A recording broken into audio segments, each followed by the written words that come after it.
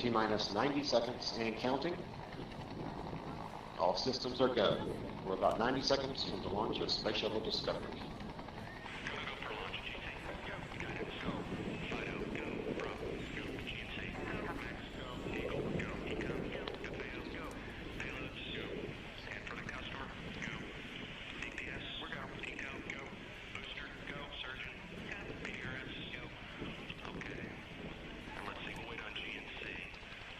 T-minus 60 seconds and counting. We are transferring to orbiter internal power at this time. Discovery is now running off its 3 onboard fuel cells. Coming up on a go for auto sequence start.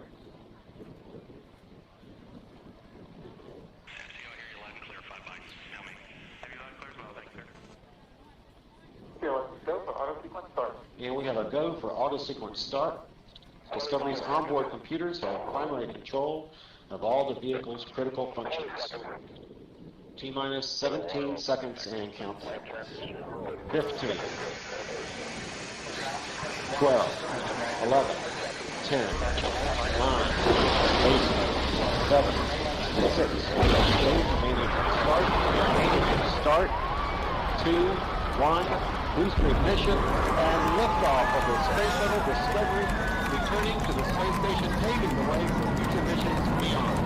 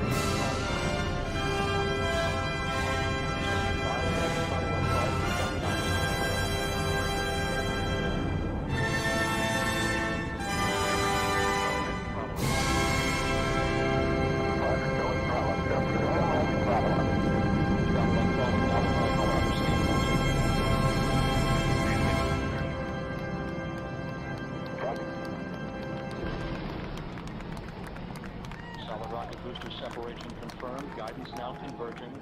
Discovery's onboard computers commanding the main engine nozzles to swivel, aiming the shuttle for its precise target in space for main engine cutoff.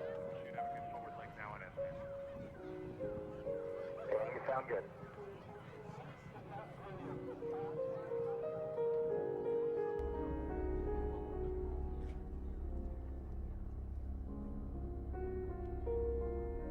Discovery Houston, negative return. Copy, a negative return.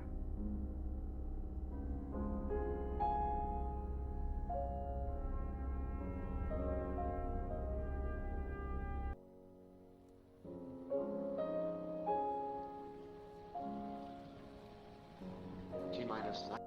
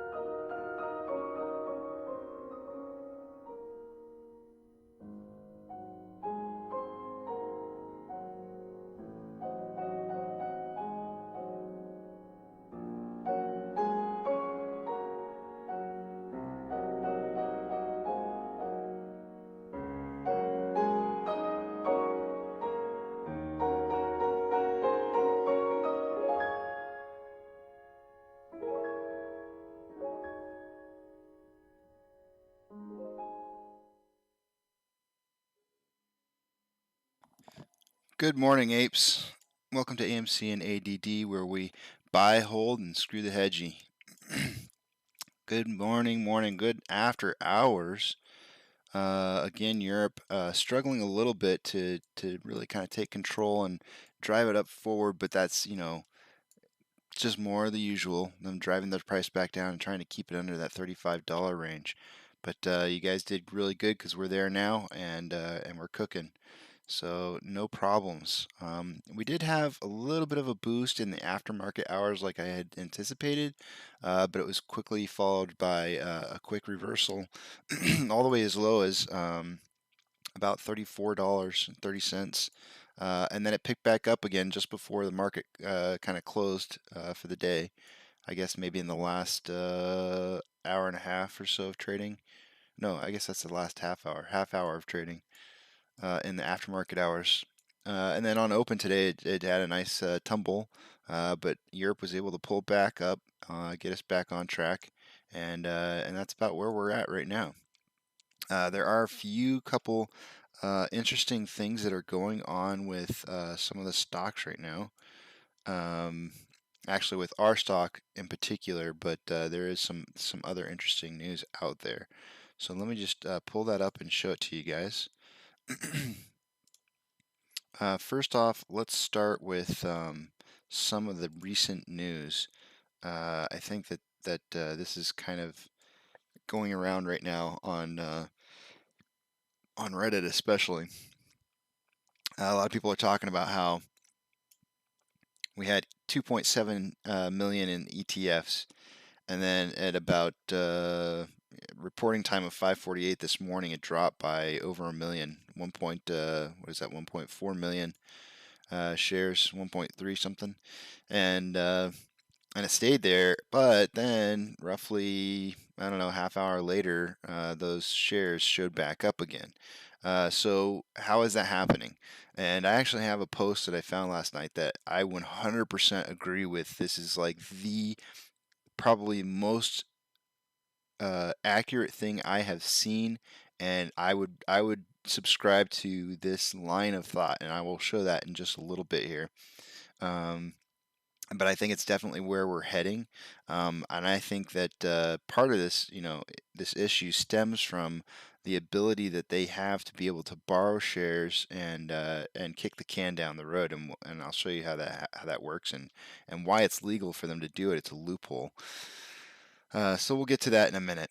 Let's see. The next thing that I want to cover is options. We'll take a look at options real quick here.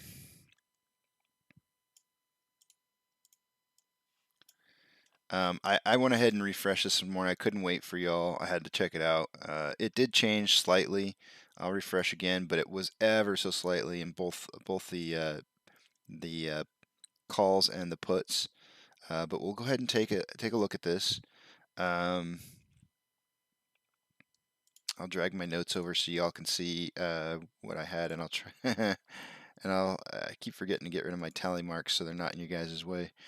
All right, so the tally marks are out of the way. Oh, and speaking of which, tally marks, congratulations to both John and Eric for getting the extra point yesterday. They both got price predictions correct for the day, so they were awarded a point. And they both have 4 to my 3, and we've missed 5 times. So, we're doing pretty good. I think we're doing pretty decent. I'm gonna of course have to get another tally mark to try and catch those guys.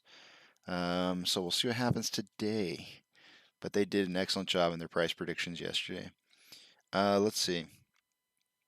So the one thing I wanted to point out with these price predictions, here's the option support line. This is kind of what I had put up as like the strong hitters yesterday. I have not updated these numbers over here in the note box. We missed my volume prediction by a little bit. I think we had 112 million shares traded yesterday, so my volume prediction of 120 to 140 was a little bit off, a little high. Let's see here though. We have our current amount of call options that are the strongest are at the $40 strike price, which is the same. Call it 40. And we are currently up to 26 points. We'll just call it 26.6, which is only up, it's only 1.1 thousand. Not very much. But a close runner-up is 35. On the puts, We are currently running a 47.5 at the 30 ask, which is just barely up. And as of this morning,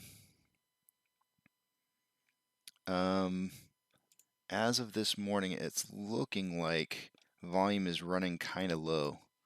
So if I let's look at that real quick here.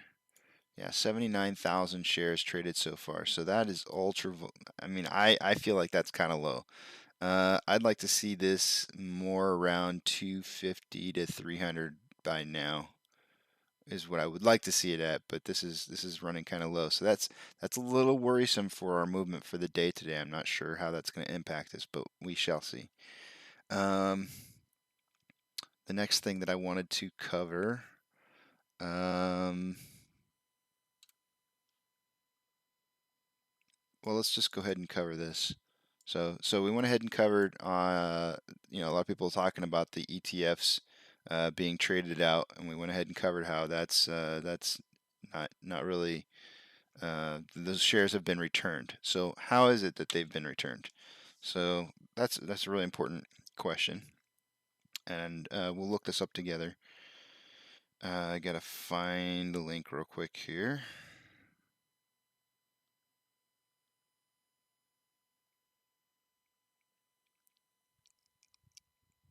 Okay.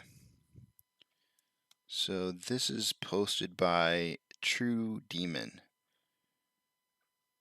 And so I'm gonna just look up their user ID. That way it's just easier for me to find what it was that they posted.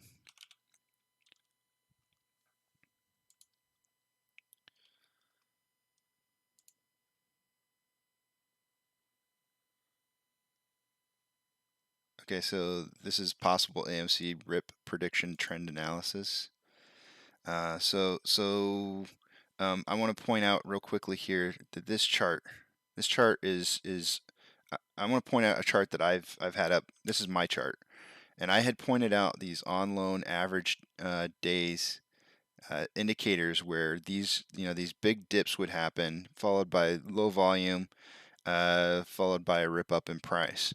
It didn't happen right here, and I think the reason it didn't happen right here is because this value right here is the same, that dip is this dip right here, and they had 72 plus 13.5 million shares that hit the market due to Wanda and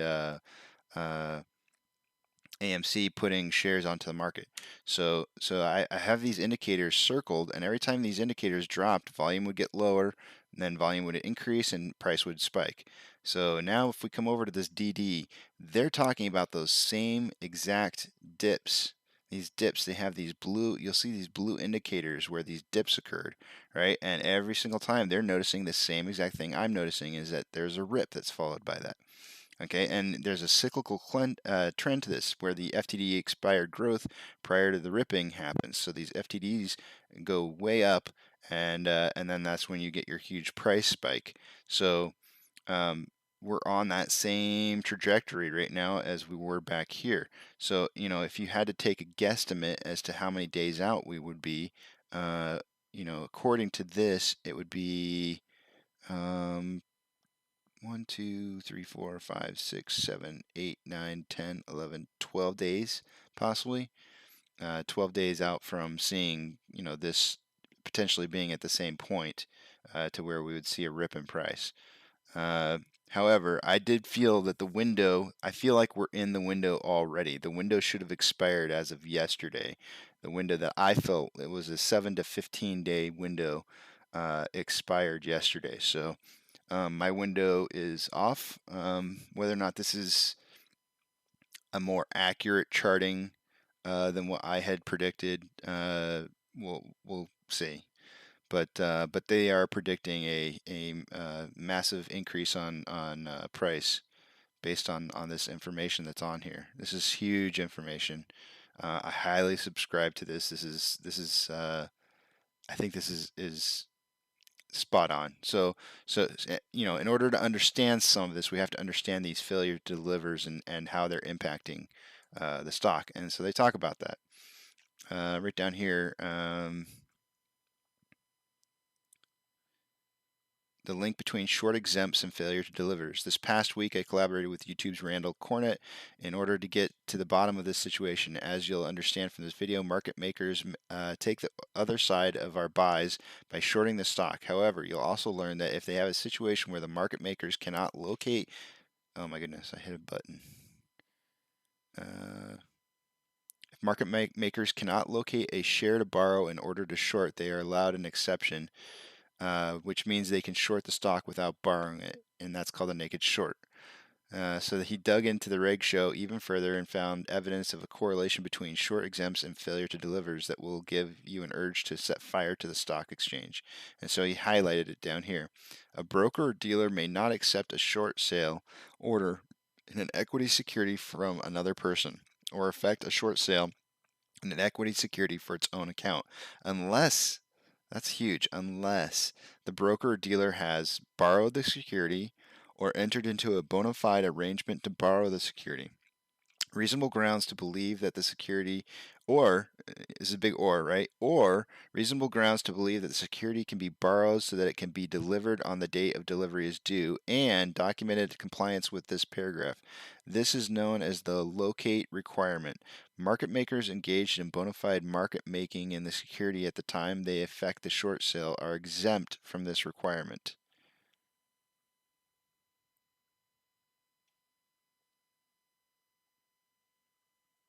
Crazy.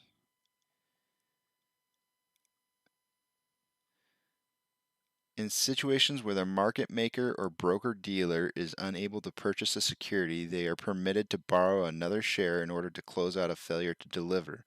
But market makers are exempt from the locate requirement and are allowed to borrow a share that doesn't exist in order to satisfy a failure to deliver.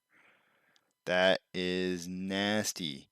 So you take that, right, and you add it to the fact that we're watching these ETFs disappear by 1.3 million shares disappearing, and then surprise, they're back.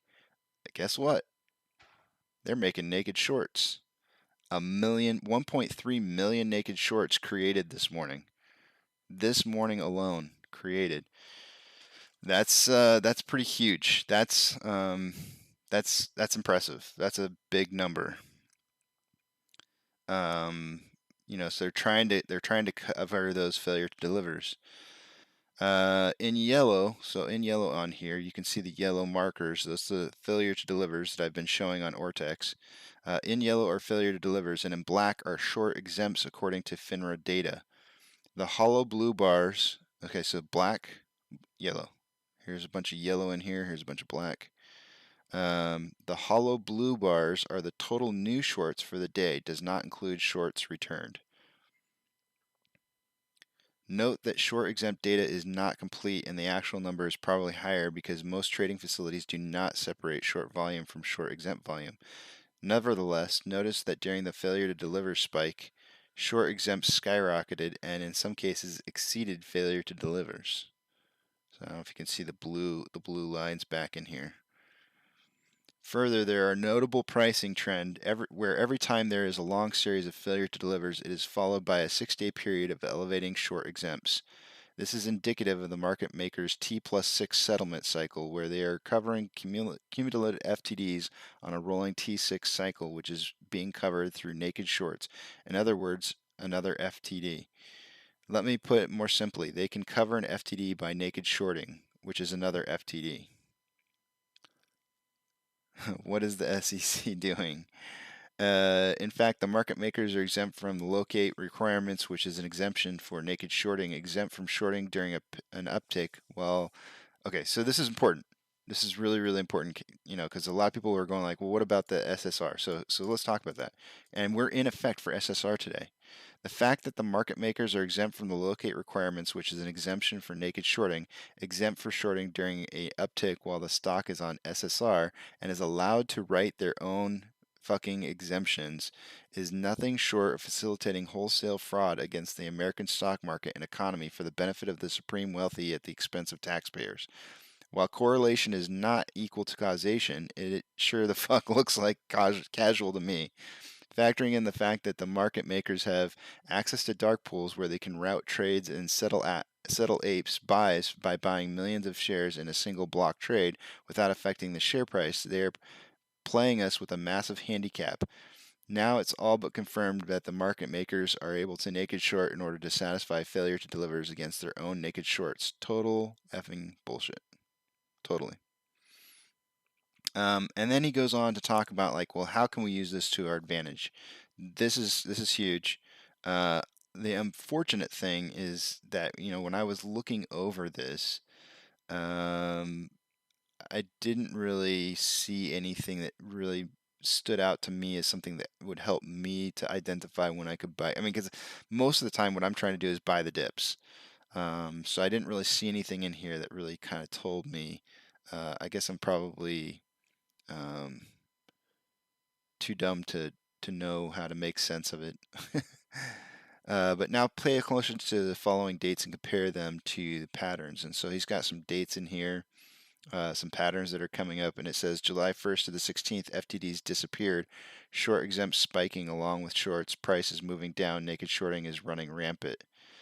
For the most part, the sneeze in January and the gamma squeeze in June are nearly identical in their lead up and spike. However, there are some differences between then and now that are bullish in nature. The June squeeze was purely made up of gamma plus FOMO buying and not shorts covering. The June squeeze has formed a parabolic pattern which indicates the sentiment remains bullish and that the correction after the gamma squeeze will continue. On balance volume is plateaued at 4.7 billion. It was 2.6 billion at the peak of January 27th, which is a huge bull signal. The price volume trend is a perfect flat line after every spike, meaning people keep buying no matter how high the price goes. An untested yet bold strategy. Let's see. My intention is to track the short exempt volume following our latest spike of failure to delivers that were going on for multiple consecutive trading days while AMC was trading on the threshold securities list. Somehow the failure to delivers disappeared the day before AMC was about to be placed into forced settlement due to having been on the threshold securities list for 12 consecutive days. The short exempts went through the roof and have been going above 3 million through all of last week. We have a brand new parabolic pattern, which is perhaps one of the rarest and most extreme bull patterns on a stock that exists. And we are about to hit yet another T plus 21 settlement cycle from the original failure to deliver spike on June 18th that began AMC's placement on the threshold securities list for having 0.5% of all of its float fail to deliver. And every Friday it spent above $60 was another day that millions of call options expired in the money and were being exercised en masse. I think AMC is about to go on the rip again. We saw AMC recover significantly from its dip today from 32 to 35 before settling again. The shorts are piling on, but she's fighting back and hanging on. I'm looking for the following triggers. Short exempts to spike over 5 million consecutively for 5 days.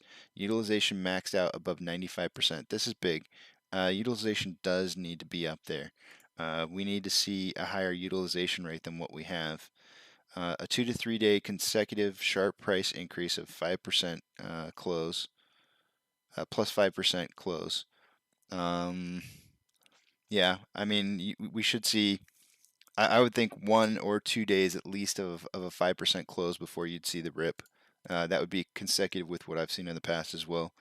Upon seeing these, plus the latest bullish news from Adam Aaron, I will be putting every last cent I have into stocks and deep out the money call options. This is an extremely risky play that I do not advise anyone to follow, but I wanted to drop these patterns here for others to do further DD and perform their own analysis and perhaps give Apes some hope that the squeeze will soon approach. No dates can be given and no guarantees can be made, but there are markers that squeeze is coming and is coming soon. Yeah, I mean, I felt like the indicators were suggesting that that there was going to be a price adjustment upwards as of yesterday. Now, I mean, the fact that we held day over day, like last week when we saw 126. Let me just pull up the data. That way I'm not just saying things. Last week when we saw 126 million volume. We opened at 37.83 and closed at 34.96. Hence the reason why yesterday when I was kind of looking and thinking volume was going to be between 120. I felt like we were going to have another Friday. That's why I went with a down price of $2. We ended up maintaining, if not almost doing better than we had done last Friday, which was pretty good. So we had 112 volume. We opened at 32.95 and closed at 34.62. So we had an up day instead of a down day with less volume, which I think is significant. I think that's very significant to point out. It could increase, it should increase investor volume today, but however, we're only at 80,000 in volume currently, so that's kind of this is kind of disappointing. I got to say it's a little disappointing in my mind right now, just because I feel like if we saw more volume right now, this price would be probably a lot higher. So it's going to make price predicting today for me specifically, just because of the factors that I look at, extremely difficult to place. With low volume, it usually indicates a lower price because it's easier to manipulate. However, I am seeing buy orders in the buy column over here on this level 2 book order that I have not seen before in a long, long time. I mean, last night when we closed, there was like 10,000 share orders, share order walls. I call them walls, to keep the price from lowering any further than it had gotten to.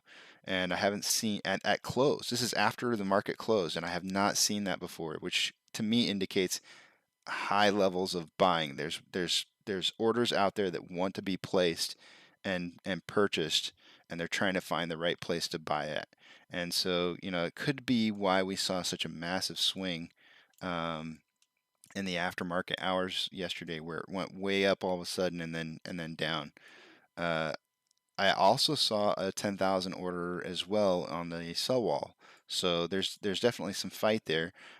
We did see that they borrowed shares and then returned them, which means that they've made some naked shorts legally, and are probably planning on using those for today's fight. So the question is why is volume low right now? Why are they expecting a fight, and why are we seeing such low volume? I don't know the answer to these things. So we are just about on time for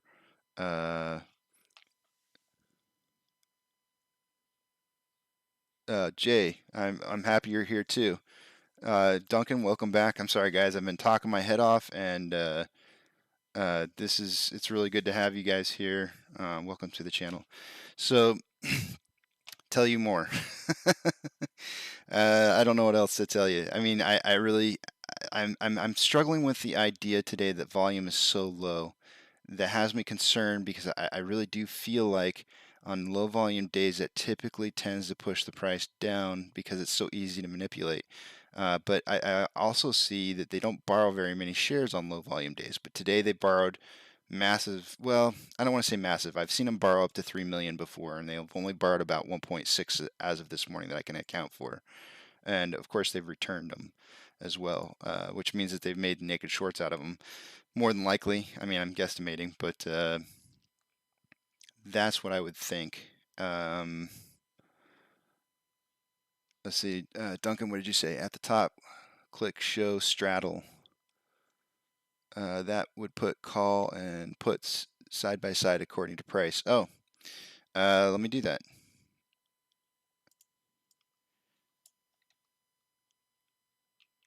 At the very top, click Straddle.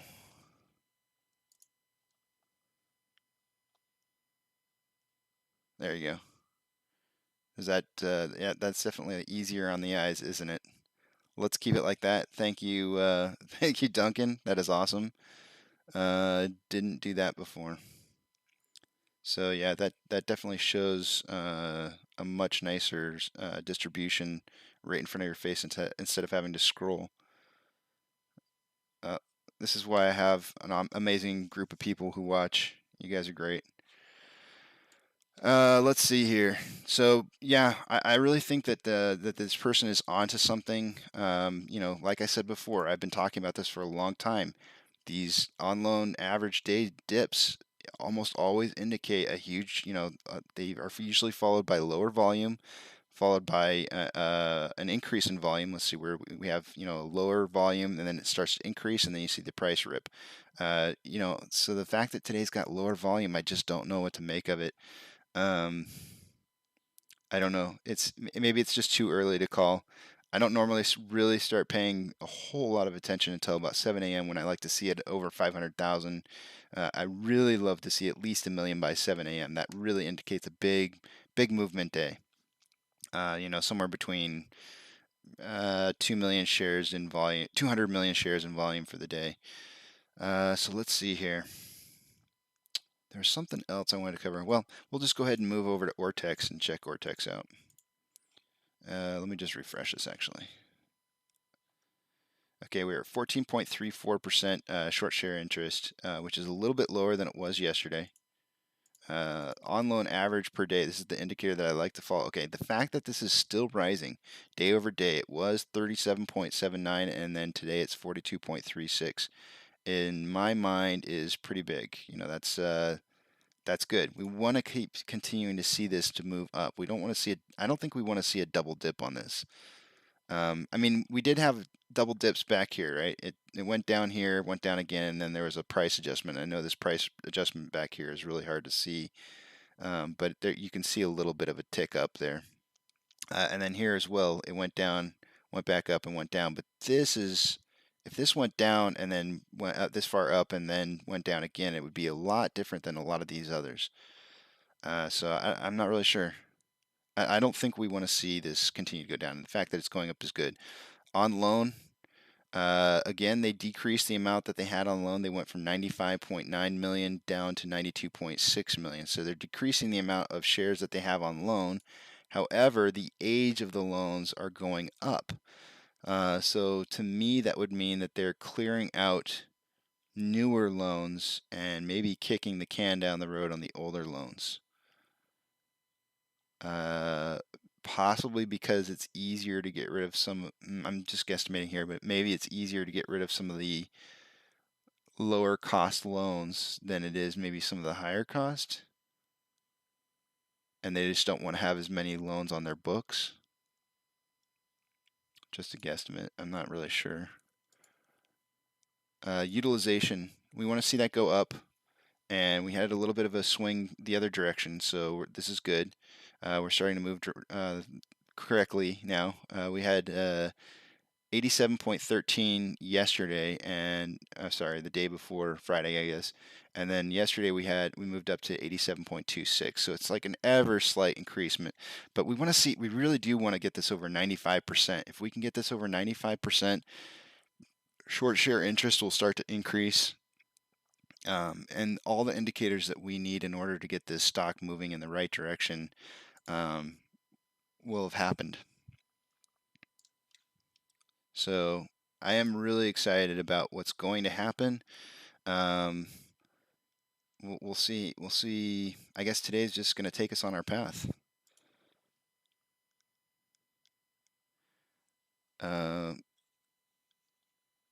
Yesterday we did finish with an inflow that was almost 100 units higher than the outflow. And when I say units, they're millions in USD. If you notice, the dark pool trading was at 66.9%, which was higher day over day than last Friday. Which, I'm still trying to figure this one out. I'm trying to figure out where they get their values from. I might end up sending an email to the owner of this webpage to try and figure that out, because from what I can tell from the off exchange reports, this value seems a bit high.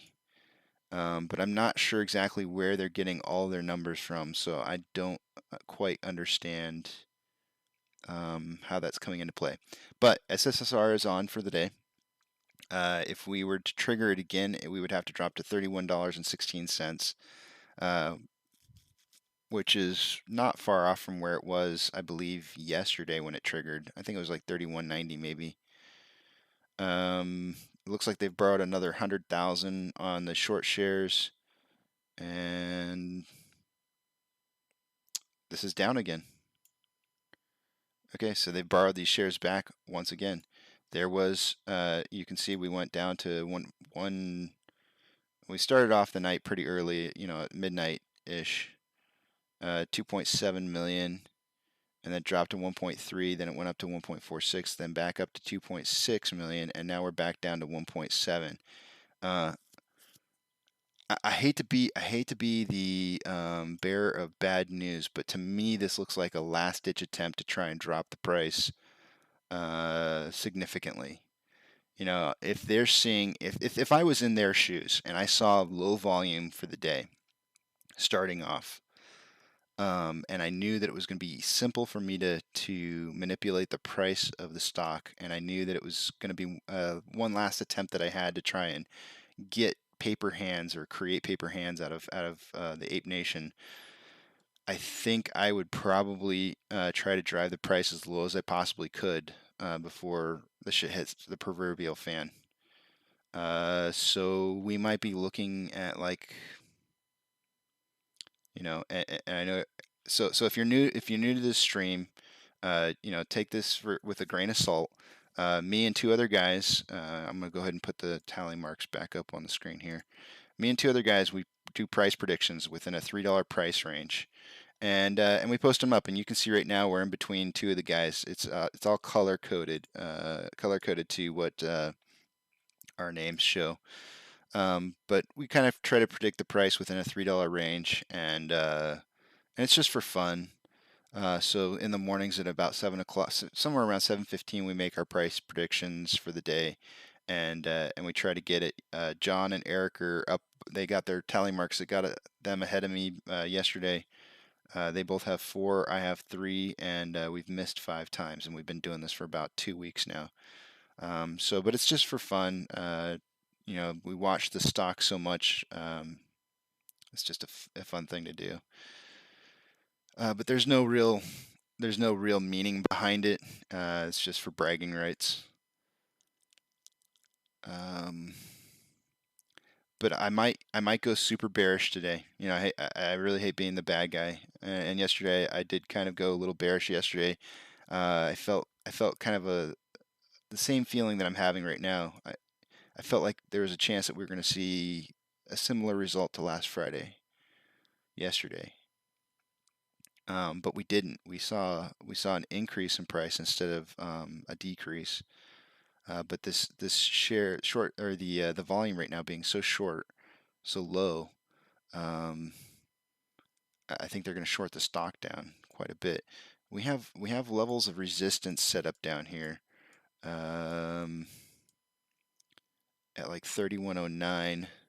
I don't think that they would want to move the price into an SSR trigger again.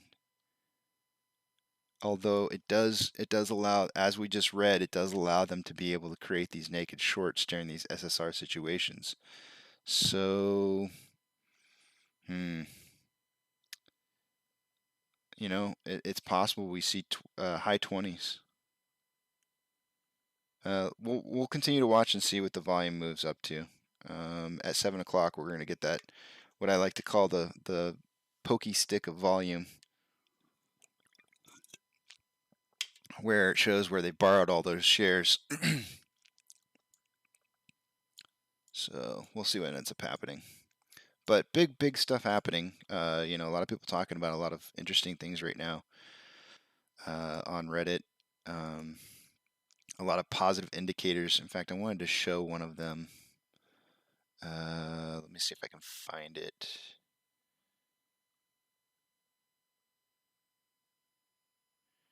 They were saying possible catalysts. Here it is right here. I'll remove the ticker again. So they're saying, look at all these possible catalysts here. Catalyst AMC and GME will squeeze. AMC's #1 highest squeeze ranked. AMC squeeze score 100 out of 100. I haven't seen that. I want to know where they're finding that that data. All DTCC rules are filed. Margin required. Oh, I forgot to look at that reminded me. I forgot to look at the total market. Let's look at that real quick. How are we doing across the market wide? So yesterday it was pretty low on the advancers. How are we looking in pre-market today? We'll wait for that number to update. Hope you all had a wonderful night last night. Okay, we're looking low again today. So the market's struggling still. We have 5,084 decliners to 1,632 advancers. That's pretty big. So we're looking at another down day. The S&P 500, I don't think these have changed since last night. So we'll come back and look at this later when the market opens. But if these are accurate right now in the pre-market, then that's pretty low. I think this will change later. But look at that heat map. Woof, that is rough. Look at the banking sector. Find me a green square in there. That's because you guys need to do some. It changed. Oh wait, here it is down here. Okay, semiconductors filled that spot. Its banking sector is still red down here. Yeah, find me a bank that's doing good right now, and maybe they need to start doing some margin calls, get back some of their money. Yeah, that's a good idea. I like it. I don't really see any. I mean, I see a little bit of a wedge forming here. Let's go ahead and draw this out. I was gonna say I didn't see any indicators, but I mean there really is a wedge form happening, and it could be. It looks like, if I had to guess, this might line up with the start of the market. Let's see. This is a bullish wedge. Oh, how far should I take this out? Let me fix this here.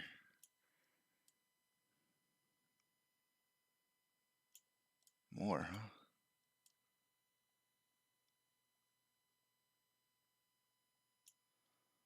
huh? How's that? That looks pretty good.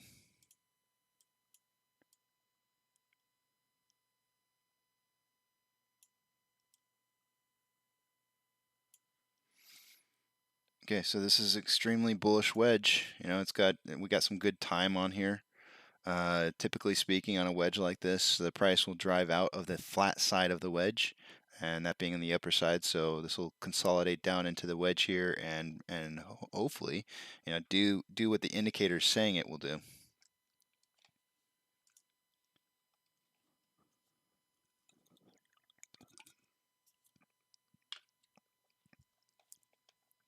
Volume is currently at 93,000, still climbing, but ever so slowly.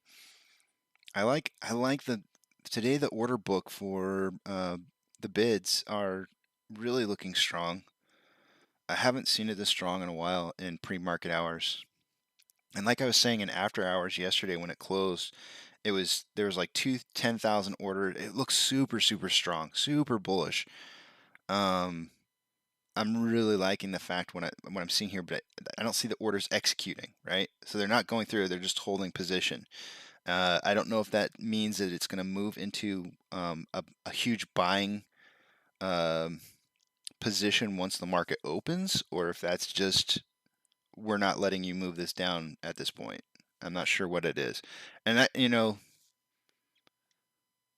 looking at this chart here, I mean, you'd almost say that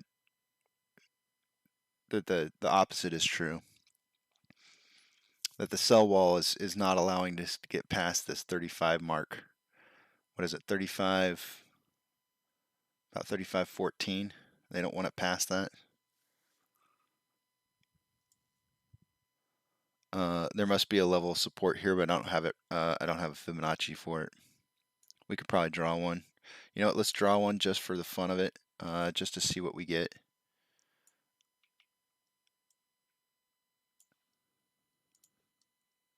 Let's go with here.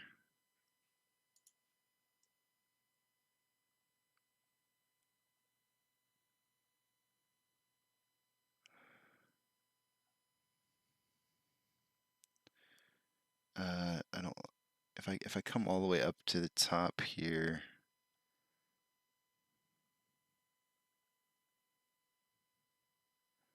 it doesn't really work from that point.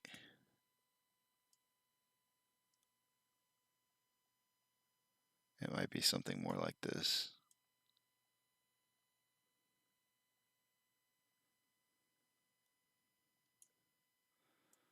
I know I got a lot of lines going on here, guys, so I apologize for that. We'll get rid of some of this stuff here in just a minute. I just kind of wanted to see if there was a Fibonacci I could draw that would kind of show like where the levels of support and resistance are. This kind of encompasses it. It looks like I got a line at about 35.12-ish. What does it say? 35.10 right here. A level of resistance there, and then our next level of resistance would be 35.31. And then a lower resistance level of 34.98. I'll just go ahead and delete this. We'll just kind of keep that in our heads. Kind of clean this up a little bit. We are trading above the VWAP. That's good. RSI on the 30-minute interval is trending a little bit high. It's not terrible. We still have room to move up. On the 5-minute interval, the RSI is almost right down the middle. A little bit high at 53.68.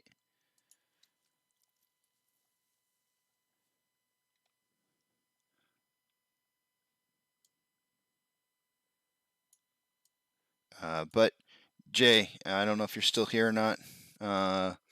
Welcome to the channel, and every day when I first start the show at 6 a.m. Central Standard Time, I start with a beautiful launch, and I also do it for the close of the day, and I also do it for the opening of the market. And if we do tend to have a green day on opening or any one of those times, it really it's one of those goosebump moments because of the sound of the shuttle taking off, and it's really fun. I like it a lot. Makes me excited and pumped up. So I highly encourage you that if you like seeing a fun opening to market on green days, that you check that out. It just kind of starts your day off just right.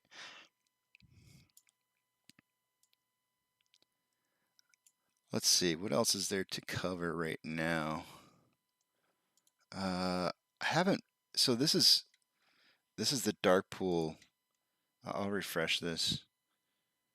This is that stock grid IO dark pools. And I haven't checked to see. Let's pull this up real quick here. Let's see. This is yesterday's volume. Do I have the ticker still up? No. So we had 112 in volume, but according to even this stock grid IO is saying that the volume on the dark pool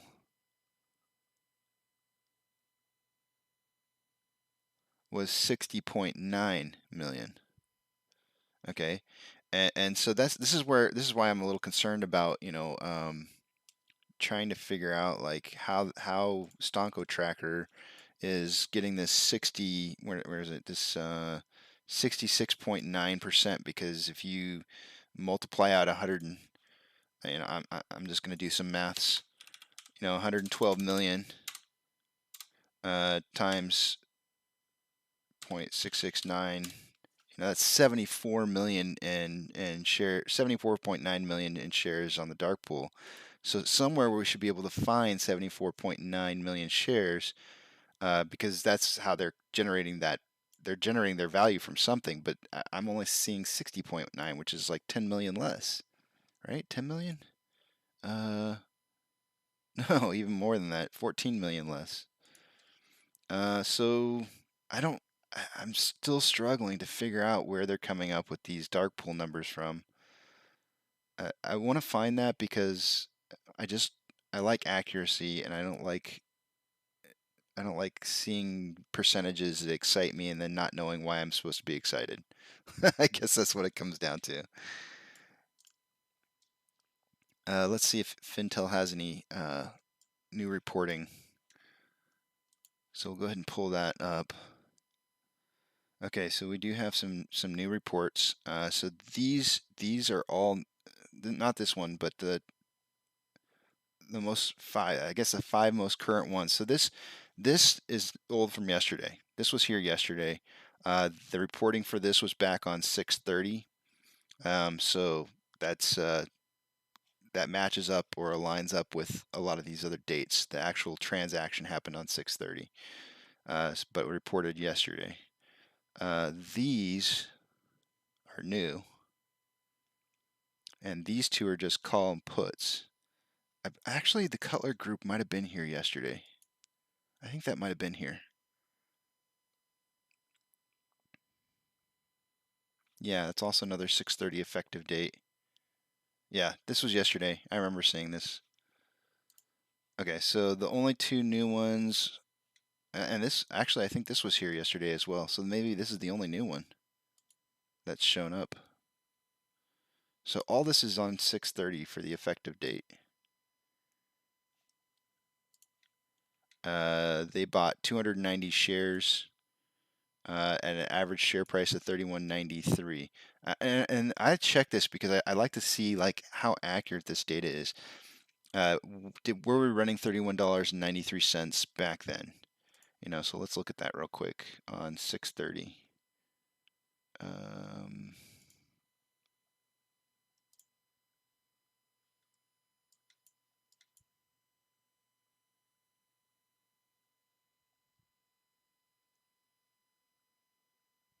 Oh wait, 6/30. I went too far back. Okay. We were averaging. See, that doesn't make sense. How did they get their share price at that cost when we were trading at like $56? Even the day before was in the 50s. I want to know, Fintel, why are you reporting this data like this? How did they get a $31.93 share average? Unless, if they bought 290 shares, it could be an average up. So if I had to guess, this is an average up. That's probably what it is. They're saying their average share price over all the shares that they probably purchased over time. So they purchased 115 back on 3/31 when the price was a lot lower, and then bought 290 more shares. Although I would think that this transaction would be the average share price for just those alone. So much stuff to understand. Eric's come in with his price prediction for the day. So I guess I'm next, and then tomorrow I'll be first. John gets to go last today. John went super early yesterday and still nailed it. It was so incredible. He came in at like, I don't know, an hour almost before we normally predict it. Let's see. Eric is. Wait, I'm not gonna look at it. I know he sent it to me, and I saw it. I didn't see the actual value. I just saw he had sent me a message. So I need to make my own prediction, but I've got 9 more minutes before the volume pokey hits, so I'm gonna wait 9 minutes. I can't respond to his text, or I'll see what he put down. I just want to see this real quick. I want to look and see what these values are. It says 419. I've been trying to figure out what those values represent in the 13F filing, and I can't seem to figure it out.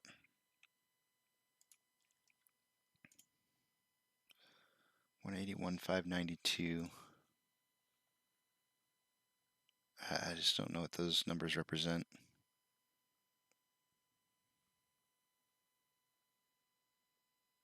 Well, the reason I'm checking this is I just like to see what the institutional investors are doing with our stock. And of course, this is reported information from the 30th. All these right here are all from the 30th.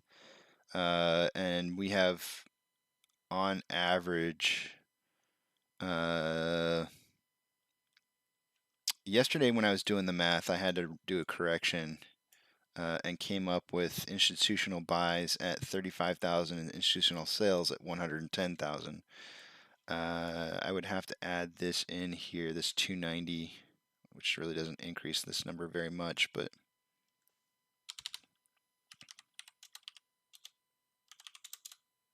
$35,699.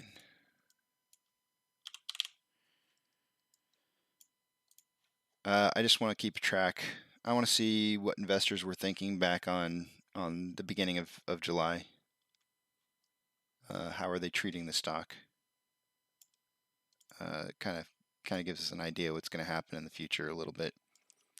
Citadel. How is Citadel working to this morning? Oh, busy. Look at, they're like twice as busy as they normally would be, you know, an hour from now, I guess. Wow. They are cooking over there. They got their grill going.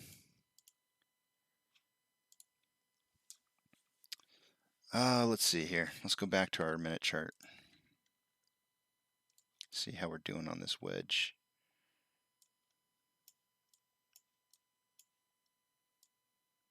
Okay, we started to break out of it.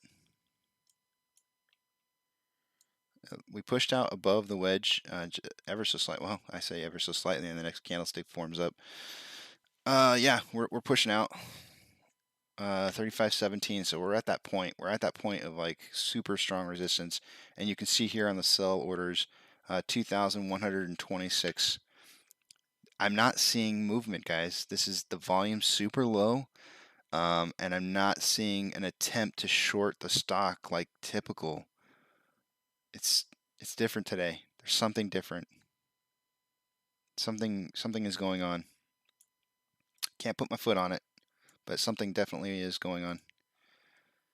Such low volume.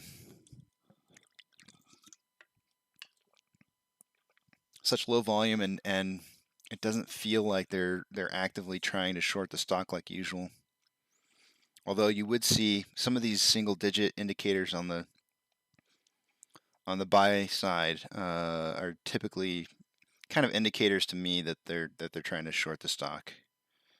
You usually see these pop up, and it's like shares that they're trading back and forth really fast to just drop the price. You know, so if they were to break through some of these walls here, they hit these, and then it just drops the price really quickly.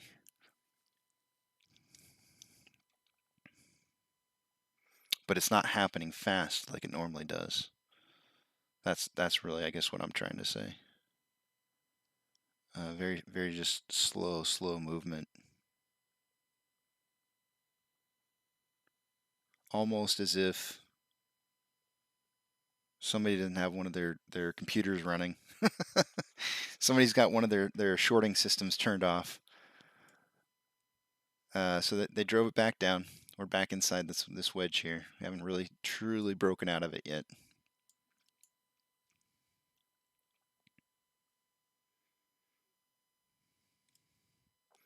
Let's see, I've got about 4 minutes before the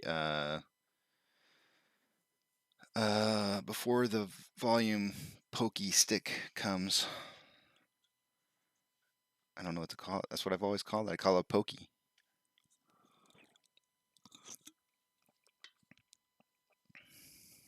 Pokey stick. Amazon made a little bit of recovery. For those of you who are new or watching, I'm watching Amazon it's kind of my heartbeat right now in the market.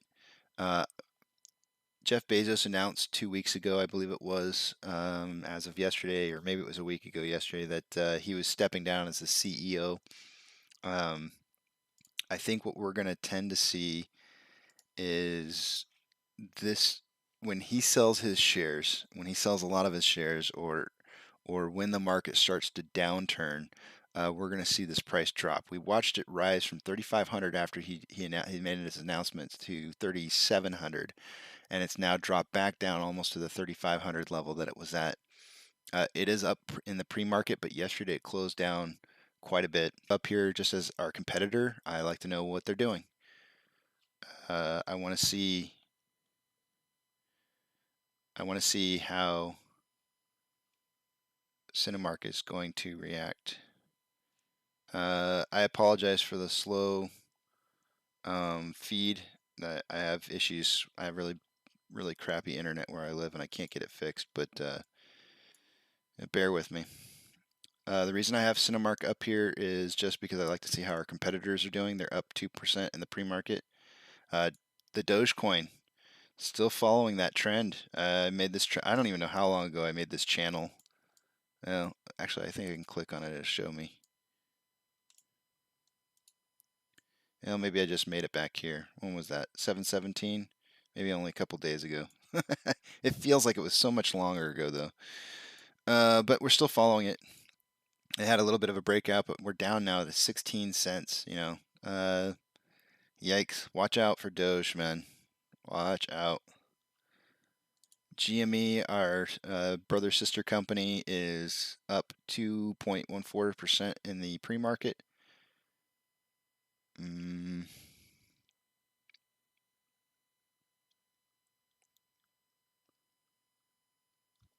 Let me see if there's something I can do to fix my internet here. Try and shut some systems down.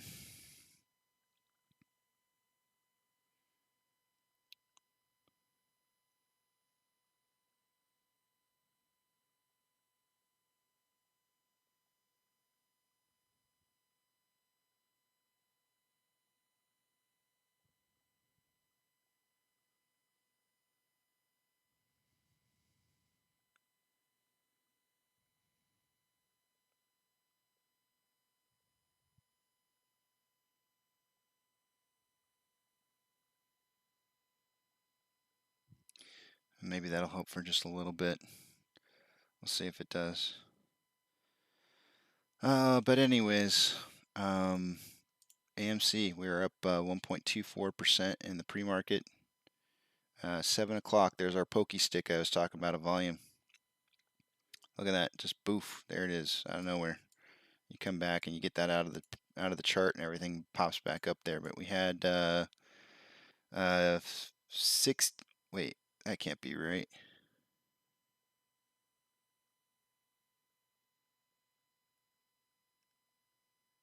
Only 60,000 in volume?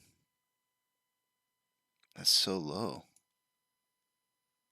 What is going on today, guys? I don't know what to make of this. I really don't. This has got me all confused. Look at volume, 160,000 for the morning. It's so low, guys. So low.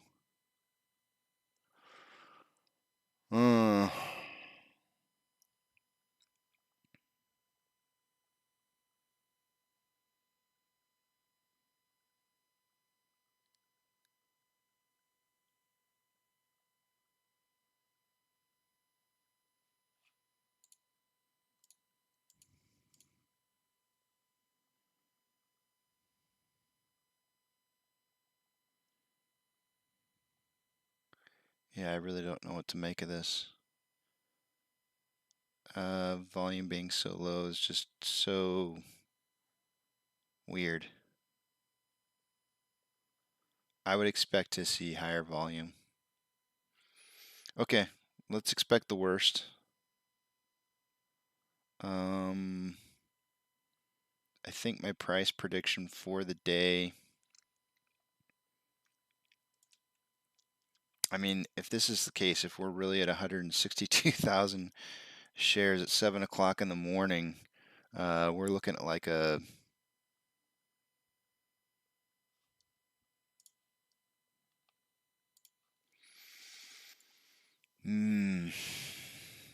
maybe a 70 million share volume for the day.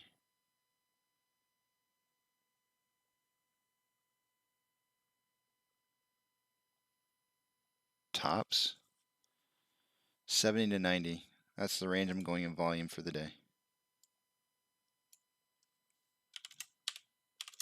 That's really kind of, I hate to say scary, but scary. Okay, I'm planning for the worst. You know, we do have options to support this, right? You know, they've got a large amount of put options at $30. So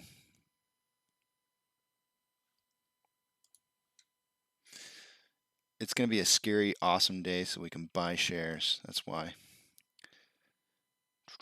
47,000 at $30. Okay. I guess I'm gonna average around 30.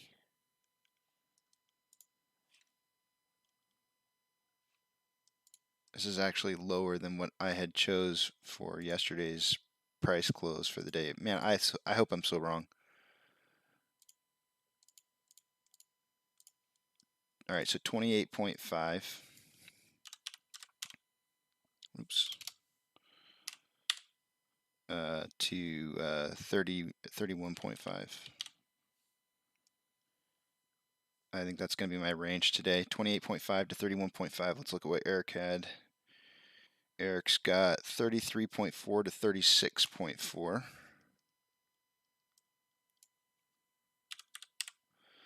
I think this is, you should get excited about this. If there's something to be excited about, it would be the fact that if I'm correct, on my price on it being closing today somewhere between, 28.5 and 31.5, then I think that could mean tomorrow a crazy launch. Crazy, like just absolutely nuts. I think that the investors are going to be extremely bullish on a price lower than $30, and we will see volume through the roof. Let's see how we turn out though. All right, I got to get John's prediction, and we will have our predictions for the day. Responding to Eric.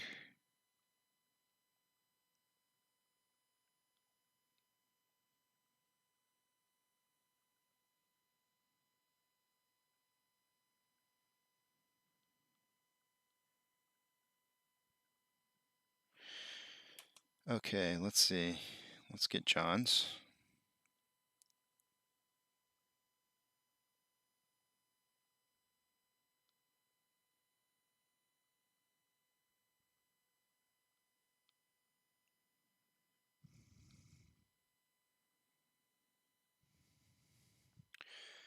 And I will tell him what Eric's at. I don't like to know. I like to kind of just guess my own.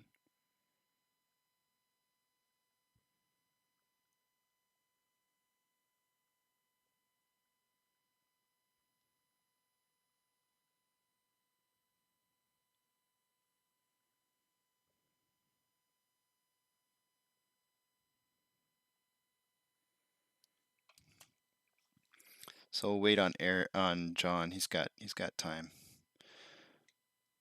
It looks like we significantly broke out of the wedge that I created. So we're definitely heading upwards. I could always change my price. If we just do some like massive upwards movement between now and like 7 a.m., I'm gonna look at it as like volume being low today could also be a positive in our favor, because if they choose, although they borrowed a lot of shares. I mean, where do we stand on that right now? They did, okay. So they borrowed a lot of shares, but look what they're returning them to. If you'll notice over here, they returned that 1.46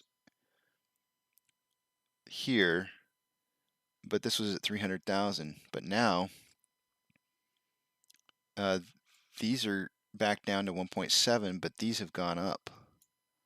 So they're taking from the ETFs and putting them out for their available share. They're probably converting them to actual shares that they can short the market from. So yeah, like this really reeks to me of a heavy shorting day today, like really heavy. Or they see a big fight to try and keep the price down. One or the other.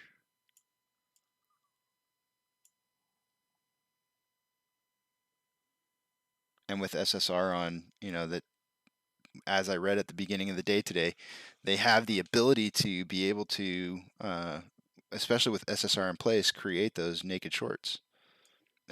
legally. There's, the ability is there. Would be if I wasn't already digging into my credit. Yeah, right. Not gonna lie, same situation on my end. Same situation.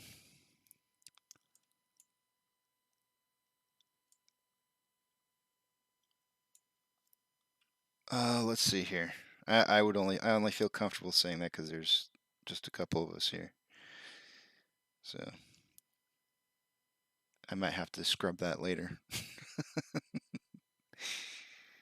Let's see here. I'm trying to decide whether I want to change my value or not, but I don't think I do. I feel like this is an opportunity to buy today. There's gonna be, I feel like, an opportunity to buy. I mean, we are up to 200,000 shares traded almost. So low, so low.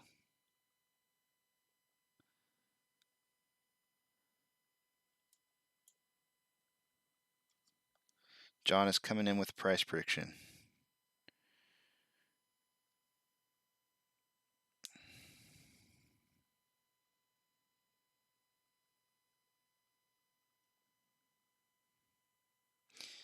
So John's saying he's not quite ready to give a prediction yet. He says that he's going to need a little bit before he submits. There's not really much for him to indicate what he thinks is going to happen today. I'm with him. Very important message from Reddit. Netlist Incorporated won the patent dispute with Google. Google has to pay $2.5 billion. The price of Netlist will explode to $20 this week. Buy now, guys. Oh, wow. This is my first bot.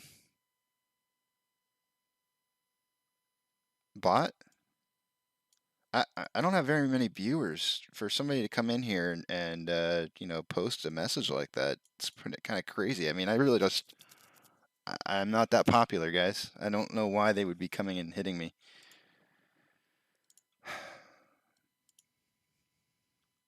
I don't know if I want to allow this. And I don't know that I don't really have any moderators yet. I mean, John does some moderating for me when he comes in, but I just don't know.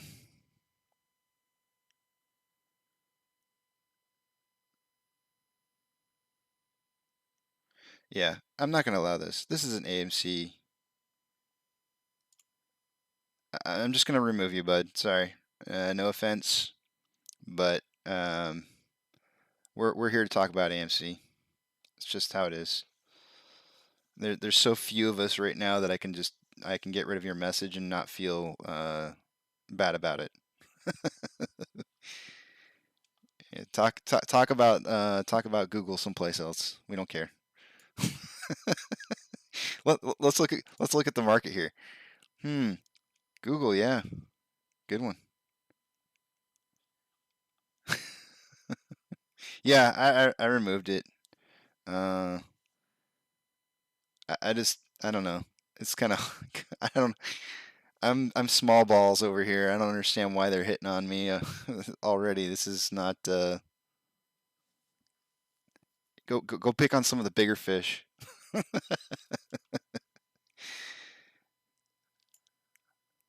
I don't know. That if you want to talk about if you want to talk about shills and bots, if they're moving over to even small channels like this, that's some desperate times right there. Desperate times. The call for desperate measures.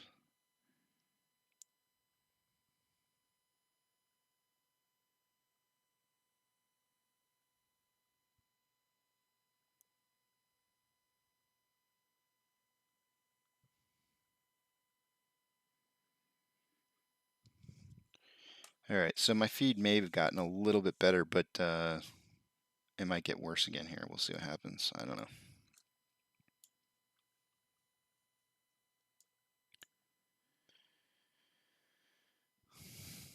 Okay.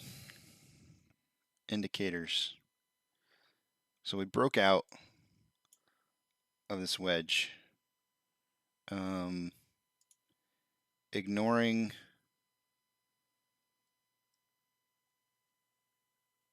I really don't know where we're going with this.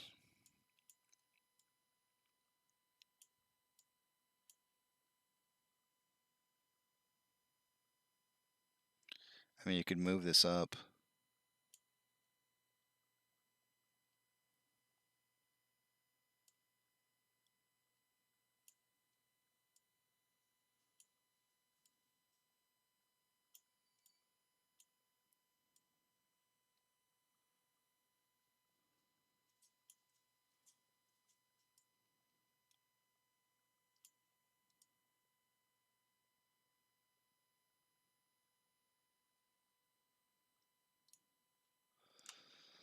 Yeah.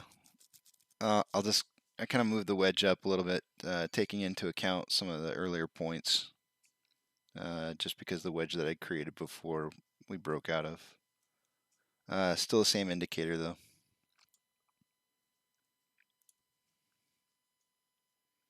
If I change my price, I'm only going to allow myself to change it just before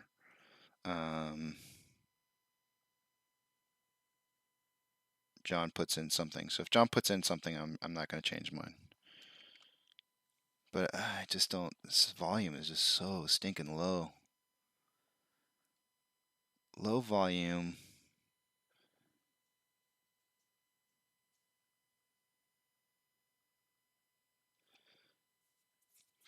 Hmm.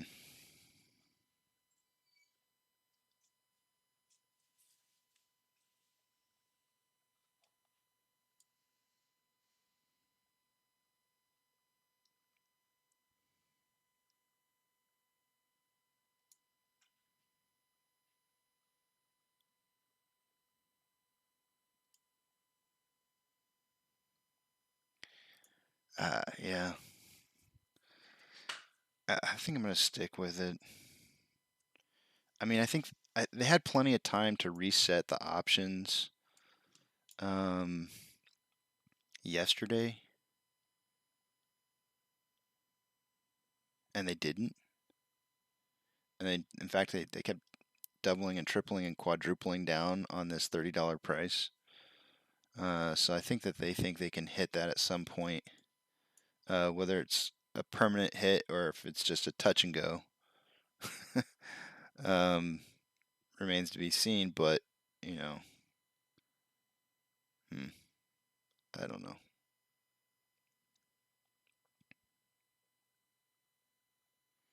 Let's refresh this and see.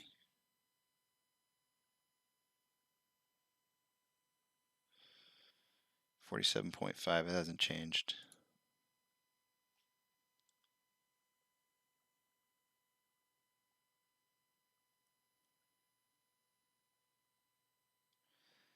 Yeah, guys, I'm at a loss. I have no idea where today's going. I do think they can hit the 30 on a low volume day. It's easiest to attack, but the SSR is on. So maybe they attack tomorrow and just kind of gain the shares today because the SSR is enabled, which almost seems like it's a strategy now, in my opinion, based on what we know now. In order to short the stock, they need to create shares, and to create them, they just trigger the SSR to enable the ability to borrow the shares and turn them into naked shorts, which allows them to use the actual shares that they have for the day to ladder attack the price.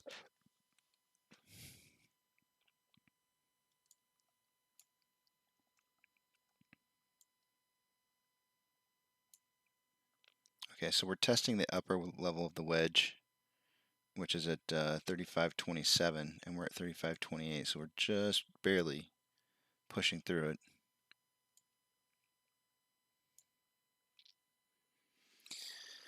I don't know, guys. I haven't been monitoring this stock this closely until after maybe 4 weeks ago. I mean, I've been monitoring it since January, but never this closely.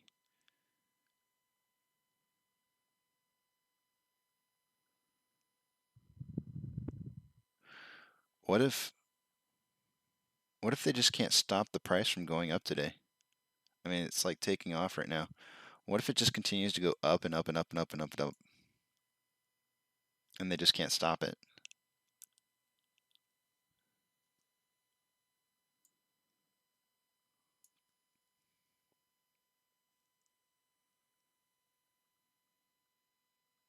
Yeah. I had mentioned that, but my feed's having issues, obviously, as you know. What I had said was, if you'll notice, do I have the ticker up right now? I do. Let me get rid of it. If you'll notice, they had borrowed those ETF shares earlier this morning. Then they returned them to the ETFs, but then they borrowed them again, and now they're showing up over here. So there's 300,000 went up to 650. So there's still 900,000 shares out there somewhere. 9.9, maybe a million shares out there somewhere. I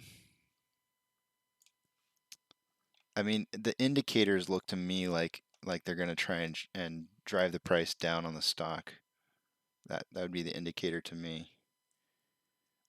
But yet we're moving in this like positive direction. Most of the signals are showing the opposite of going down. The bid order book looks super strong.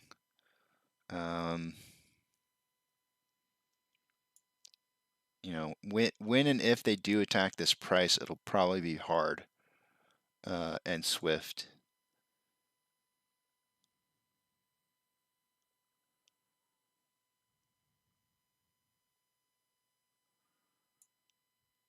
Maybe we drive up to 39 and then they drop it right back down to 30. That would generate a lot of paper hands, I think, right? People who bought in $40 or something like that, it got up to 39, starts dropping, and they're like, fine, I'll just take a $2 loss or whatever, and then they fold.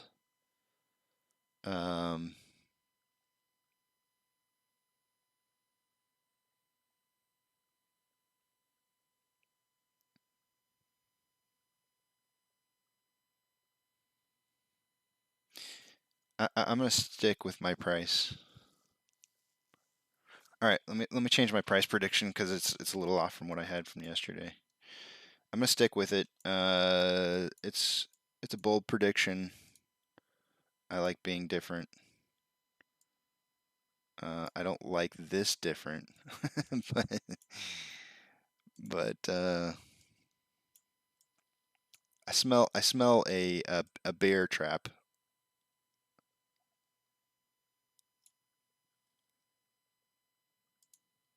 That's what I'm smelling.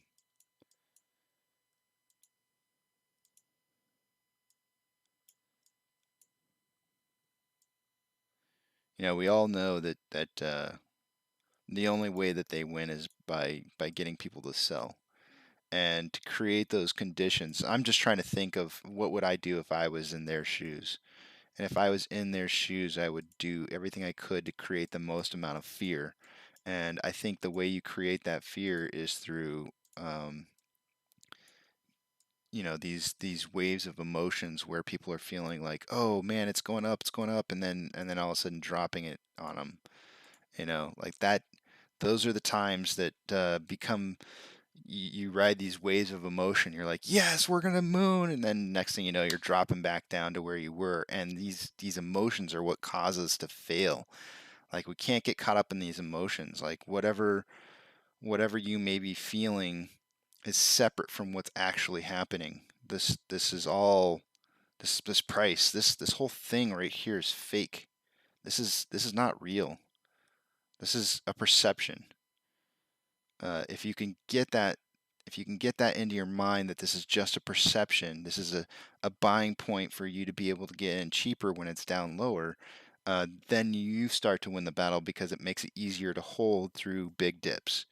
But we know that they haven't covered, and if they haven't covered, this price is fake. This is a synthetic price in order to manipulate people into selling. So they're gonna do whatever they can to this number right here to make all of us feel a certain way, when it's every other piece of information that's out there that tells you that it's this is wrong, and that's what you got to go by.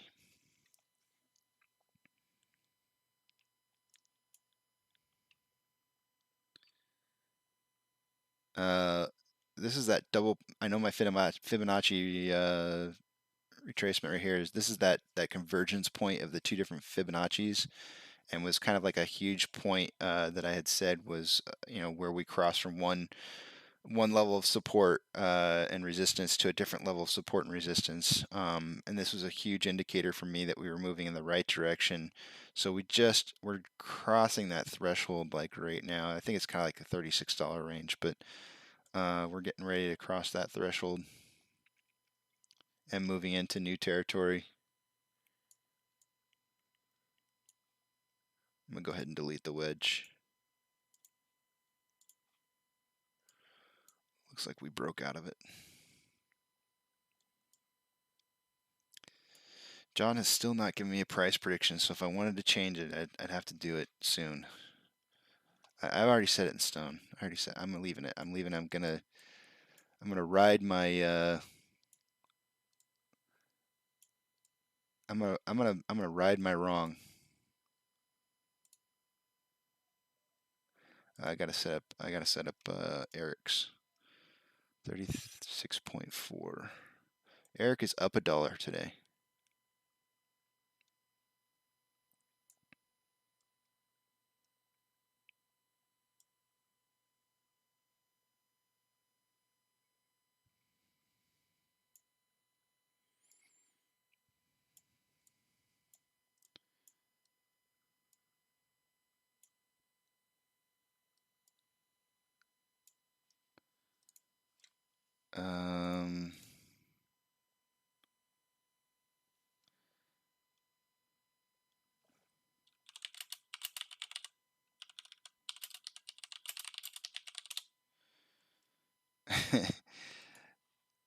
John's mentioning that he's not liking any of the indicators he's seeing for being able to predict a price. Like, we're all just kind of throwing daggers out there, like we have no clue. Let me write it down. He's 35 to 38 today, which is up quite a bit from where he was at yesterday. In fact, that lower number is higher than his high from yesterday. So he's moving the bar quite a bit.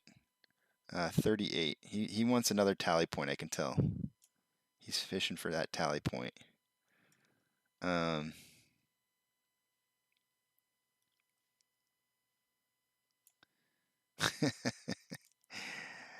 And if you're playing along at home with us on this price prediction stuff, throw it out there in the chat, and maybe I'll start writing it down, and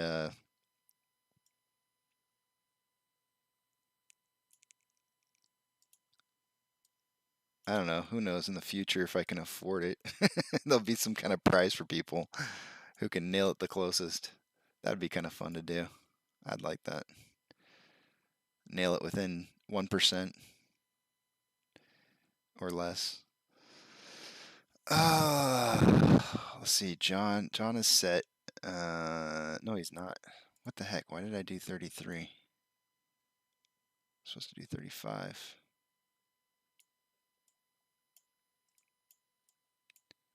Excuse me while I fix these.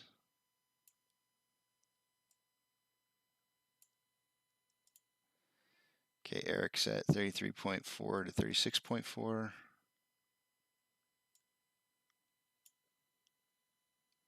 I got this one in, and not this one.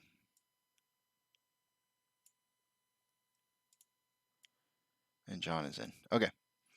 So we'll go back out to the 5-minute interval just to kind of see where everybody's at. And we can't even see mine. Mine's way down there at the bottom. So John and Eric are overlapping by about $1.40. And I'm way down here. And I'm stuck there because John put in his number, so I'm not going to change it now.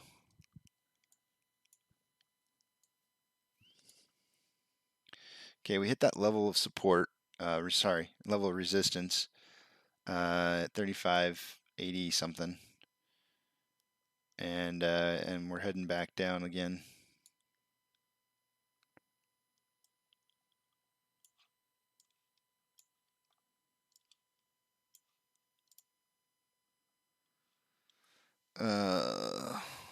Sorry, today is really behaving too strangely to do anything but Puma analysis. Yeah. Well, I know what Puma analysis is now. Yeah, I mean it's so strange today. I mean, volume's starting to pick up. The closer we're getting to market open, it's starting to look more and more like a normal volume day, which is odd, right? Like, I mean,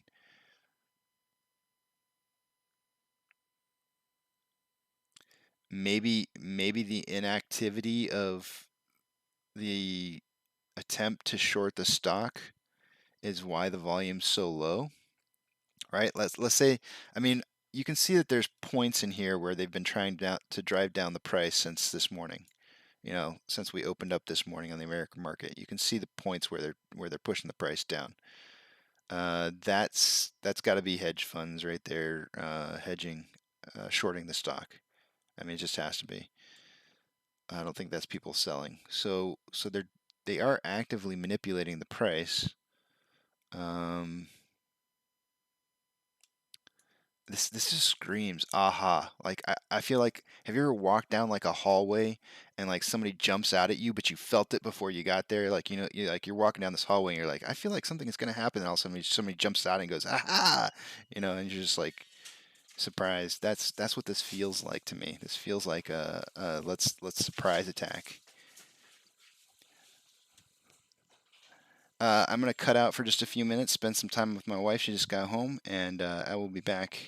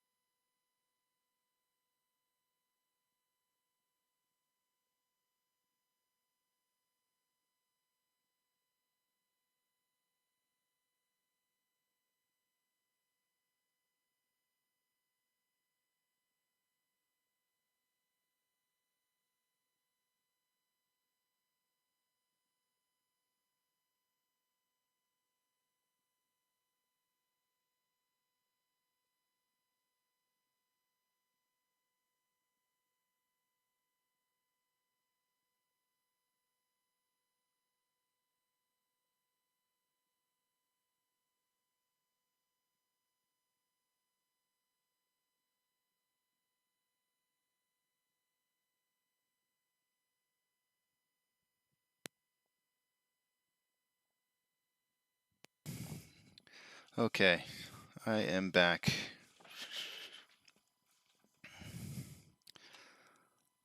So it looks like we had like a little head and shoulders there.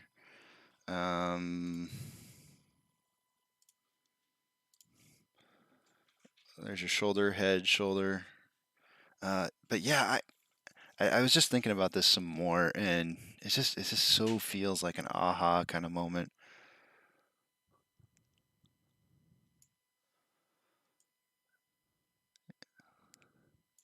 So we tested it like twice, that level of support, like 3 times maybe, and just couldn't get past through it. Look at the 10,000 ask order for 35.24.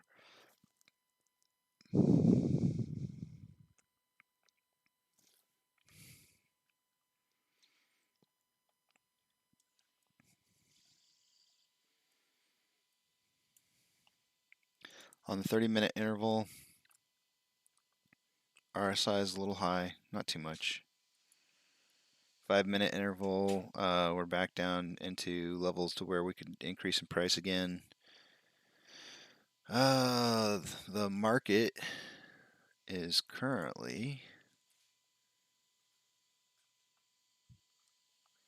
I'm still trying to get over the fact that that a bot came in here and advertised something, another stock. That's just kind of crazy.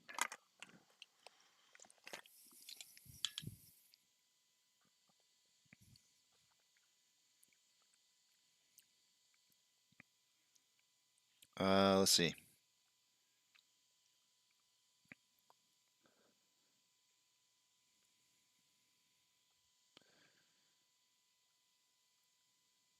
Advancers versus decliners. Open Sesame.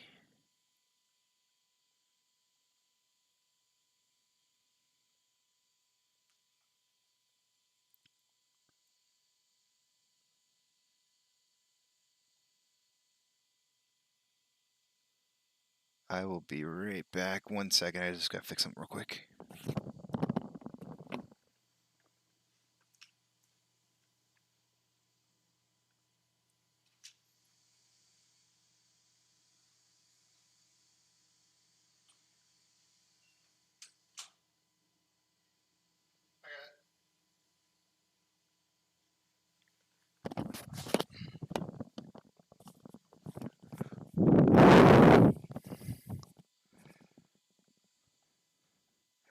Okay. 1,633 advancers versus 5,085, so it's another down day on the market.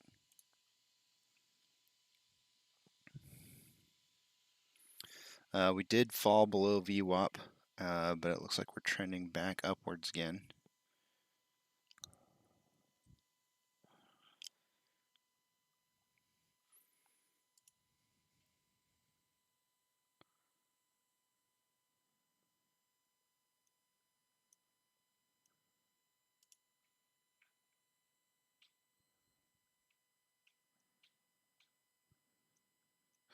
So it looks like they're taking a snapshot like every 30 minutes on AMC or on Stonk Tracker of the ETFs and the available shares. So it looks like it's kind of remained roughly about the same. A little bit of action over here in the ETFs.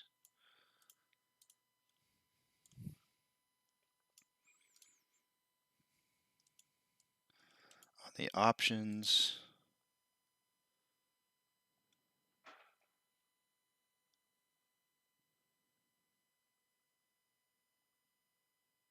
nothing new on the options. So it looks pretty much the same. Yeah.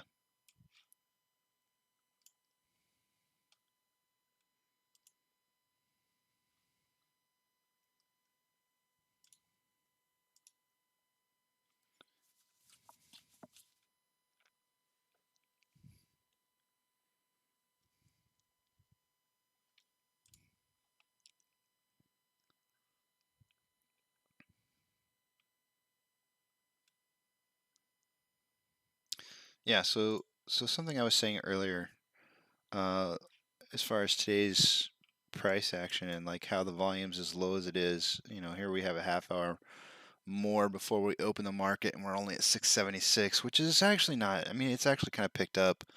You can kind of see how the volume's been. I would say that there's a slow increase in volume throughout the day, but there's definitely been like some high points and low points. It's very, lack of better words, it's a volatile volume day. But what I was saying earlier, I thought of another good analogy. It's like we're walking down a hallway, and at the end of the hallway is our door, our pearly gate doors, right? That will go into like the Garden of Eden or whatever, right? And just before this doorway is another doorway, and we hear this chainsaw running, and it's like just going off, right? And you're walking down the hallway, and you start going like, You sense something weird is happening, right? And then all of a sudden, as you get up to that doorway that's just before the final door, this guy hops around and he's like, and the other's like, ah, and that's what today kind of feels like. I feel like this is the chainsaw guy that's like trying to keep us from walking through that last door. We're just sitting here. We're sitting here just looking at this price and the volume and everything, going like, what? Scratching our heads, going like, what's going on today? Something weird is happening. But all we got to do is just run past the guy and run through the doorway. He's just there for fear factor.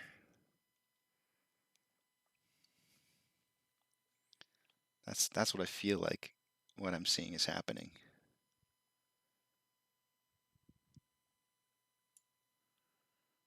And so the guy with the chainsaw is the price dropping down to like $28 or something like that, and then next thing you know, you just run past it, and we just keep on running.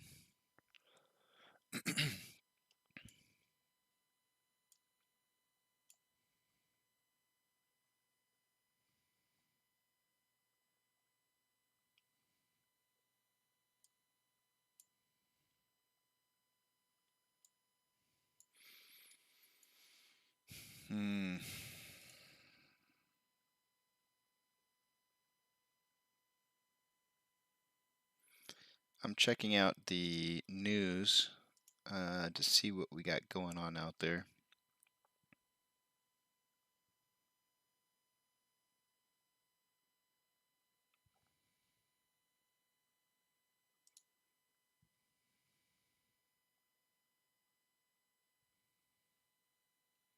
Jim Cramer to AMC GameStop retail backers says, find yourself a boomer or a trust fund. You'll need them. You know what? Maybe today is the day where we have my grandmother come on and talk on the show, and just talk about past history and what she's seen.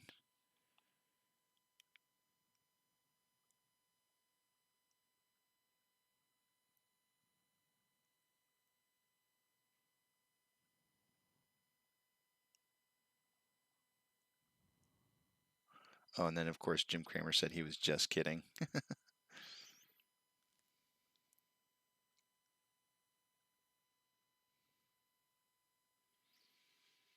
It's like it's reminiscent of you remember when the comedians would go on and they would do their skits, and everybody would be like really upset that they had said something controversial, and they'd be like, no, we were just kidding. Like, don't you understand? It was just a joke. I guess it's probably okay for comedians to do that, but when you have Jim Cramer, a financial analyst that goes in front of the nation and talks about what's happening with the markets and stuff, when he pokes fun and then says just kidding, I don't know. Aha, okay, thanks.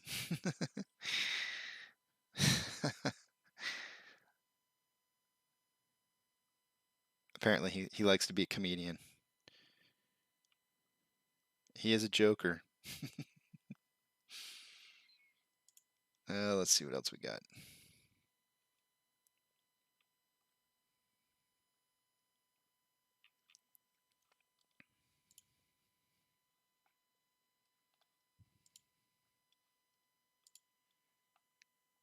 I ain't gonna lie, guys. This is Citadel is way busier than they normally are right now. I mean, like that's like twice as big as normal. Something big is happening over there right now. I don't know what. I'm gonna hit the restroom so that I'm not caught off guard with the stock market today open. You know, something crazy may happen, and next thing you know, I'll be running. So I'll be right back.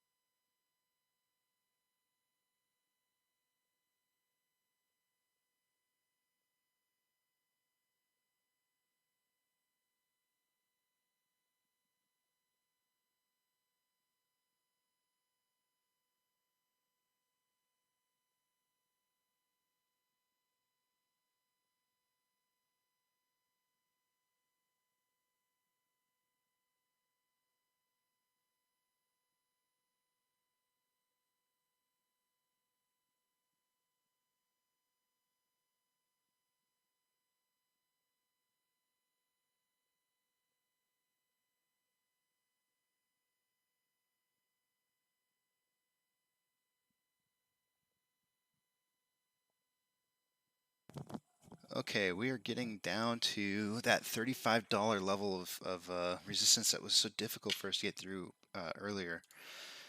And looks like we're trying to punch through it again.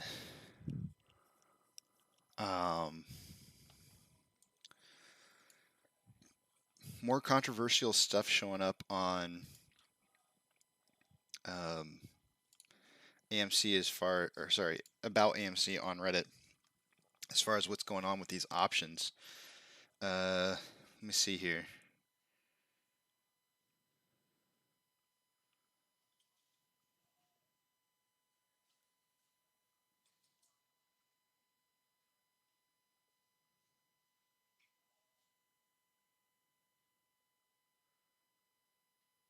There was something I saw. I'm trying to find it again here.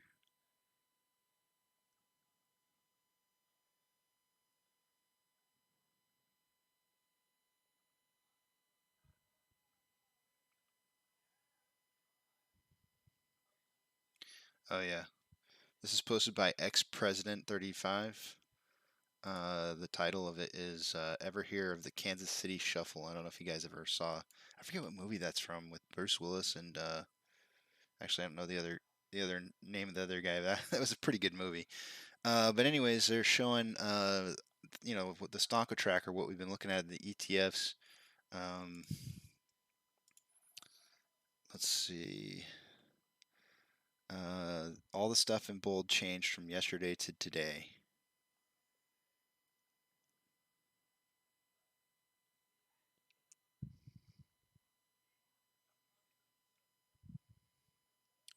So big movements. I would assume that.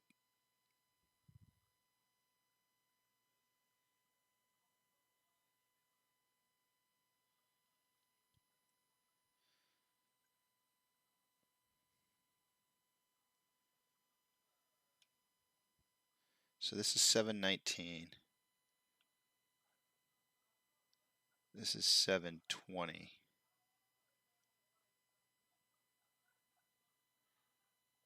Look at ESML. That wasn't even printed yesterday. So FNDA was 1380. So it's a little bit down.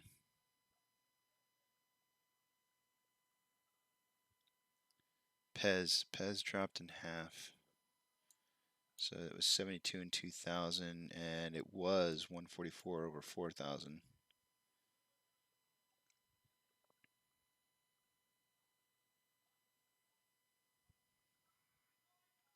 Wow, the borrow fee is so high.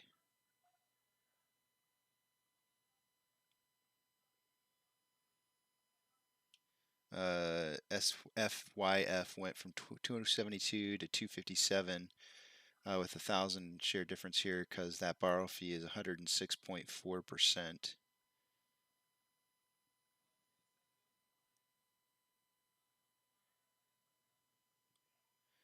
If anyone can add to this, let me know. They are borrowing from the ETFs, cutting them up to use them for shorting, but apes are buying and holding, so now they're stuck shuffling ETFs around to try and get better borrow fees. At some point, it looks like they will completely run out of ammo. How many naked shares are there? Well, with SSR in place, as we know now, they can just continue to print them. So, you know, that might be the objective, is to hit SSR so it triggers again so they can print some more.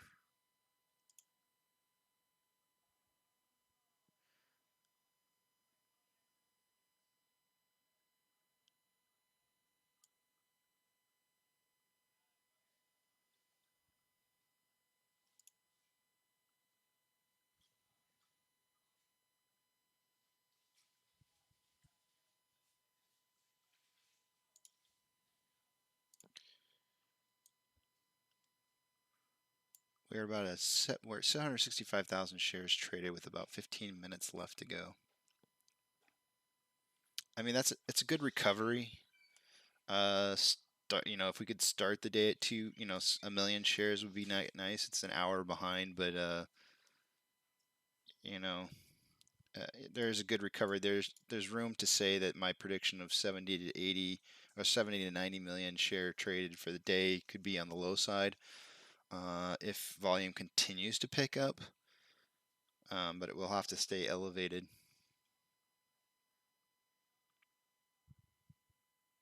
We were definitely slow going this morning for sure.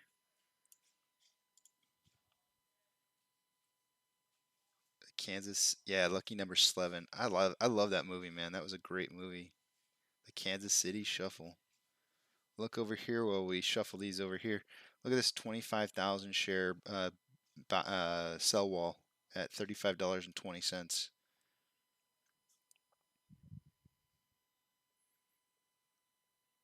Yeah, I think today is a Kansas City Shuffle. Look, we're going up. Oops, we're going down. That's the Kansas City Shuffle we might be seeing today.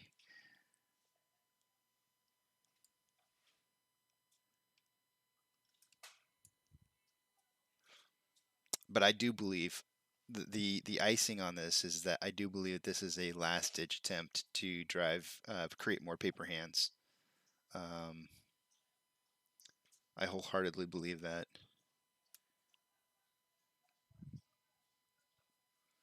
I wouldn't even be surprised if we saw some huge intraday uh, price movement in both directions. Like maybe we could hit like 39 and then go as low as 28, all in one day, and then maybe even back up again.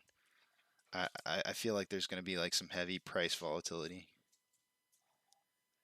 If that does happen, we should see volume be kind of crazy as well.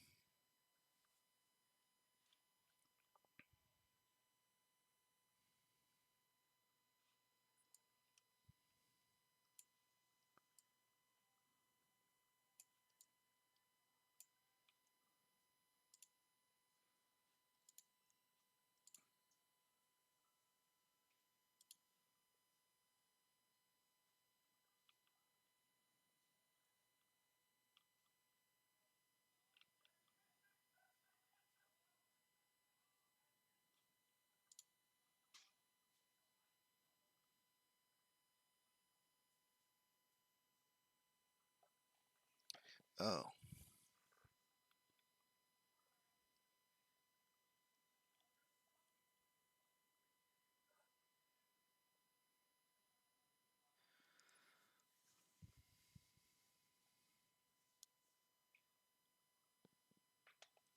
interesting. I'm just looking at Stonka Tracker, and I found a link that I click on in there that showed me a little bit more about the breakdown, the individual breakdowns on the different markets they have to borrow from.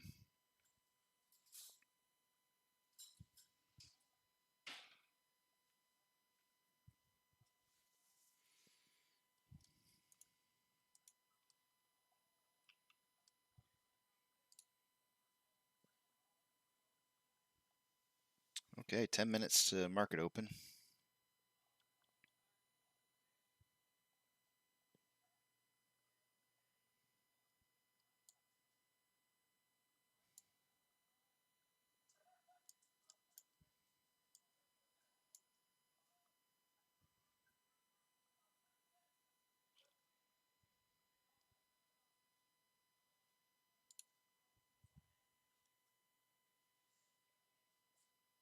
Short share interest is at 14.89. That seems like it's elevated from where it was at. Yeah, it is. It was 14.34. So that's moving back up.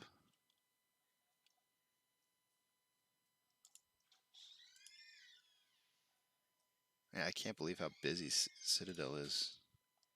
It's actually kind of weird. On the tally marks, I gotta put myself as being bearish today.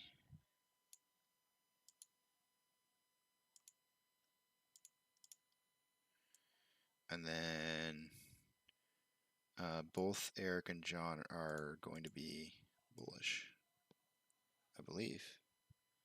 Oh no, actually, John, it's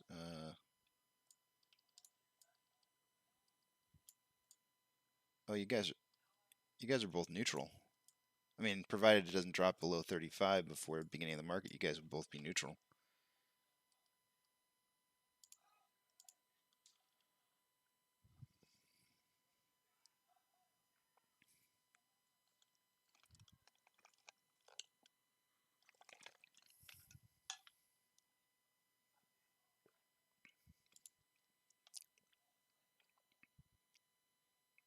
I can't get over the fact that Citadel's so busy this morning. I haven't seen this in a hot minute. This is usually, a fraction higher than what they normally are. I don't know if you can see the difference, but right about the top of the finger here is where it would normally be for busy. You can see it in the background on my computer screen. So that's how much more busy they are. It's like twice as busy as normal. Let's refresh that and see if it's changed any. It's even gotten higher, I think. Super busy over there. Something's going on. Maybe they're having a convention.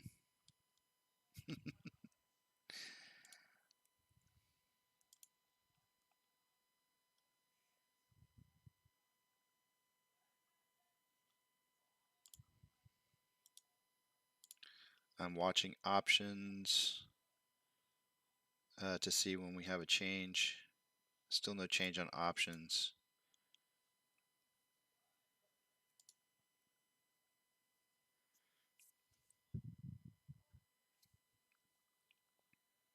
I tell you what, whenever I wear masks, I get like this crazy amount of I've worked in an industry where I wear masks for like most of my life. But I guess I just never really had a problem with like cheeks before. And then maybe that's due an increase in drinking over the COVID period. But I mean, just massive. Like it's just like so chafed in that area of my face. Um,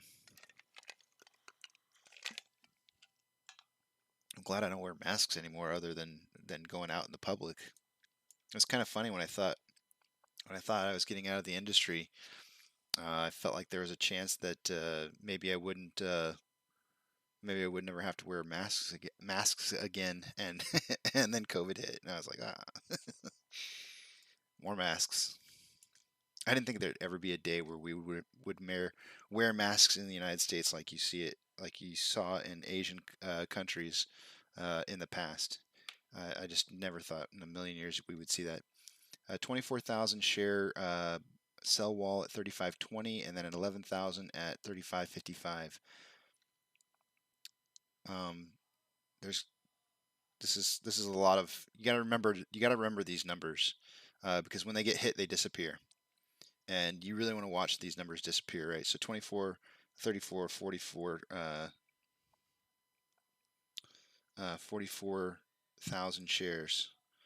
So watch those. Those are going to get split up, and that's what we have to fight against for today. 44 plus another 2 here. 3. So 47. Okay, one of them disappeared. Just remember those kind of numbers, 47,000 shares, and when you see these thousands pop up and then they disappear, you got to start subtracting.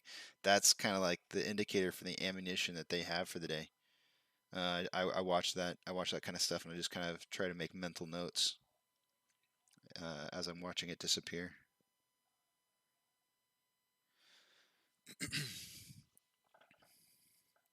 I have no idea what kind of open we're going to have this morning, guys, but enjoy the show this morning.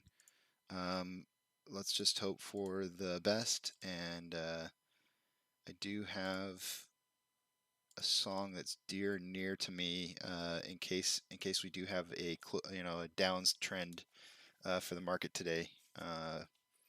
This is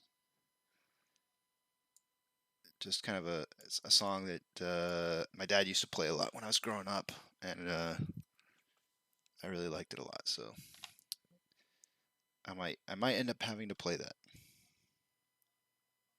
Kind of a doom and gloom kind of song, but it's exciting too. So.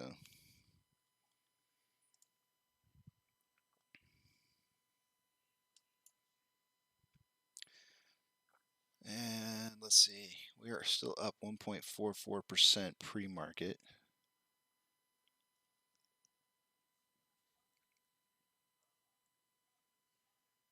John, you're the only person who will be able to call bullish if this drops below 35 before market open. But we will see very shortly. Good luck, guys.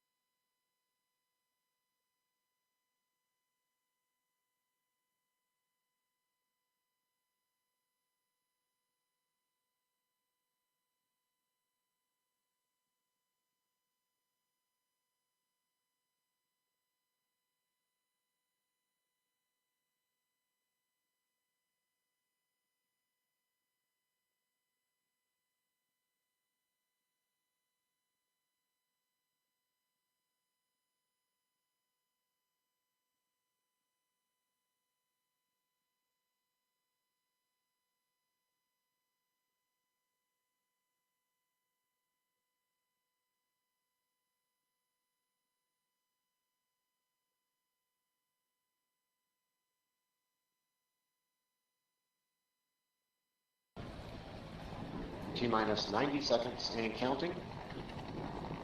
All systems are go. We're about 90 seconds from the launch of Space Shuttle Discovery.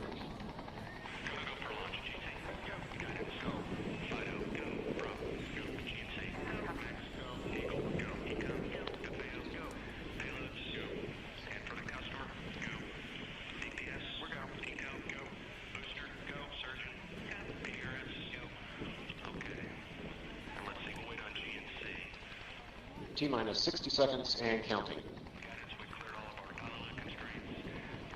We are transferring to orbiter internal power at this time. Discovery is now running off its 3 onboard fuel cells. Coming up on a go for auto sequence start.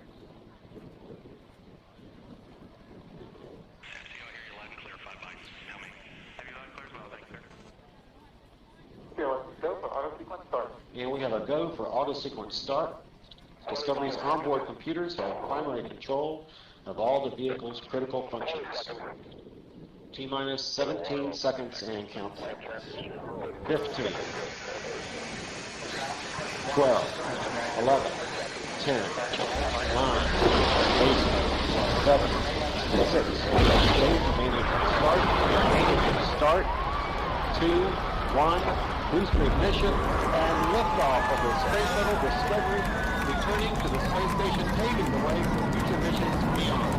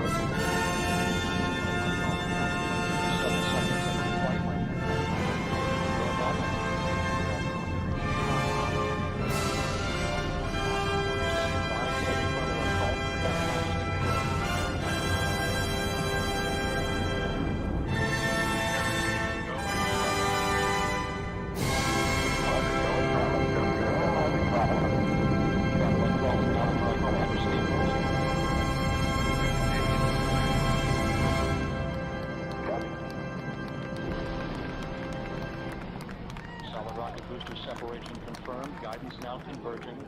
Discovery's onboard computers commanding the main engine nozzles to swivel, aiming the shuttle for its precise target in space for main engine cutoff. You sound good.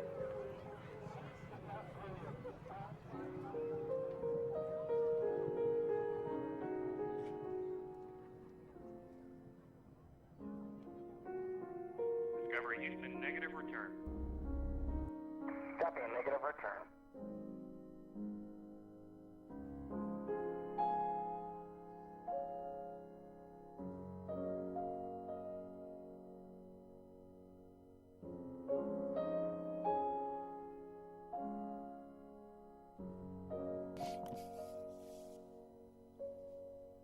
Good morning. Welcome back, Apes. Welcome to AMC and ADD, where we buy, hold, and screw the hedgie.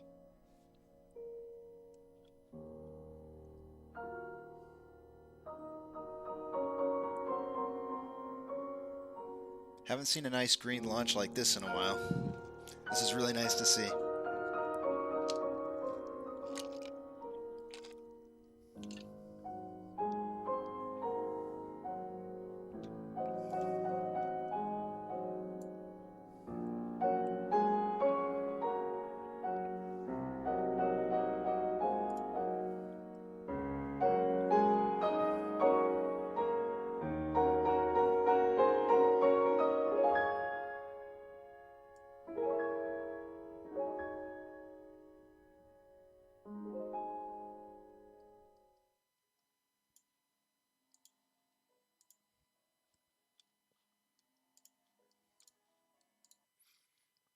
What a beautiful, beautiful launch that was. Really like that. Good to see.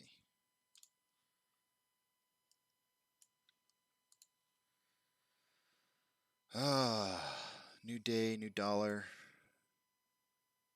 Loving it.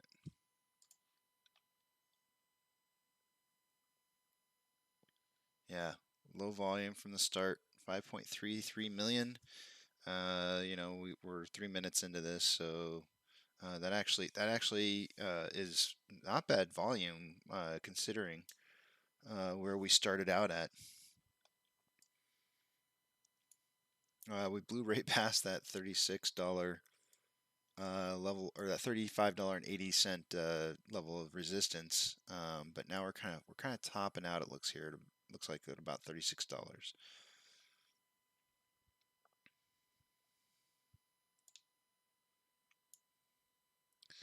Typically, I feel like the first 15 minutes of trading is kind of, it's a 50-50 as to what's going to happen. You could have it start out pretty rough and then it recovers, or it could start out really strong. It does usually tend to have a little bit of um, swinging action, I guess, in the first 15 minutes. And it looks like my stream is absolutely suffering major today. That is some atrocious looking feed that I have. If only I had better connectivity around here.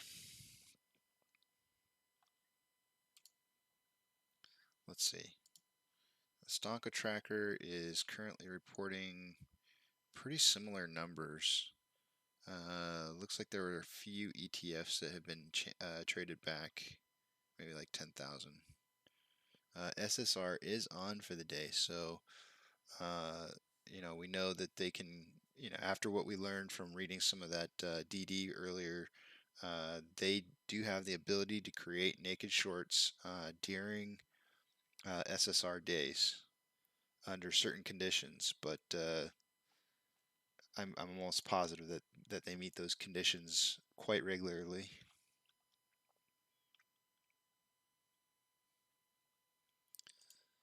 The options.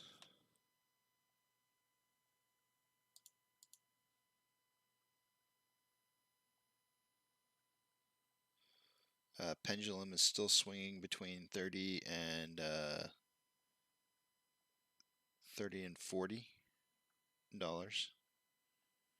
Doesn't look like they've really added any.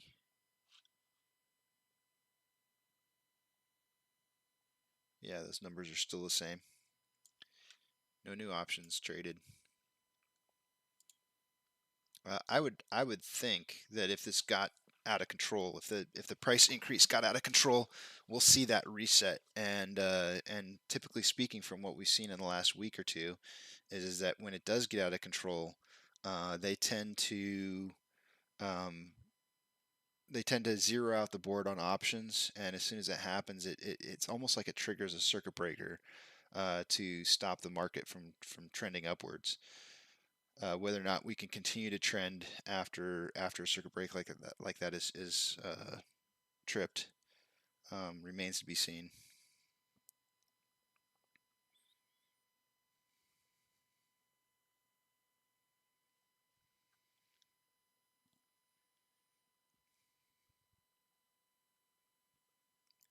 So we're currently up 4.2% for the day. We're at 7 million traded, 7 minutes in, so that's we're on a pretty good pace. We're definitely picking up compared to where we were at earlier. We'll see if that slows down though. Amazon is now down, heading in the negative direction. Cinemark, our competitor, is down for the day now. Actually, they're breaking even. GameStop is up 0.5%, getting closer to 1%. Doge is down another penny. I think it was trading at 17 yesterday.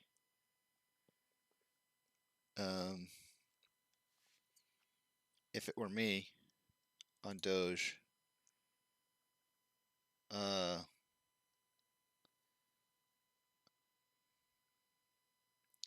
if it could hit 20 again, I'd probably get out. If it could. I don't know. I don't know, man. It's just so bad looking. It's just not.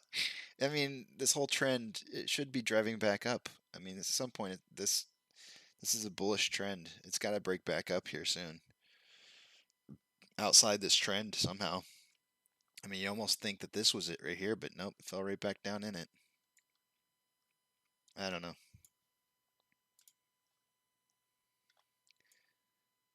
I don't know.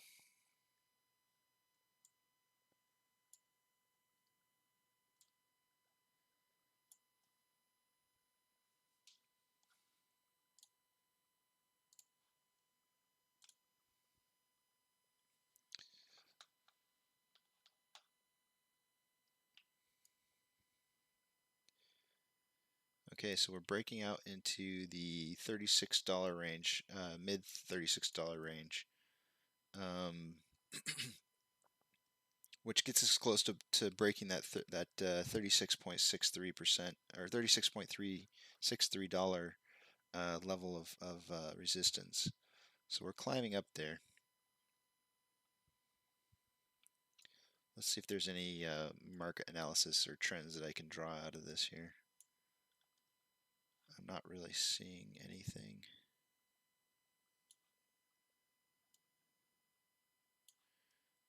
At the 30-minute interval, RSI is a bit high, 68.02. I'm going to get rid of this trend here. We are definitely outside of that. I'm going to get rid of it.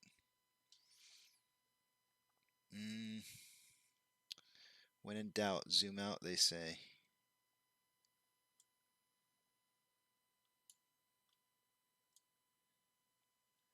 Oof, that was such a rough slide right there.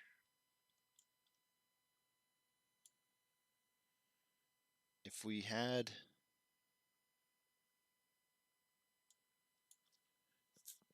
Yeah, I'm just not seeing anything. Nothing huge drops out, you know, kind of, nothing jumps out at me.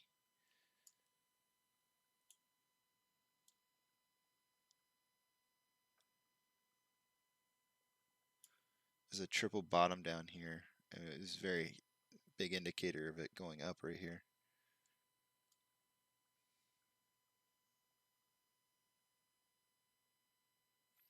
I noticed GME, I think it was GME and the, I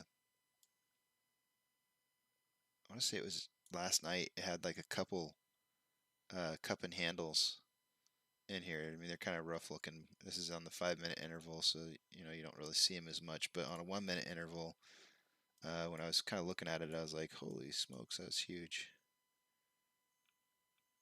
I don't see it now. Yeah, I guess maybe this was it right here.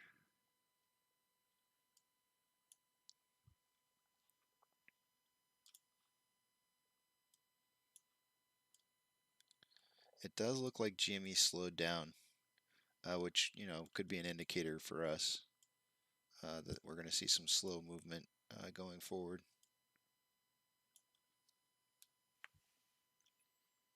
However, the entire market, oh, we've got advancers now. So we have more advancers in the market. 3,868 advancers to 2,790 decliners. So the market is doing better today, but not by much.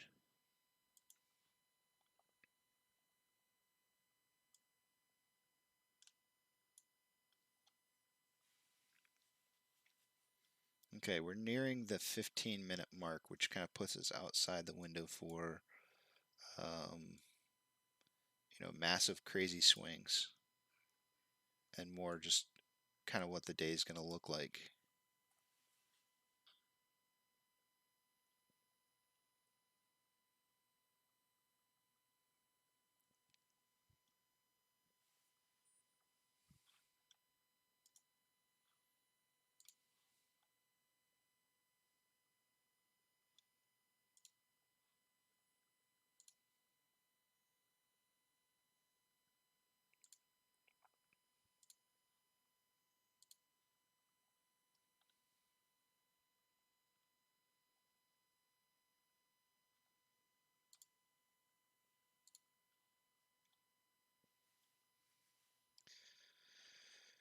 My wife said, "Do you think we can get it back up to 50 today?" I was like, "I don't know. I don't know anymore. I don't have any. I have no idea."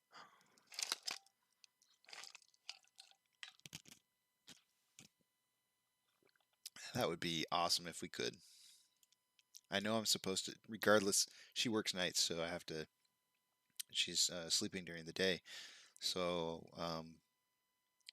I know that if we hit 90 at any point, I'm supposed to go wake her up, regardless of what time of day, of the day that it is that she's sleeping. So she is invested in this as well as I am. We both are invested in this um, separately with our own monies and together. We have we have I have my own money in there. We've got joint money in there. She's got her own money in there. There's a lot of belief in what's going on here.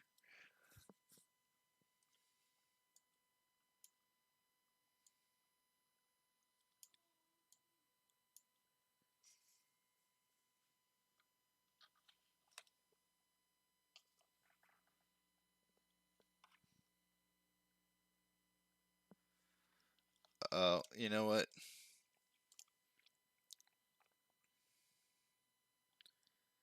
I apologize. I always forget to change it to live chat.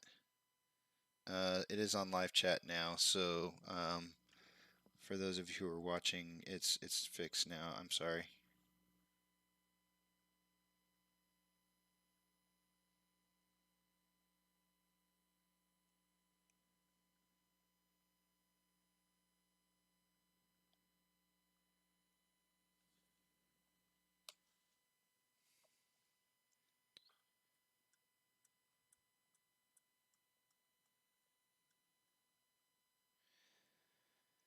$36.85 is the new top.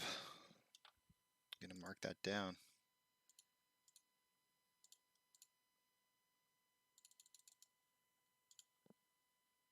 36.9. New top. That is 18.5% up from 31.15 that we hit back on the 19th yesterday.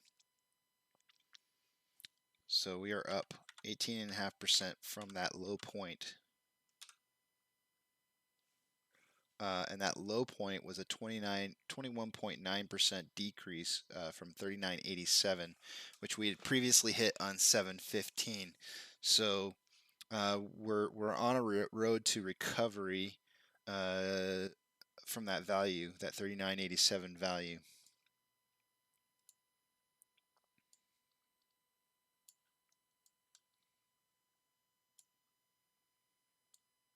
And I had said I'll keep saying it. I'm gonna keep saying it over and over and over, guys. I'm gonna beat it in your head. I had predicted the window for the price increase to be ending yesterday. Yesterday was the 15th day since the indicators. I'm gonna pull back up on here again on loan. The first day was June 24th, so we had 15 days from June 24th of trading that should have happened. So June 24th. So 1, 2, 3, 4, 5, 6, 7, 8, 9, 10, 11, 12, 13, 14, 15. Actually, so it should have been on the 15th. Is that correct?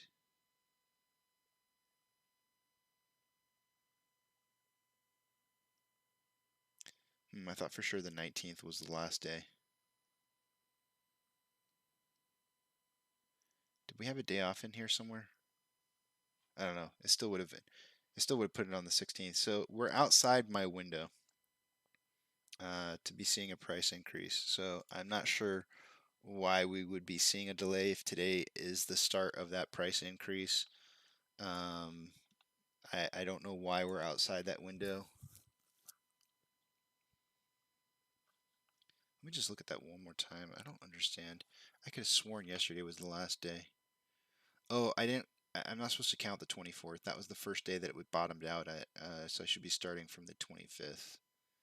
Let me look at that again. 25th. So 1, 2, 3. So there's 10 days. There's 15 days right there on the 16th. Maybe what I was thinking was the 19th was the first day out of the window. I don't know. Well, we're at least 2 days outside of my window, and I have no explanation for why it took longer. If it does continue to go up.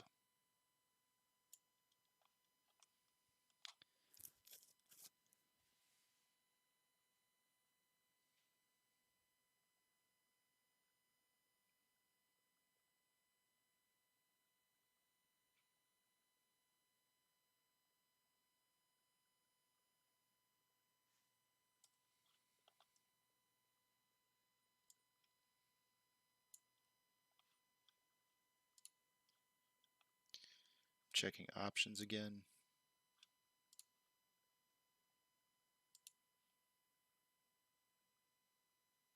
Okay, options are gone.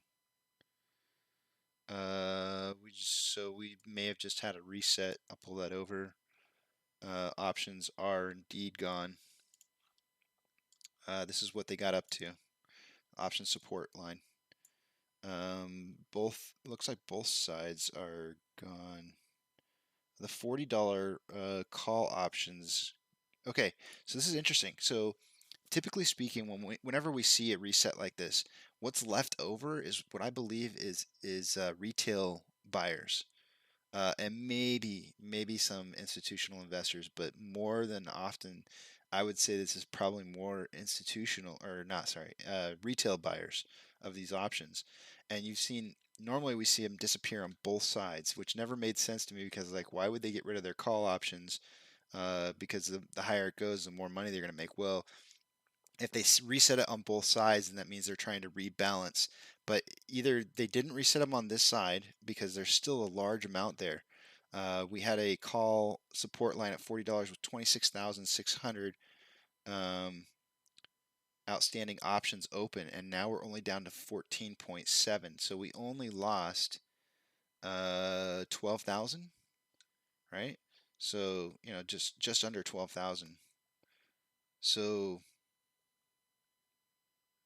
either we're going to have a lot of retail investors making out big today because we strike over 40 by Friday, or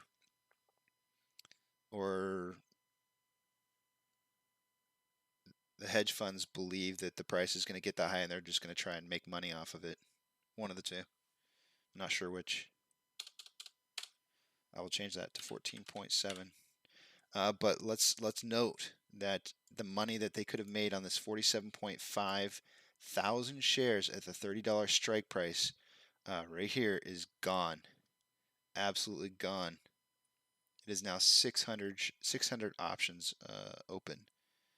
And that means that to me, that means they're going to reposition, that they don't believe that they can continue to hold the price down to those levels. To me, that's very good news. that's showing a very bullish movement on our part.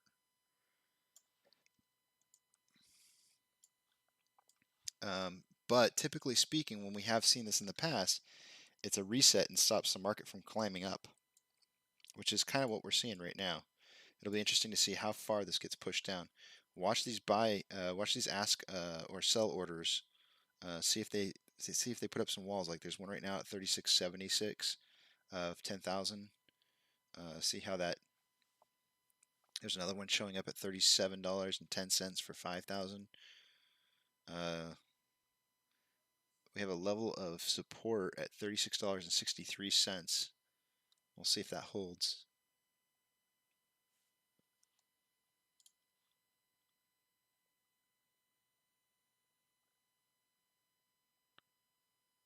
Wrong column.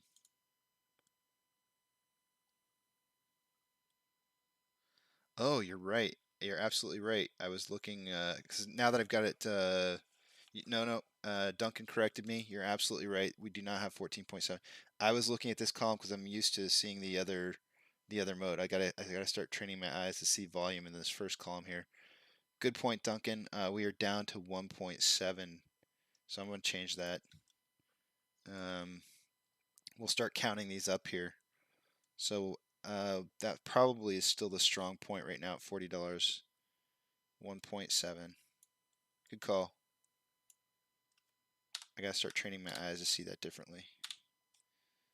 And then on the puts, it looks like the strong point still, it might be 32 now at 854. I'll just put an even 1,000 at 32.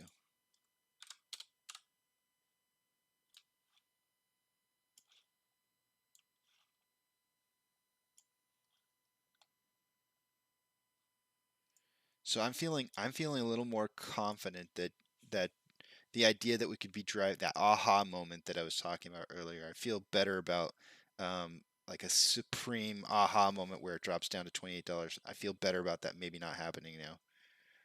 The fact that they walked away from their call option or their put options at those values, they wouldn't have done that if they didn't feel there was a threat.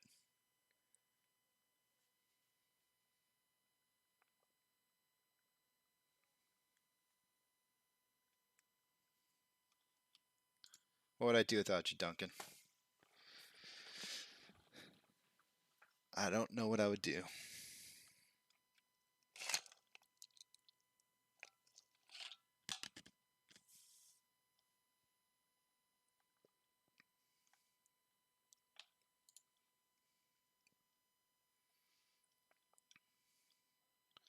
I'm really going to have to start training my eyes to see that differently.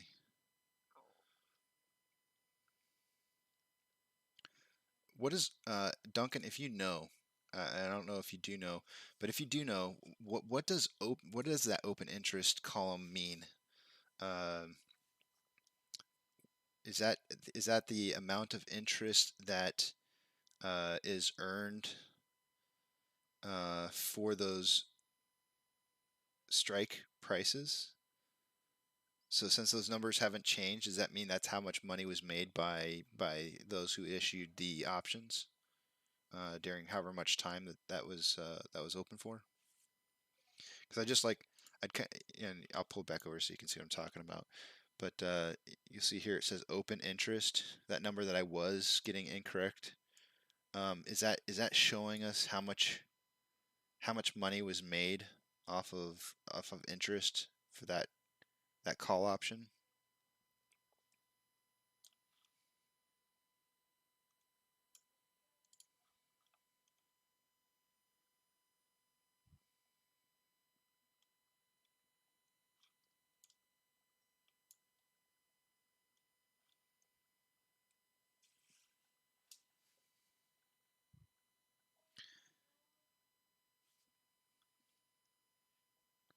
And I know there's a delay here. So we are currently trading at about almost 6% increase for the day, getting close. I don't even know what I just said. We're trading at about a 6% increase in price for the day. I think I said interest. I don't know what the hell I'm talking about.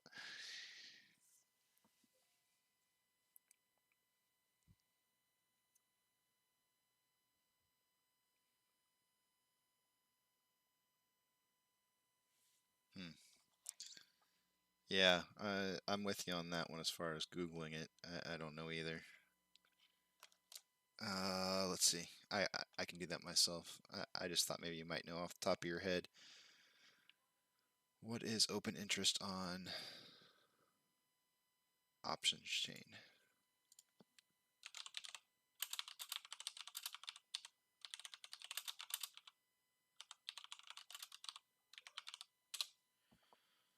Open interest indicates the total number of option contracts that are currently out there.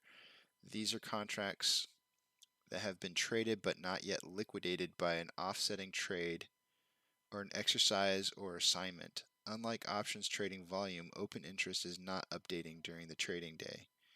Okay, so that open interest is how much was there from maybe, I guess, yesterday.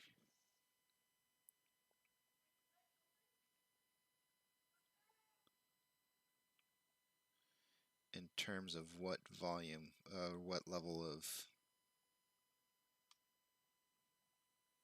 Oh, maybe that's how many were opened. That's how many contracts were opened from the previous day. That might make some sense. Okay.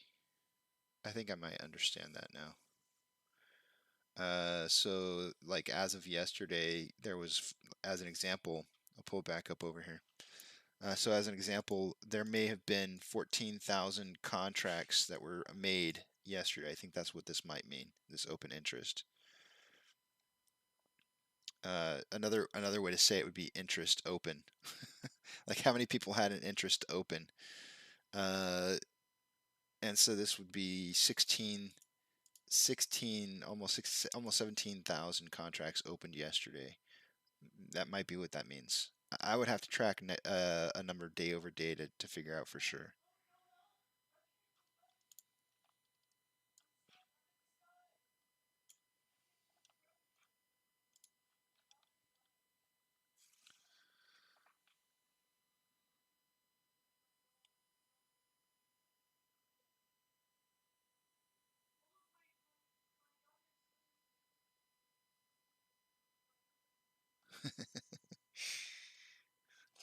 We're all trying to gain wrinkles here in our brains.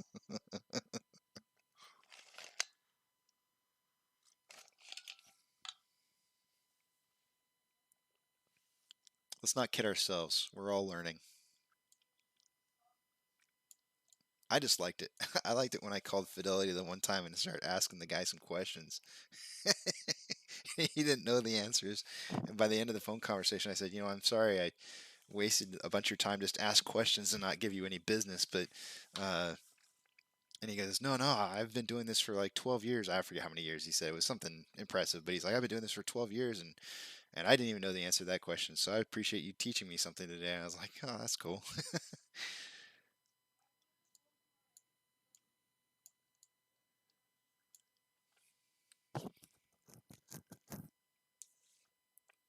Our inflow versus outflow, let's check that out real quick. 199, so 200 to 178. Pretty good inflow. We did have, after the options changed, which was right about here, we did have a change in the market. You can see it's settled down a little ever since.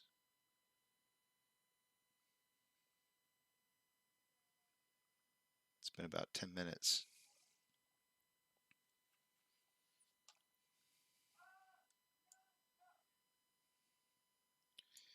And here comes the shorting.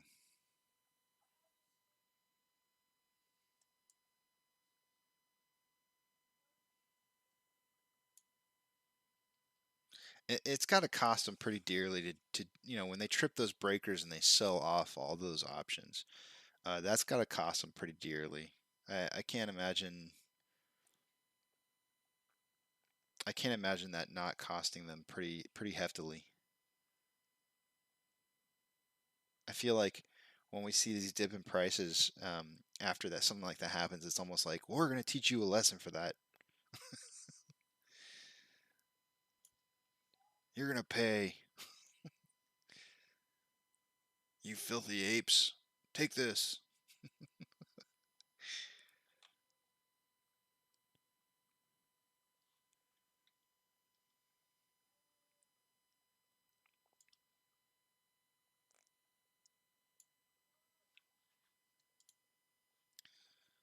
Speaking of which, let's see what's happening with the borrow amounts.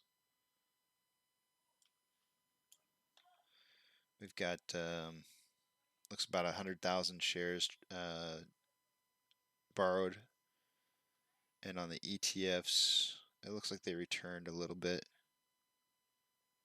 So ETFs have returned, but then they borrowed 100,000.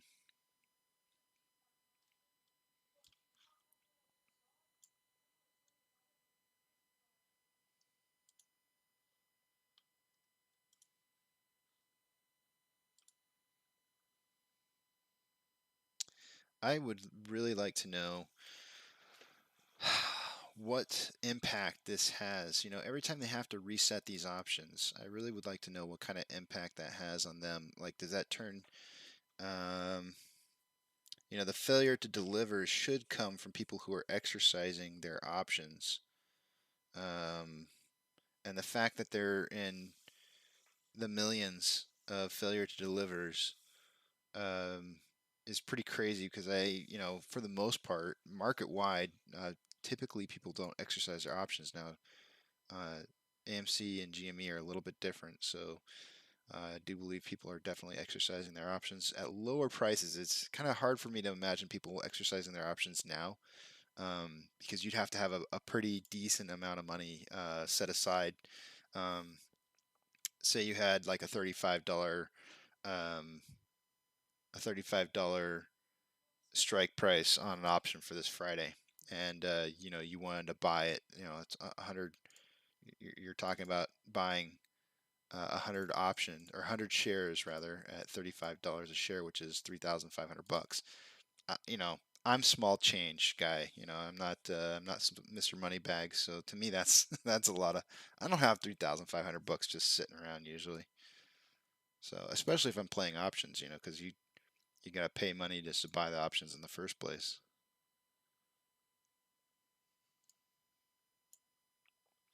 So we're heading down to the 35.80 mark to test that level of resistance. I'm sorry, I said resistance and I meant support. We're resisting the price from dropping.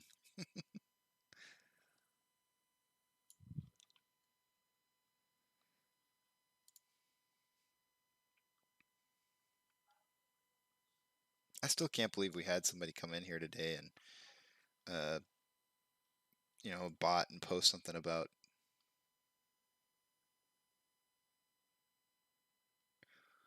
Oh, John actually was the one who timed him out. Thanks, John. I didn't realize you had done that earlier. So I just now noticed that it says that his message was deleted. That's awesome, John. Thanks. I appreciate that. Moderating that for me. Um, I can't believe somebody would come in here. I mean, I don't have that many viewers, but why they would come in here and mess with me. I consider this like my small family group.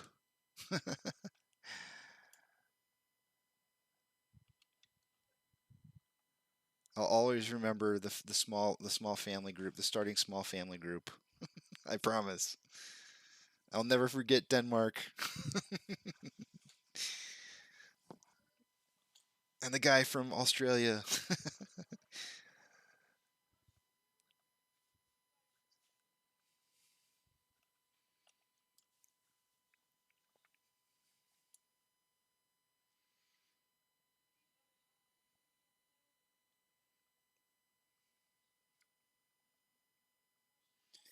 Okay, so let's see if we can identify any kind of trends here.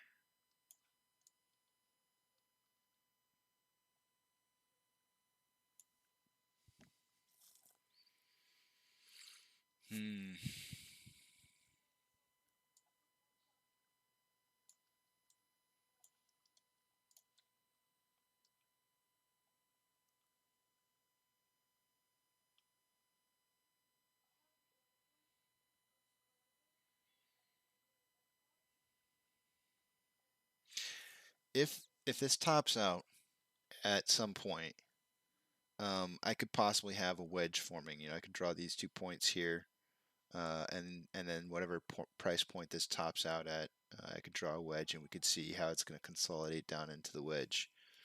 But that's, you know, we haven't topped out yet, so I can't quite do that.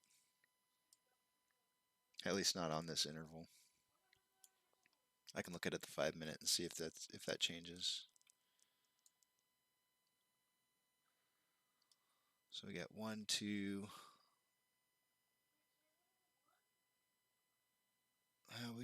I could draw. We're not going to be happy with this though, because this is definitely a bearish indicator, a bearish wedge.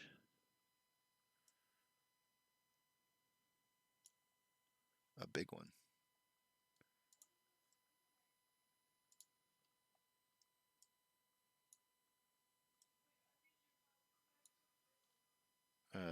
It would come across. We'd have a flat line that goes down here at $31.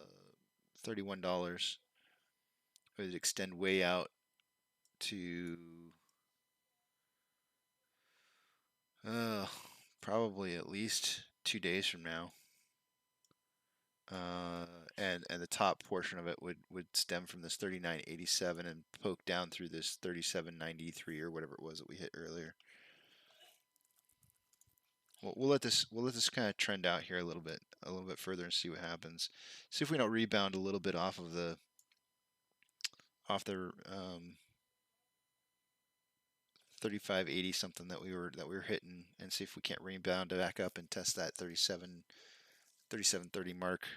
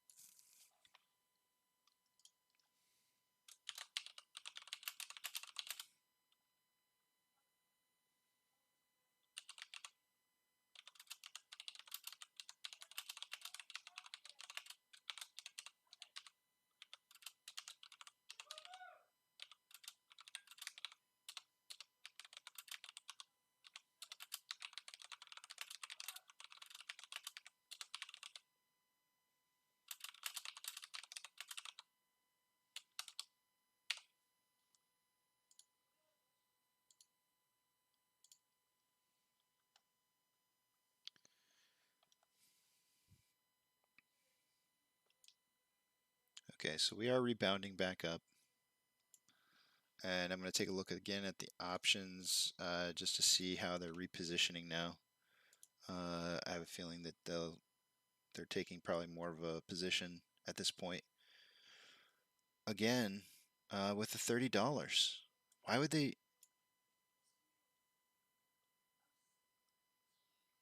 Why would they sell them and then at a loss? I don't understand. I don't understand what it is that they're doing. Okay, so it's not going to be $32. They're shooting for 30 again.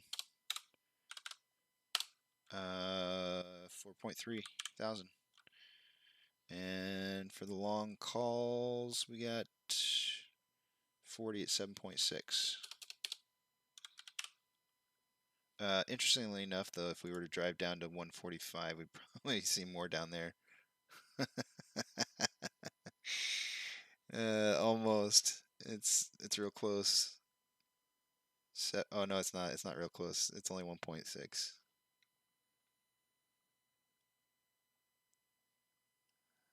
That's all right.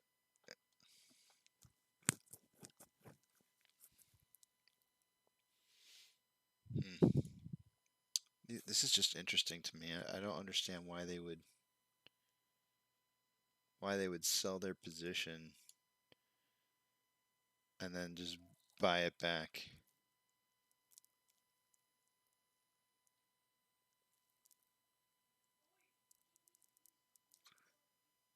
Maybe they needed some money for something. Somehow it stops the market. I mean, we see it happen every time where it stops the market from getting out of hand to the point to where the price is on its way up, and whenever they do that massive adjustment, it's like it trips some kind of breaker to where they can short the stock, and it drives the price back down and stops that upward momentum. I wonder if it's a way to trick institutional investor bots on the buying side into a freeze of some sorts, to where it's not just driving the price up really fast.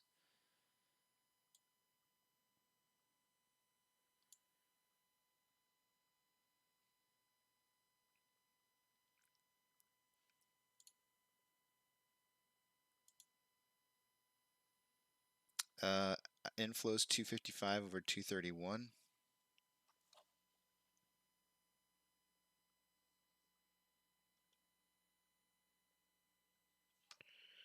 Adam and Aaron announced in a tweet that AMC had picked up the Americana, and I can't remember which other movie theater, but they picked up the rental rights to two movie locations, ones that have, I guess, strong revenue in the past.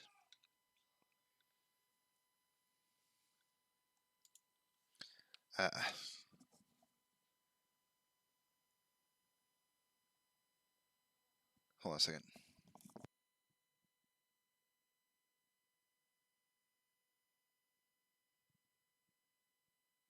I get frustrated with some of the comments on Reddit, just some of the things that are said, and I feel like those the ones that make me especially angry are the ones where I think they're meant to make me angry.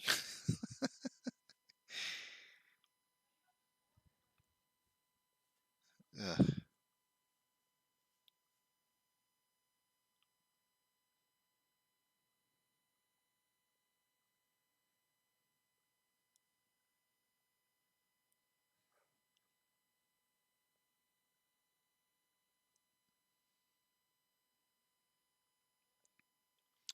Says hold on to your butts.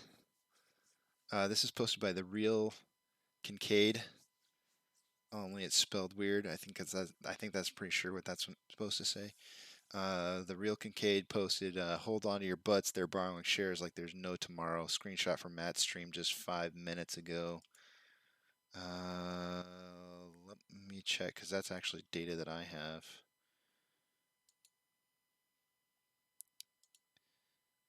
Let's see.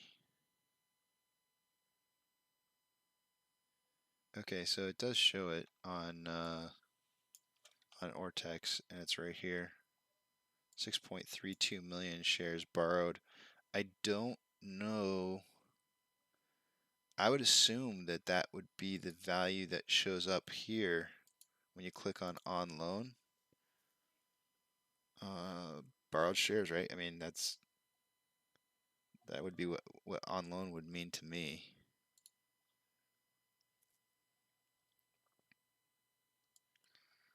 It's the number of the number of new shares that have been borrowed today. I don't know what that looks like. I mean, I guess I do know what that looks like day over day, because they didn't borrow any shares yesterday. They actually had a return of about 3.3 million. So,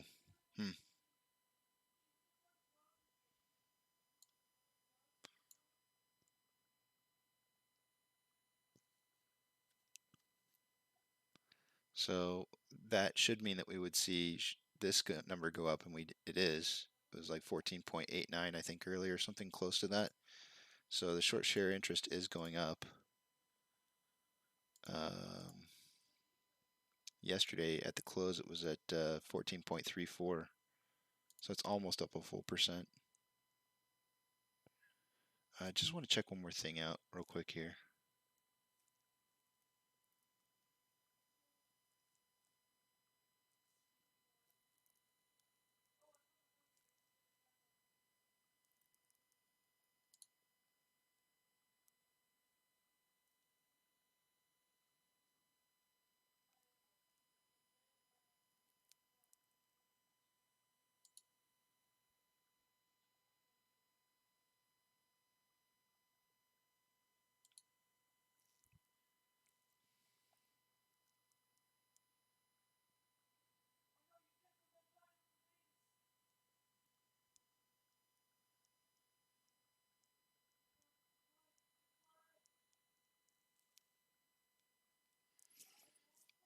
I just wanted to see when the last sales, insider sales, were on AMC, and it looks like the chief marketing officer sold. Looks like he sold about 2.5K,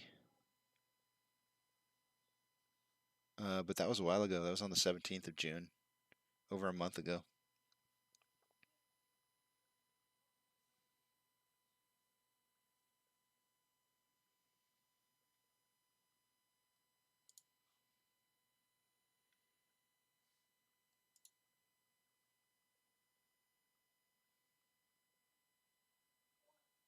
So I guess we'll just remember 6.32. I'll write it down on my notes. Shares borrowed. Maybe that's, we were trying to calculate it using Stonk tracker. Maybe this is as simple as just watching that number. Shares borrowed, and I will put that down as 6.32, and we'll just kind of watch that over the day and see what happens, see how much it increases by.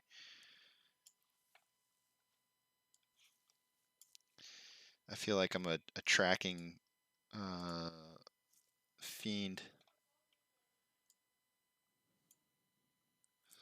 So that's a nice, that's a decent looking cup.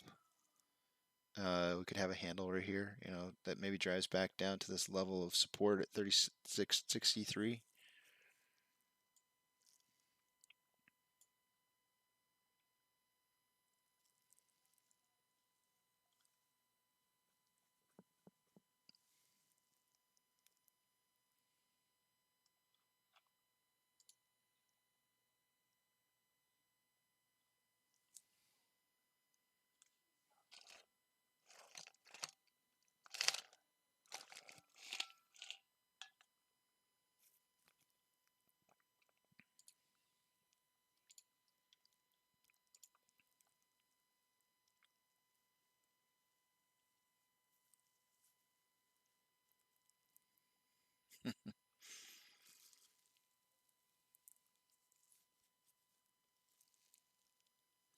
Yeah, so everybody keeps saying keep making your buys away from PFOFF brokerages and Citadel. This is the way.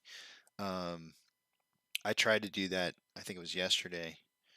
Um, I ran into some hiccups, and so if somebody, you know, maybe I'll post this later tonight. If somebody wants to show us how to go through the steps to do that, because on Fidelity at least, what I use to trade,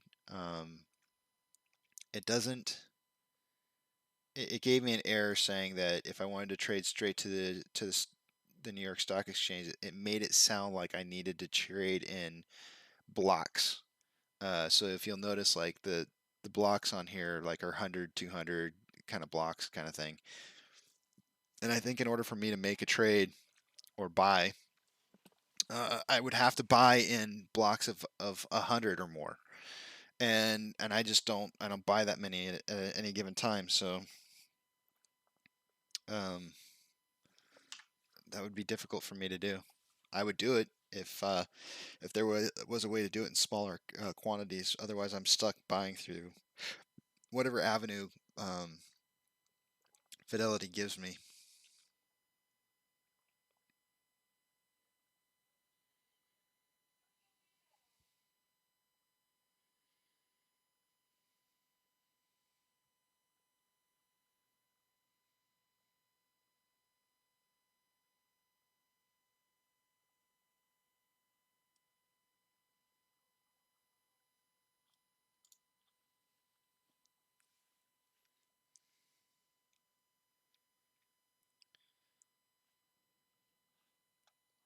Good movement for the day for us right now. We're over 6.5% increase in price. GME is up about 2%. Believe it or not, Dogecoin is managing to keep it positive right now. Again, I really believe this is a pump and dump. So the only reason I'm showing this is because, I mean, if they are on a rally, you know, this could possibly be a moment where the hedge funds are trying to pump up the price to be able to drop it again. So watch out for that. Cinemark, our competitor, is up very slightly. Amazon, again, just watching it because I feel like it's the heartbeat of America, and they're struggling. If that really starts to drop leaps and bounds, that'll be a probably one of the first indicators that we'll see to our price like completely just getting ready to blow up.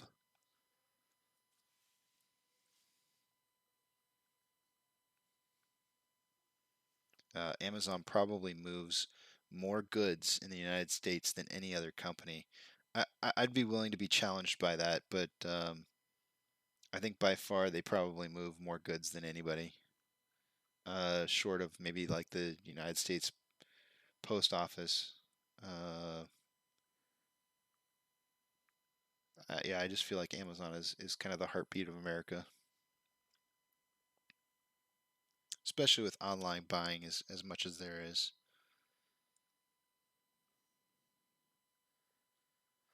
So that would be probably one of the first indicators of the market starting to dip pretty hard. Inflow versus outflow for us, we're at 325 versus 291 units. And again, I'm calling them units just because it's a million USD. I'm just kind of calling them units to because they're really in the millions.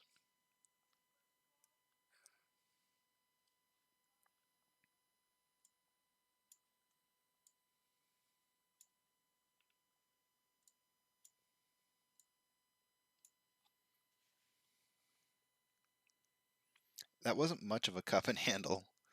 It was a nice cup, but not much of a handle there.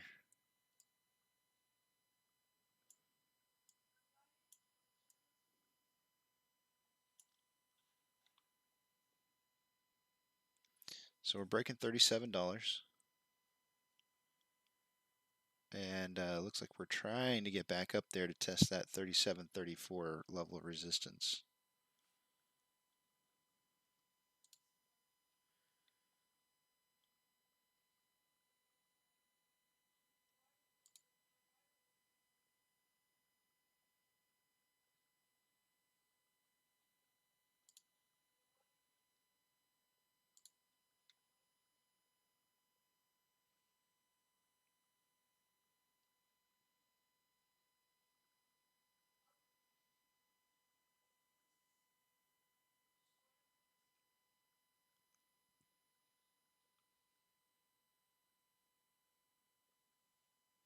I just want to look at the market real quick here, guys.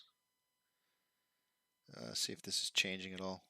Okay, so there's more advancers than there are decliners. So we're supposed to have a negative beta to the rest of the market. So the market is advancing and we're declining. And it looks from the, based off of what I'm seeing right here, it looks like they're advancing by about as much as they were declining yesterday. So it's like they're recovering what they lost. But we're still managing to eke out a profit today of about 7% increase over day. So that's kind of interesting. Again, I think all three of us, Eric included,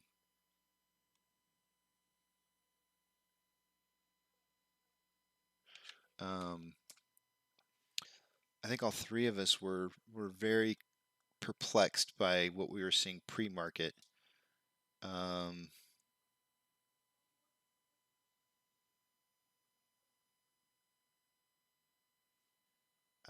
still perplexed.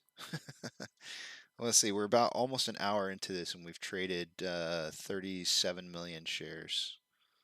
I predicted 70 to 90, so we're going to be well over those numbers.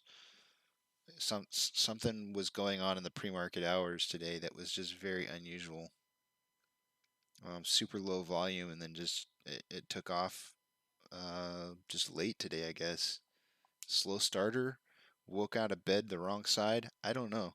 Something happened.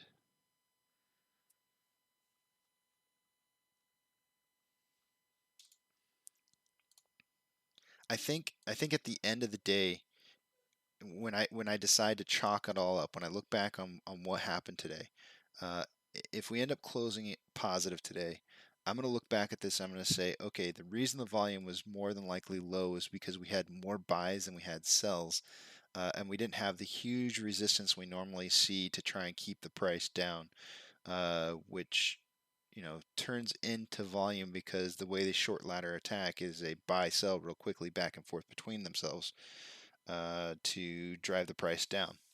So if that's gone, like if that doesn't exist and that's not happening, then which I felt like it was, because if we go back and we look at this morning, you can definitely see some points in here where this back and forth trading was more than likely happening right in here. But if it wasn't happening in mass quantity, then that could have been why we were seeing such short volume or low volume.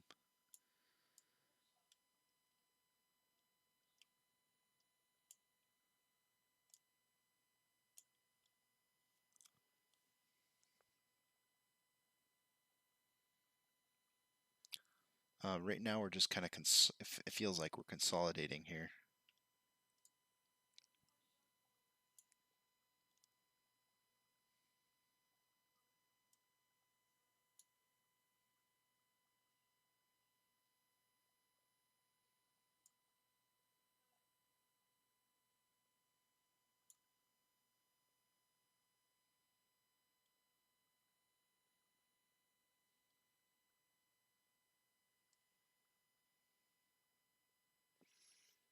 The bid side of the order book is shallow.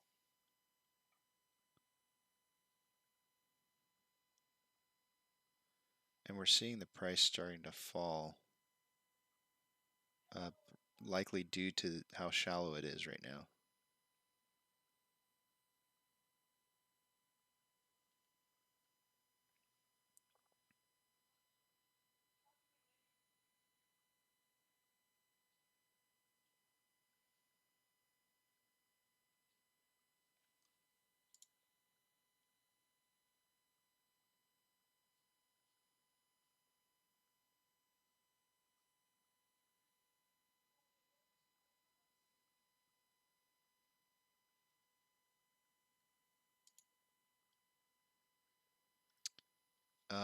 At 9:40 a.m. Eastern Time, was that back here? It sure was. Just right about here. So right about here, I'm seeing a benzinga.com option alert. It says December 17th, $100 calls at ask 200 at 5.1 versus 2078 OI. I'm not sure what the heck that means.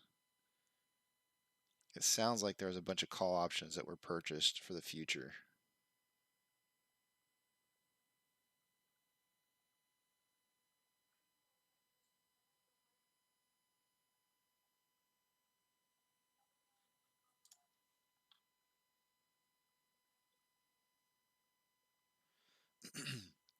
That was actually posted by ML Sherrod. Sherrod, probably.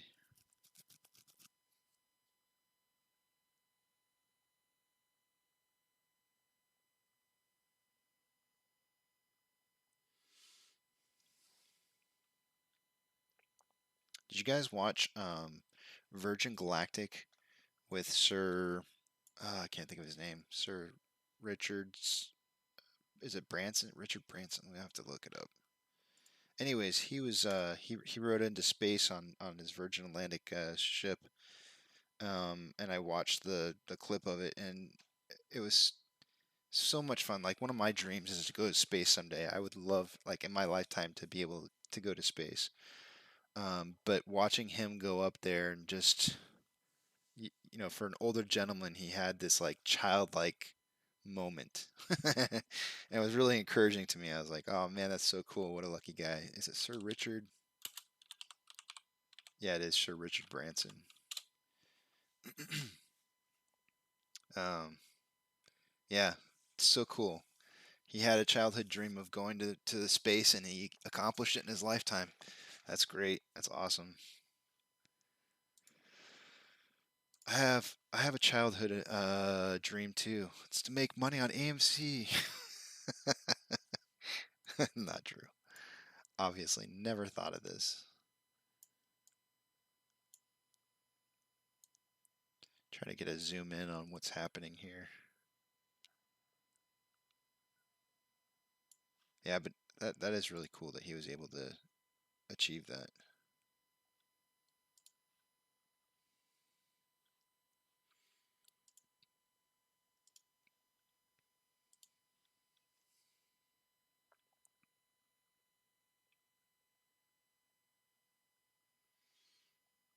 Yeah.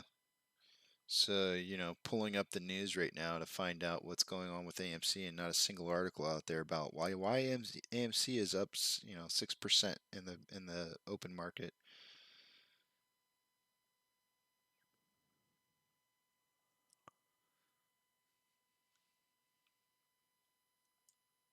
I would like to see somebody explain it. And why is the price up? How do you explain it? Citadel is still busy, not quite. It's not double as busy as it normally is, but it's still pretty busy.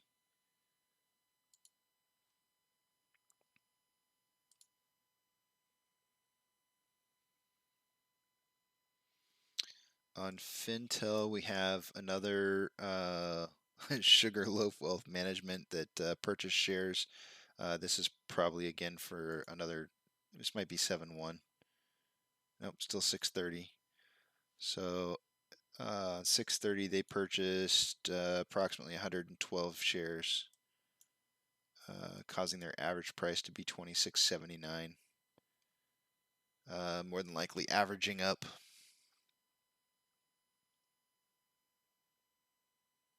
Doesn't seem like they held a very strong position before, because as you can see, this is it says 112. Well, let's just look at it. Since I paid for the data, I might as well look at it. Looks like they had like 12 shares that they bought on 419.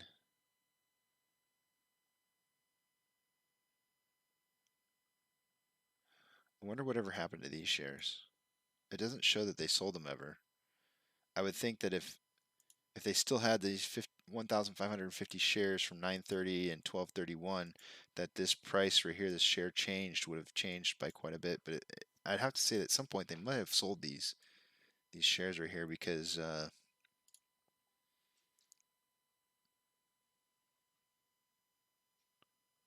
oh yeah,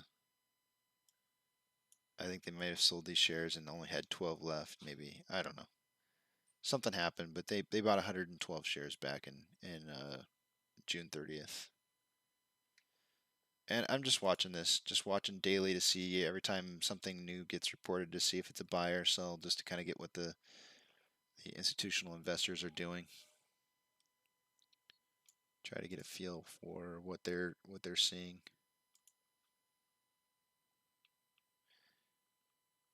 It's more like being an anthropologist, because we're looking we're looking back in like history to figure out what they did, to see where we're going in the future.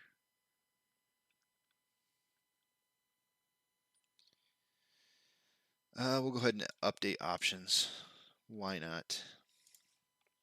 I went ahead and refreshed this off screen.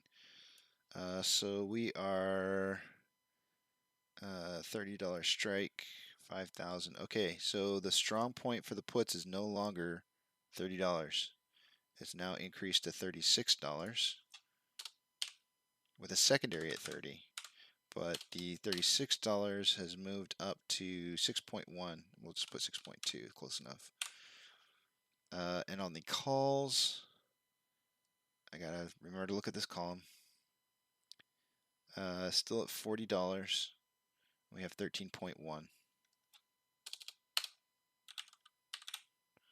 So that's moving up quite nicely.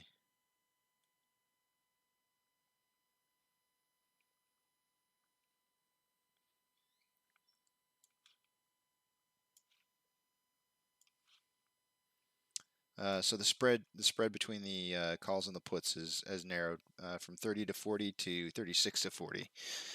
So by Friday, that means to me that we could be looking at a close price of somewhere between, somewhere probably around like $38.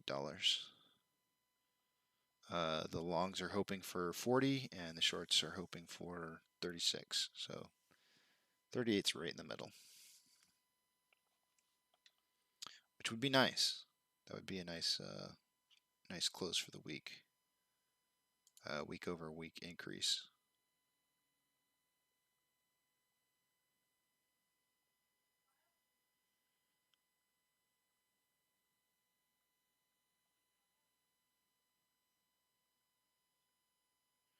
This is interesting. So just last night, John and I were talking about kind of what's going on with AMC, and somebody posted this. I am your uncle Argley 69 said this is like poker, and it was funny because we were talking about it being like poker, but it says, let me see if they're the way they described it is how I described it. They said it dawned on me today this is like a game of poker. Not just the gameplay, but also the means of victory. I was worried that somehow one of the big players would be absorbing the money from this in some shady way, and it may be possible they could hold some actual shares to sell for a profit. But in the end, whoever wins the poker game absorbs all the value off of the table, no matter who was winning a lot before. I have a royal flush, and the bluff has been called. That's a very simplistic way to look at it. I think we went into a much more in-depth way of looking at it, and it's just because I like poker and I like to relate things to things. But I kind of view, us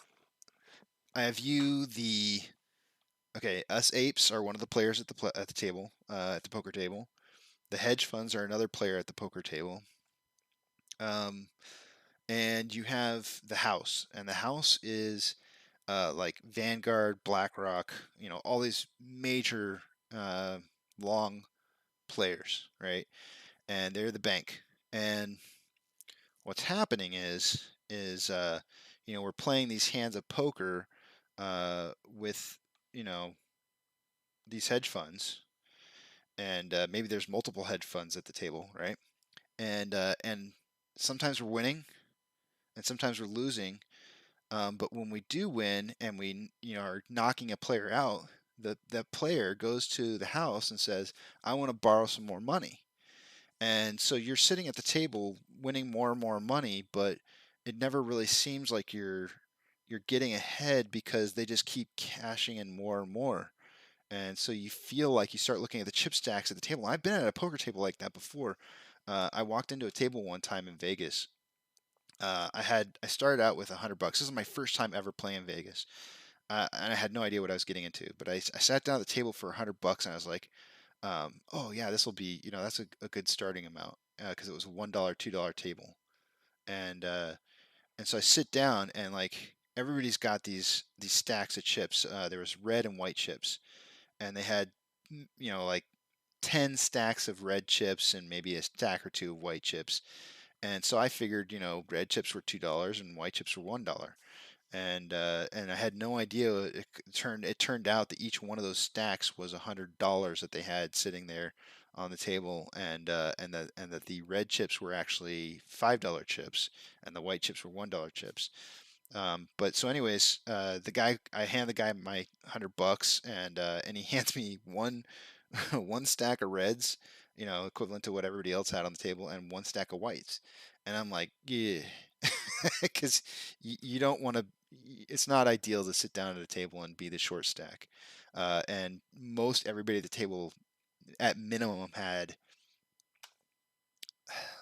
6 to 7 stacks of red chips and maybe 1 or 2 stacks of white chips, and I'm just sitting here going like, I am severely understacked, and that's the position we are as apes. We're in this fight with these hedge funds that have massive amounts of money, and on top of the massive amounts of money, they have a house that's backing them with more money, and so they just like if you happen to take money off of them, they're just going out and being like, just give me another.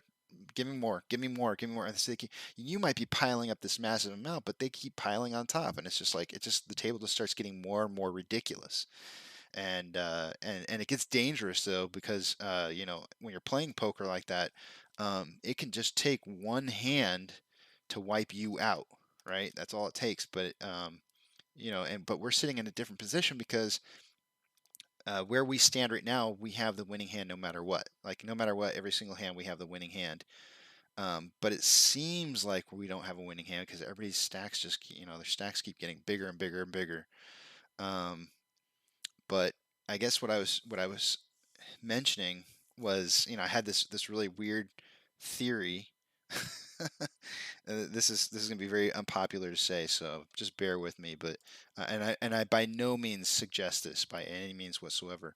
But I had this weird theory. I said, if the house if the house believes that uh, the players at the table are good for the money, they'll continue to lend them money, or yeah, lend them money for the game. But the minute that they believe that the players at the table are no longer good for their money, they'll cut them off. And so I was like, well, how in the world would you or could you, as a player at the table, cause them to look like they're out of money or time or something? And jokingly, I said, like, if if it looked like if the house thought that the hedge funds at the table were going to lose money, and that they couldn't recover their money back, they would probably stop lending. And I said, what if the apes threatened to leave the table? What if the apes said, oh, okay, you're going to keep lending money to these guys at this table and just cause it to be put us in a position to where we're in trouble all the time? Fine, we're going to walk away with all this money, and you're never going to see a dime of it. And and I started thinking in my head, like, what that would probably cause the house to be like, whoa, whoa, whoa, we're cutting everybody off. We're cutting everybody off. You guys play it out, and whatever's on the table stays. So, because they want their cut, because the house always in poker, the house gets a rake, right? So every hand that's played, they get a rake, and that would be the interest rate on these loans that they're loaning out to the hedge funds. And so they're constantly getting a rake as this is happening, as we're playing this game. So they're making a money, off of the action that's happening on the table. So I was just thinking, like, there's got to be a way to try and prevent that. But I wouldn't recommend what what I'm suggesting. That's a very dangerous game to play. But I do believe that when the institutional investors who are lending shares out see problems with their loans coming back as returns, that's when the lending will stop happening. And they'll be like, okay, well, we're not going to play this game anymore. You guys can't pay back your loans, and so we're cutting you off. They're like the bookies.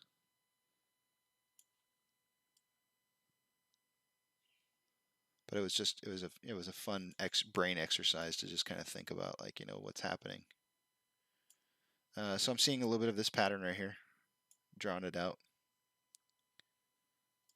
Looks like we got a bullish wedge forming. Let's see if I got any flack from you guys on that one. Okay, nobody said anything that countered that. Nobody said, "Hey, you're stupid." It was just a fun exercise to think about. I bet you I could actually draw this back to even this touch point. So I got 3 touch points. 1, 2, 3. 2 touch points on the top. We're hitting a level of resistance at 36.63.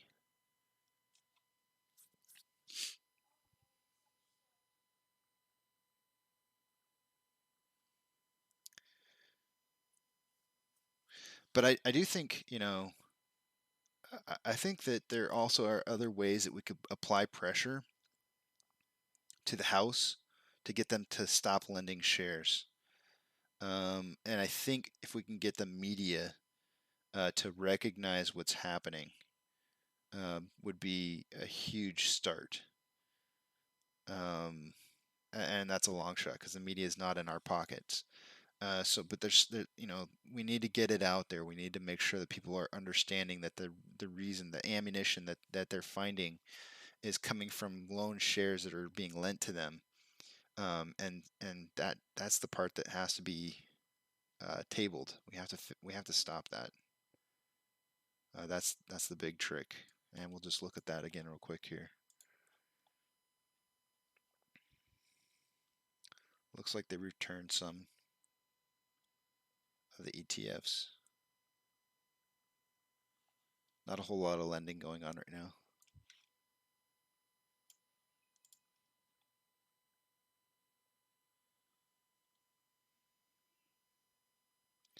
Okay, so it looks like in price that we're going to go back up and test that that level of, I guess we'll call it resistance.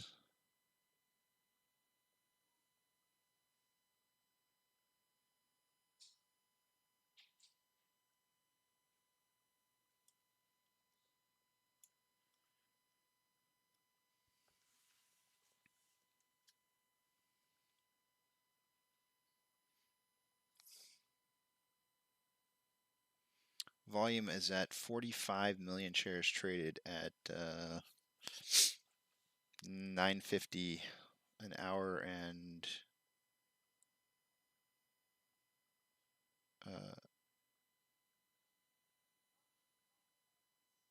why am I just went blank. An hour and 20 minutes. My mind went blank there for a second. Hour and 20 minutes since we started trading. That's a pretty good amount of volume. I've said it before. I'll say it again. I want to see 250,000 shares traded per candlestick, so 1-minute candlesticks. Yeah, I know. I'm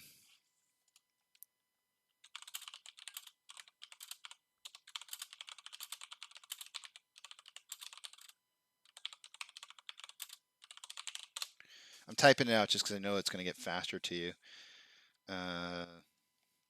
I agree. It's not the solution. There's got to be other solutions out there for identifying a way to be able to stop the borrowing. I just don't know what it is. I don't know the market well enough to know. I think part of it might have been maybe the SEC involvement in monitoring what's going on. But it does seem like what it is that they're doing is legal based off of the information that I was showing this morning.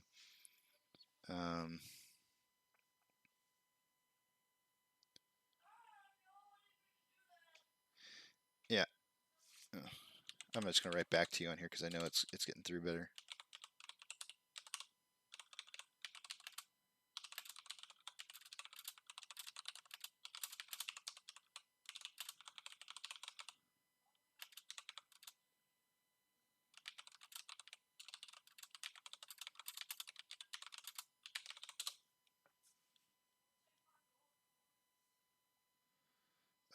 You said as long as BlackRock can make money, they will also think they purposely helping the hedge fund digging a deeper hole to profit off later. Question is who will gain from Citadel and the others going under? I mean, that would have to be our profit, right? Our profit's going to have to come from the failure of those companies, and the payment's going to have to come from the clearinghouses as the only way I see it, and their long positions, right? So, as we well know, going to Fintel and just looking them up,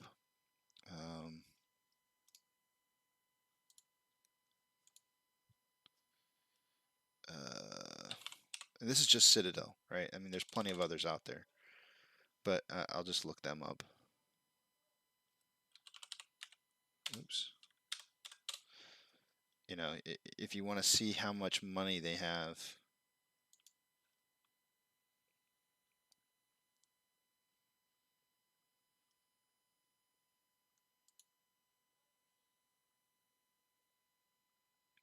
give me just 1 second. I'm pulling it up on Fintel.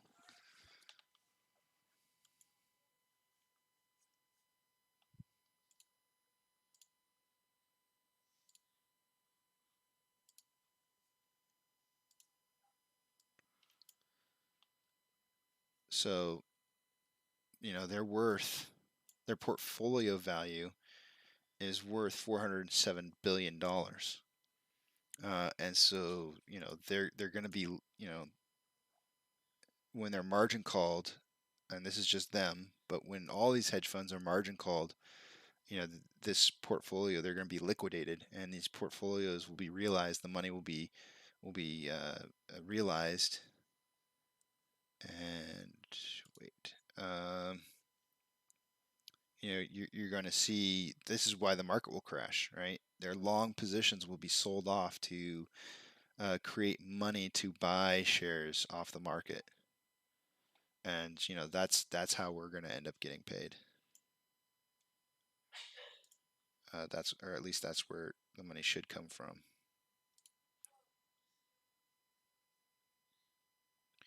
Oh, yeah. Well, I know BlackRock has already. I don't remember where I heard this. I heard that BlackRock has already signaled to the SEC that they're ready to step up and fill the void once the big players, once the big hedge funds are liquidated. I don't recall where I heard that from. I want to say it was the. I want to say it was the House hearings, and I think it was like February or March, back when after the first squeeze for GME happened. I want to say that they were saying that they could step up and fill in the position in case something were to happen to large players, large hedge funds that had lost or were liquidated and went bankrupt. So, I mean, that was the one thing that was stressed to me by my long time childhood friend, who is, you know, incredibly smart and has worked with stocks throughout his life. And he told me, he says, just because you just you have this mission to destroy all of these hedge funds doesn't mean that there's not going to just be more that come in and fill the gap.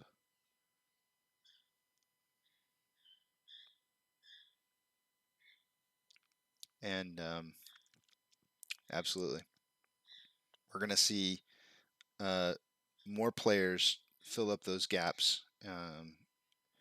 So that's why I think, um,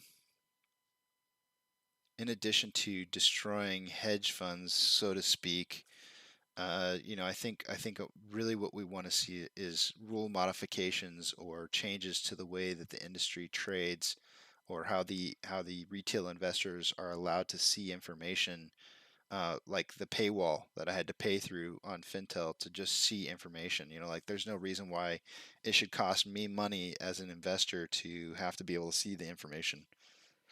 It should be free for me to pull.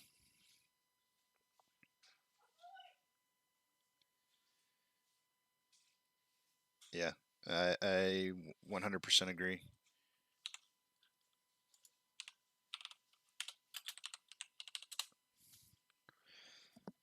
We are not going to be, we're not the killers. Anybody who thinks that we're the killer whale in this sea is mistaken. I hate to say it for better terms, but we're almost like we're the leftovers that eat up everything afterwards. We're the hyenas of the safari, the not safari, the of the Great Plains. You know, we are not the lions here. We are the little pecking leftovers. Is what we'll be getting. The big guys are making the big bucks on this for sure. But that doesn't mean that we're not going to get paid out well. I fully believe that we will see a very nice payment. But you know, that was one of the other things that my childhood friend had said to me. He said, you know, you're going to have to be willing to leave something on the table because they're not going to let us walk away from this with everything. The hyenas don't eat first, and they definitely don't. There's always something left behind, right? Because there's birds and other stuff. There's always things that, yeah. Absolutely. We'll get our share of the loot for sure.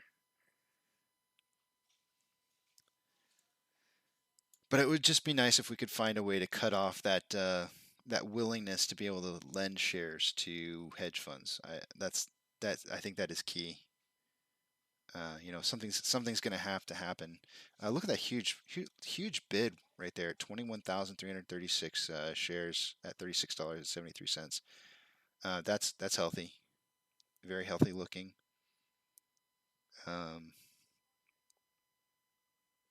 We've tested this level, I want to say 3 times. I mean, this is a little bit lower than the previous two, but I want to say we've tested this level about 3 times now, and possibly heading back for a 4th.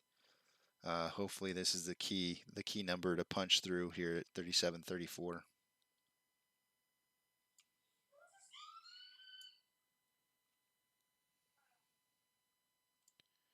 And I did draw this wedge, which is a bullish wedge, and we're traveling up it quite nicely. Inflow versus outflow. We currently have 457 inflow versus an outflow of 401. So we do have some positive movement there. 48 million shares traded for the day at 10 o'clock, so an hour and a half into trading. That's pretty nice. That's actually really decent numbers.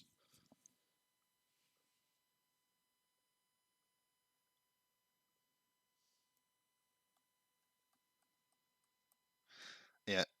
All right. So I'm going to counterpoint, Duncan. I'm going to counterpoint that. This is the counterpoint to that. And I'm not saying that I agree with the 700,000 either. But hear me out on this. The institutional investors do have a large amount of shares, but they don't have as many as you would think. The retail investors own way more shares than they do.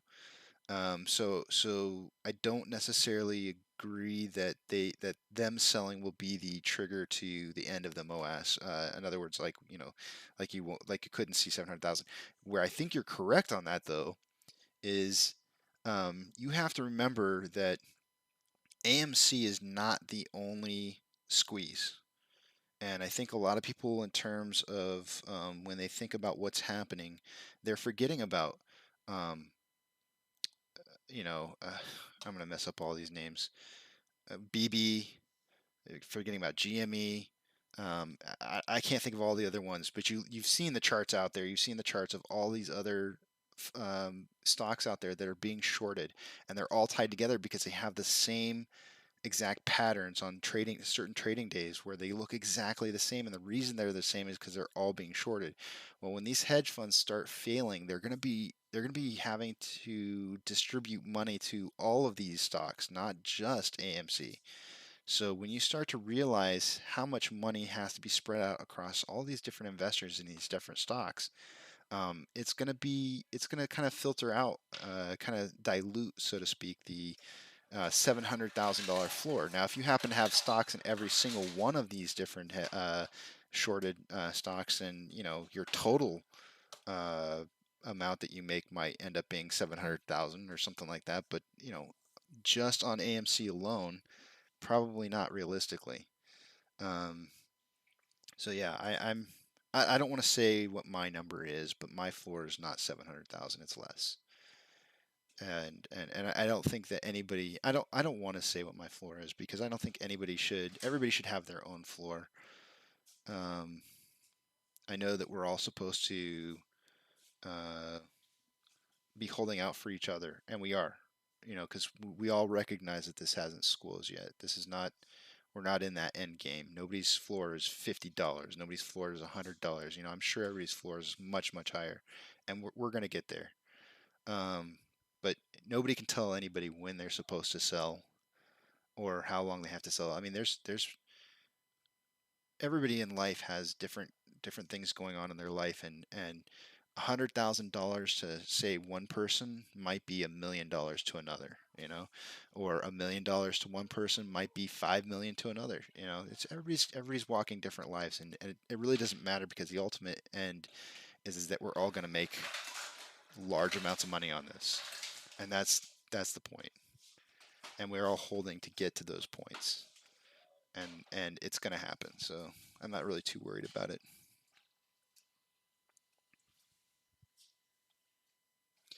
So the one thing you do have to remember, though, um, let's just pull up my model from GME, because again, I felt like this was really important to talk about, and see, because what are your limitations, right? So let me hide some of my stuff here so you can see this a little bit better. So these are dates over here, that signify when the price was going up and whatnot, right? And this is one of the things when I was doing this model and just trying to create like an idea of what was I going to expect when this stock had a squeeze, and how would I be able to know when there was a top. On 122, GME hit $76.73. It was 112% gain from the previous low on 120, which was 36.06. These values right here. It dropped from 76.73 down to 54.47 the same day, and then 2 days later increased up to $136. And then this was where it got foggy for me, because I can hold, we just held through a $76 down to 54 less. We're down to 36 now. So I've held through that. This is the problem. You get up to $136, right? And in the same day you watch it drop to $65. And I looked at that, right? I looked at this like many months ago. I looked at this back in February, and I was like, how am I going to figure this out? Because I just, we watched it drop from 136 to $65. At some point in there, that's a 52.2% drop in price. At some point in there, you're going to start thinking to yourself, like, is this it? Are we done? And so how do you truly know where the top is? And so I started looking at that, and the same day it drives back up to $159.18, the same exact day, and then that same day it drops back down to 61.13. But 2 days later, it ends up hitting the high of 514.50. So you're going to have to ask yourself, at what point are you willing to stop? Because the biggest drop in price, I'll show that to you, was right here on 128. They had a 76.8% drop in price, where it went from 482 down to 112. But this is very same day drove back up to 321. So this is why I'm tracking AMC. And if you look at this heat map of the values that are happening here and the ups and downs, you can start to formulate a little bit of a idea where the hump's at, right? And so I'm tracking this. Let me pull it up real quick for you. I'm tracking this on AMC to kind of see where we're at on AMC so I can identify what that's going to look like for us. And I'll show you. I'm tracking the same exact way that I tracked the model on GME. So I started tracking ours in May. I had actually done the model for GME before I started tracking, well before I started tracking. But this is in May. This is about when I started feeling like we had kind of hit that point where I needed to start tracking. But this is a heat map, and we went up, and we hit this like these really high low points. Yeah, that's absolutely right.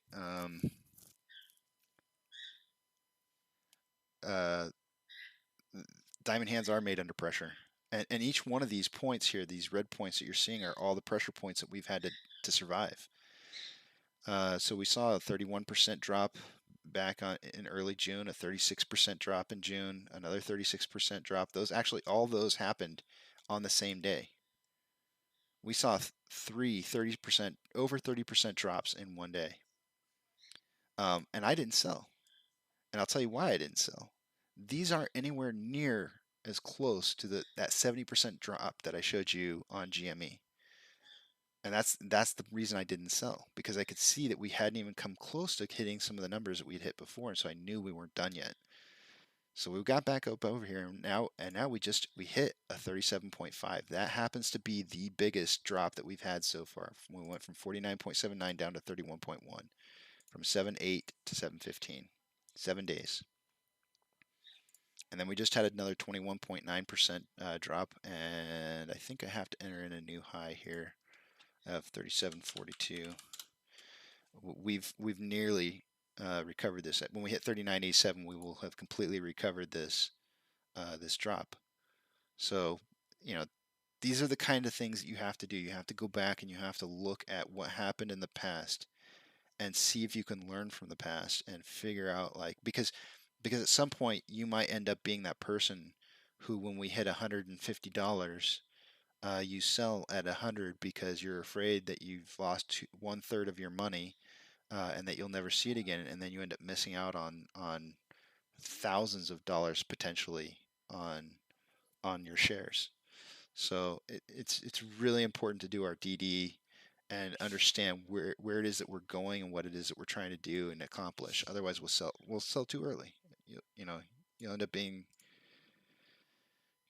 that paper hands. So, and you don't want to be that. I don't want to be that. That's for sure. I stand to make a lot of money if I'm not a paper hand. So, but do your DD. I can't tell you where the top is, and I can tell you when I think there's a top, but I might be wrong. So that's why it's really important to do your own DD. I haven't read all of your message. Let me make sure I read them all here. Yeah, your floor's still high. I'm sure we all are. I think we all have high floors.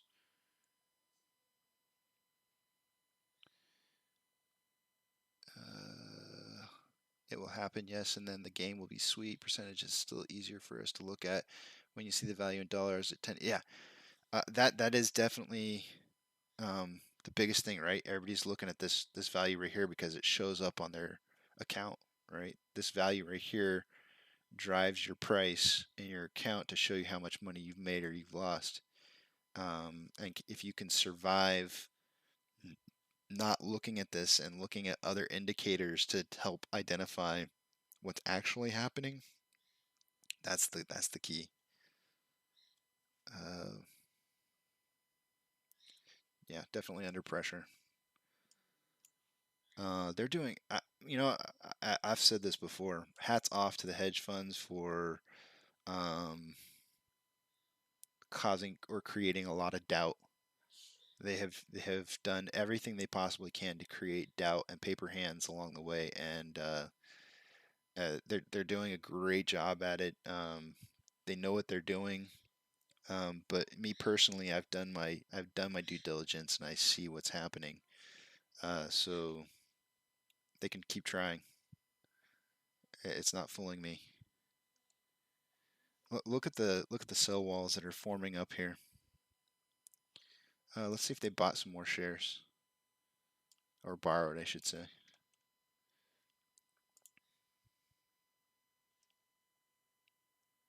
Doesn't appear that they've borrowed any more shares. Let's look to see what they've done with the option chain.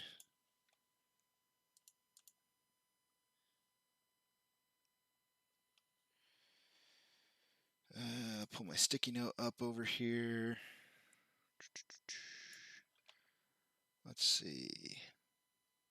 $36 strike price still seems to be the biggest one at 11.2, so they've doubled down on it.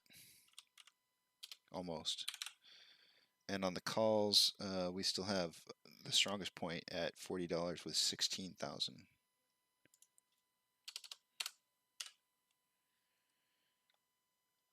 Okay. I'm going to be way off on this today. And I'll take it. I'm going to be way off on my price probably too. I know the day's not over yet, but let's check out the shares borrowed, see if that's changed at all.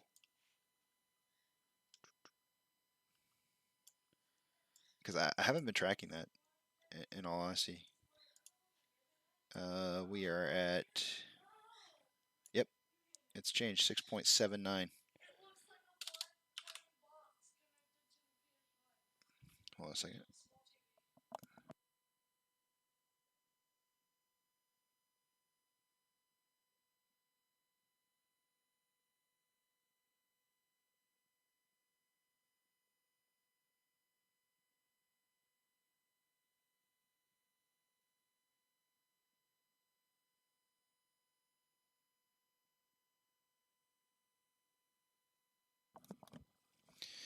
Okay, so they have borrowed more shares.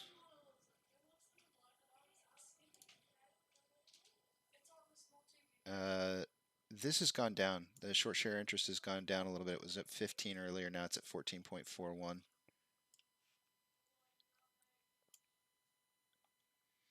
Still traversing up this wedge. We did indeed. 1, 2, 3. This is almost a touch point. 3, 4, 5 touch points, and still unable to break past that $37.34 range.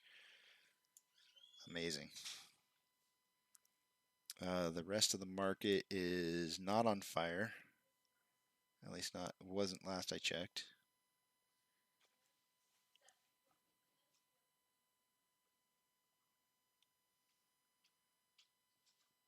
Let's see what this value changes to.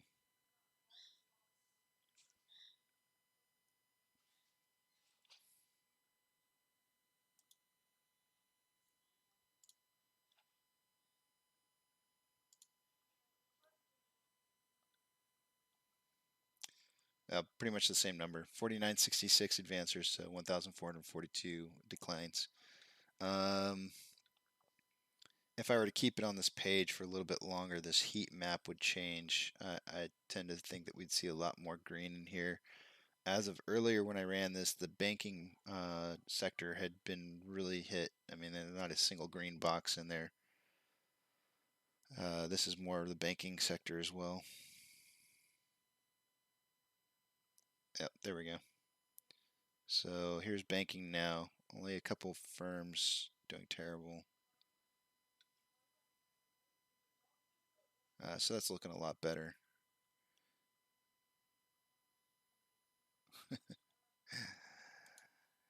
I had to check it. I had to check it just because that guy came in there and said it this morning.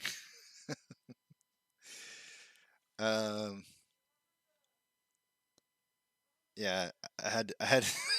So, for those of you who are watching, we had my first ever shill bot come in here and advertise for Google, talking about some merger, some kind of I can't remember what it was, but they said something and I just looking at the market here, I had to just check it really quick just to see if they were see, see what they were saying. It's only up 1%. You made more money today in AMC.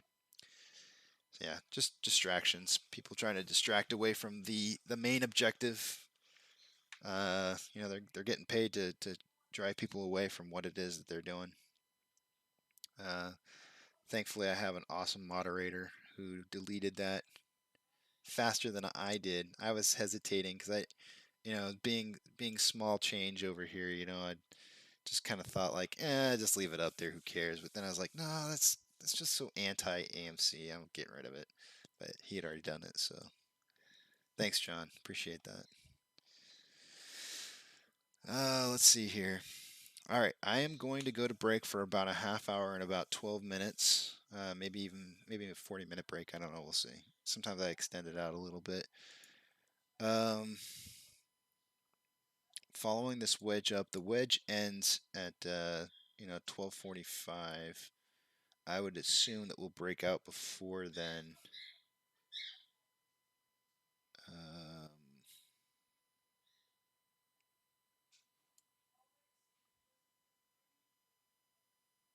I'm not sure where.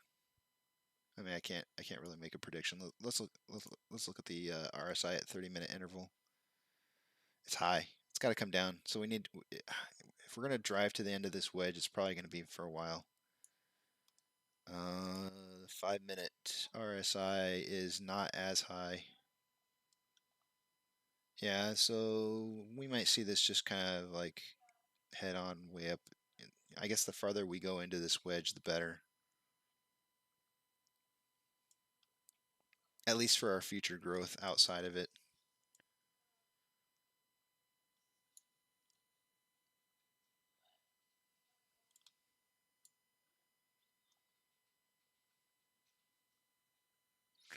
It's really interesting to me with our negative beta to the rest of the market that we're still increasing in value, which makes me super bullish for tomorrow. I know today I was bearish. It wasn't doubt really. It's not that I don't believe in the stock. It was more having to do with our low volume that we had pre-market. It was super low, guys. I can't even stress enough to you how low our pre-market volume was, and I'm starting to have the conclusion that maybe it was just maybe there wasn't enough hedge fund activity happening that caused the volume to increase. There was maybe just enough buying power to have it be where it was at, because as soon as the market opened up, it definitely changed. Here we are going into 2 hours. Almost 2 hours into this, and we're at 54 million. If we were to keep this up, I guess I would probably put us, and we are on a downtrend. Like if you look at the volume since open, we're definitely decreasing over time, and we're currently at. I'm going to make a new prediction, but I'm not going to change what I put for the day. But I'm just going to try and guess where we're going to close at instead. We are dropping under 250,000 shares traded per minute, which is kind of like a good target to hold.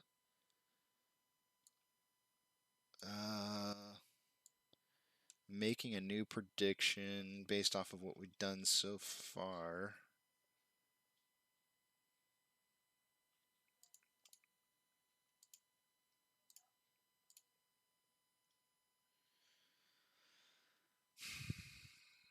Maybe 120 to 150.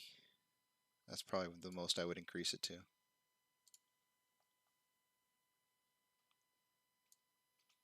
So we're testing this level of resistance again. A little bit more luck this time than we've had in the past. Let's kind of zoom in on this a little.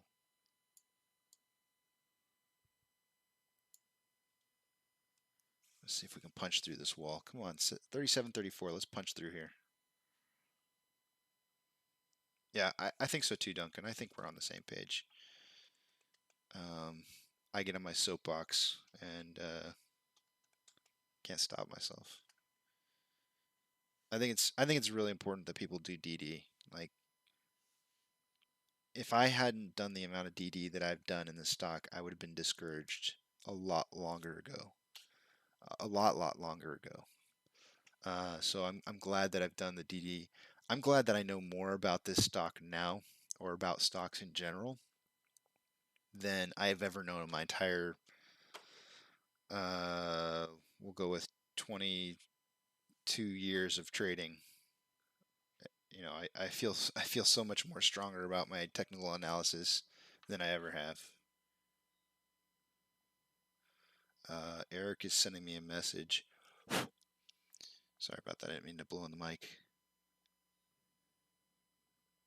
What is this he's looking at?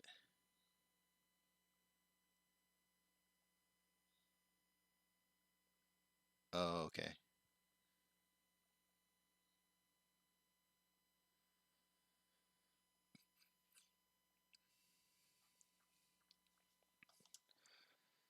Okay, so we managed to break through on the wedge. We haven't completely broken out. The candlestick's still kind of partially in, partially up. We're definitely testing this 37, 34 range. We're breaking out of it. We're actually past 39 even. We're up higher than that. We're up here.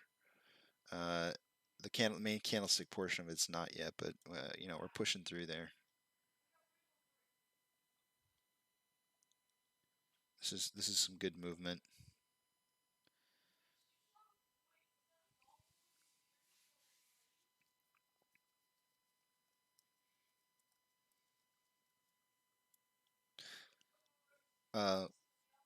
Duncan, if you're still watching, do you mind disclosing who you trade through? I'm just kind of curious. Like, I know there's a lot of different overseas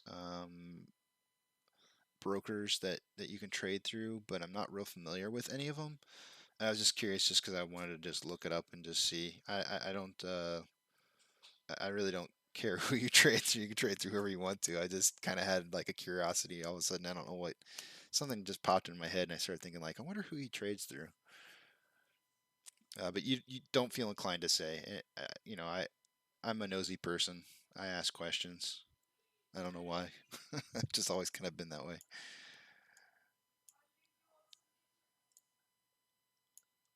Let's see. Price is moving up quite nicely. Nordnet and Saxo. Yeah, see, I've never even heard of them before. I was just kind of curious. I'm not even gonna look it up or anything. I've heard a lot of different names, and I've seen people on Reddit post questions about like, hey, when you're trading through this, you know, these brokers in Europe, can we do this, that? Or I was just curious. Let's see here.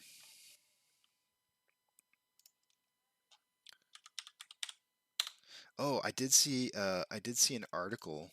Where was that? I saw an article that was talking about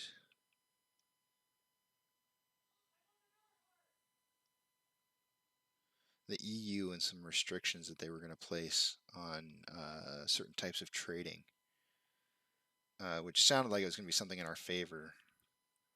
But I didn't. I saw it and then I went to go do something else, ADD, and got distracted and never found it again. So I'm looking for it right now. I don't know if I'll be able to find it real quickly or not, but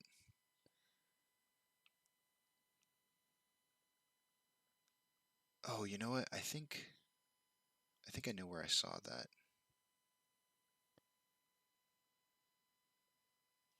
Was it here? I think it might have just been general news that I saw.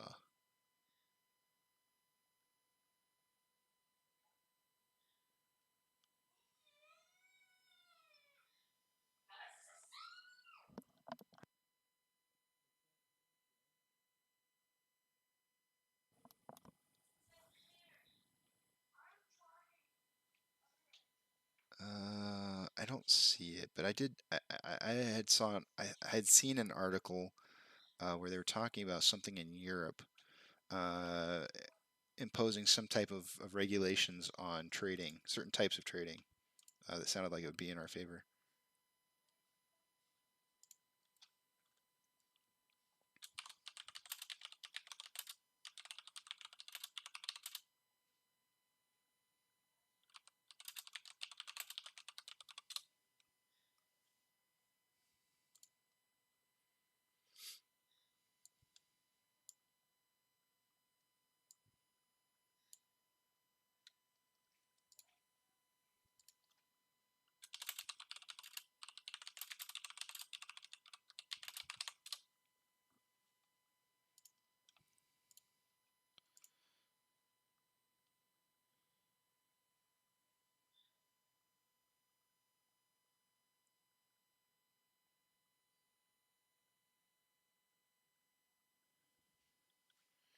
Oh, they do reporting to the IRS for you. Well, that's how nice of them to report to the IRS. You know, I never even really considered that. Like, if you're making money on the American market, I would think that since you're trading overseas, that you would be exempt. But of course, the American government's going to want some kind of cut from you making money off of them, meaning the American market. But yeah, that's interesting. I wonder if you're I wonder if the amount that you have to claim to the IRS is a higher amount due to the fact that you're trading from overseas. I bet it is. That would really stink. Ugh, I'm sorry, man. If only we knew all the ins and outs of being able to get around that kind of stuff. You know, like putting our money in the Grand Cayman Islands like the hedge funds do. Routing it somehow. All right, I'm gonna go ahead and delete this wedge. We broke out of the wedge for sure. That is a nice breakout from that wedge.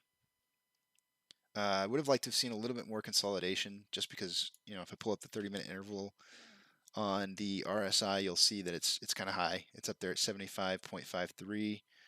On the 5-minute interval, it is at 66.85, which is again a little bit high. That still has a little room to move up.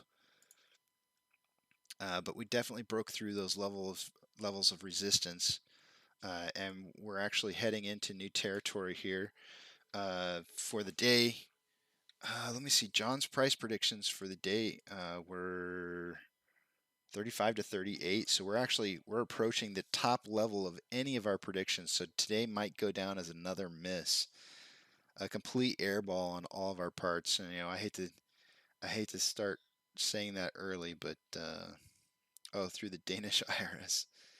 Yeah. Either way, the fact that they report it for you, I guess that is nice. It is nice to have them report for you, because then you don't have to worry about it.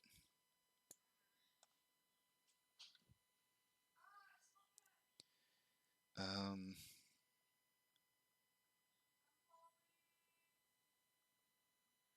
yeah, I hate double taxation.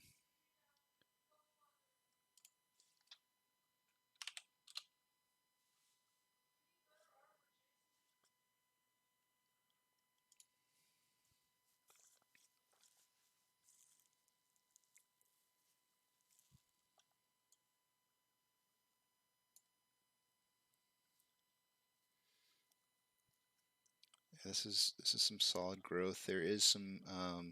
This is not uncontrolled um, buying. There is resistance in here built in at starting at about $37.89. Which we're pretty much at right now. So there's some kind of level of resistance right here at about 37.90.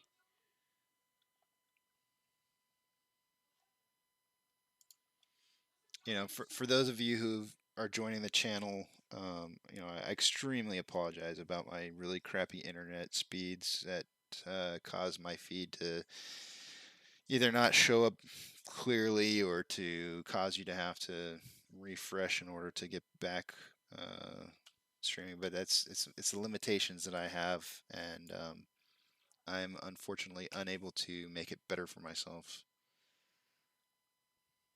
I have the fastest internet that I can get in my neighborhood.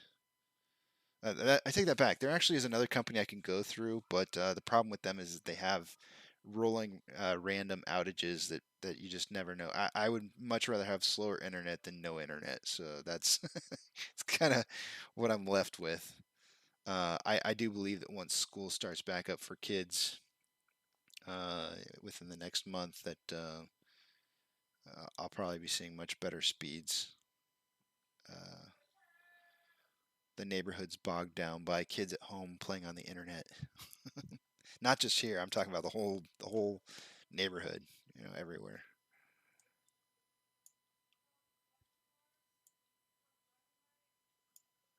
There's no there's there is PFOF on internet speeds, but I'm at the highest level.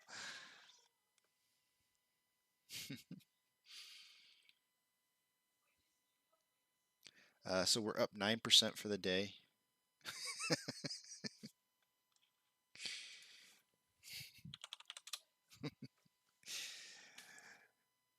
9% for the day. I'm not going to touch that. I'm not going to touch that.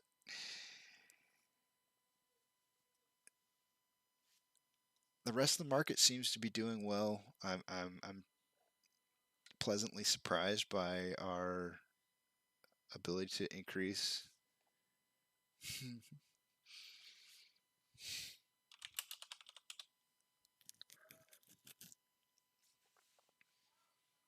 uh, I'm I'm extremely pleased to see our price increase today with the rest of the market doing as well as it's doing.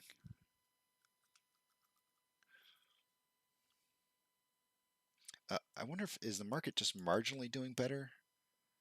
No, it's on a definite rebound from yesterday, that's for sure. So yeah, I don't know what to make of that.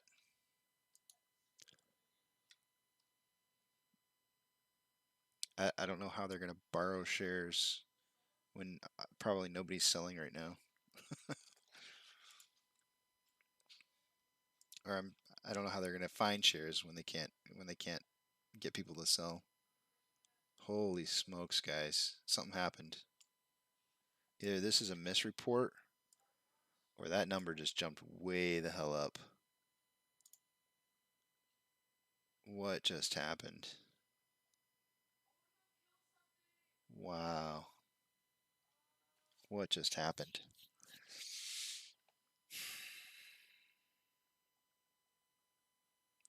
I don't know if that's I don't know if that's a good thing or a bad thing.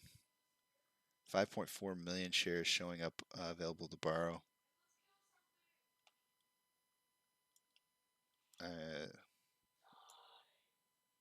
Again, I feel like this is more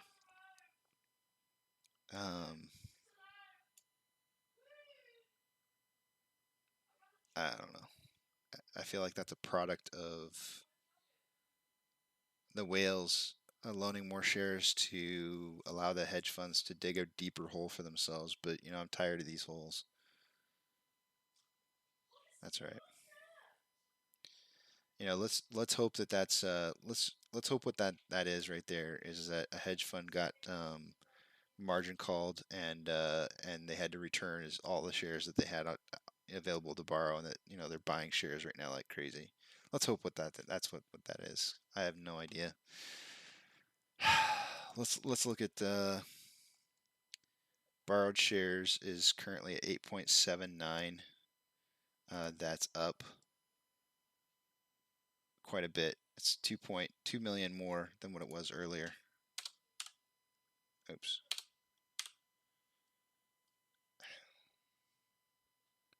I really don't know what to make of this. I wish I was a better analyst for you guys. Because when I see numbers like that pop up, I go like, oh, I hope that's just, let's just hope, I hope that's an error in reporting.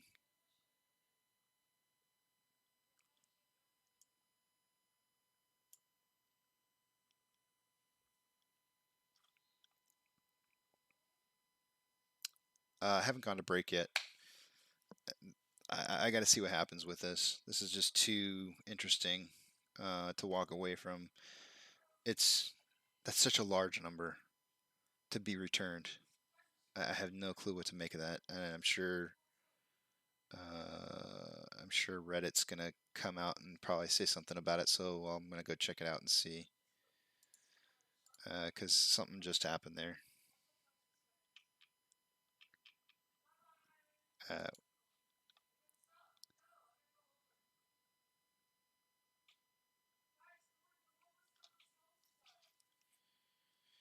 Okay, so somebody just posted, if I was going to close big short positions, I'd probably dump all unused shares first before the price runs up. Yeah, I guess I could see that. I mean, I sound like I'm negative right now, and it's just because the idea that they can borrow that many shares uh, seems a little depressing because I know what they do with those borrowed shares. It's the shares they printed this morning. All those ETFs are generated by iShare. They probably have them to cover their failure to delivers. You know, that's kind of what I'm thinking along the lines of too. You know, those are the shares they're going to use to cover the failure delivers. If they do, I believe that's has to show up as a positive increase on the market, though. I'm not positive on that, but I think that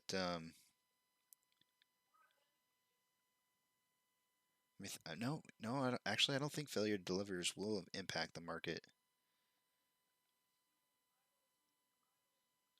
It's just going to give people shares. Probably have them to cover their failure to delivers, but you know, but they're getting them from someplace.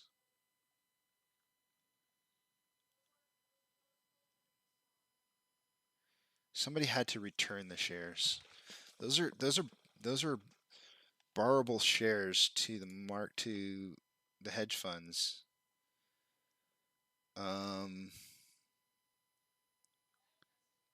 It's almost like somebody had closed out a position. Maybe they had shares that they sold off, or they were liquidated. That could explain why the price is shooting up.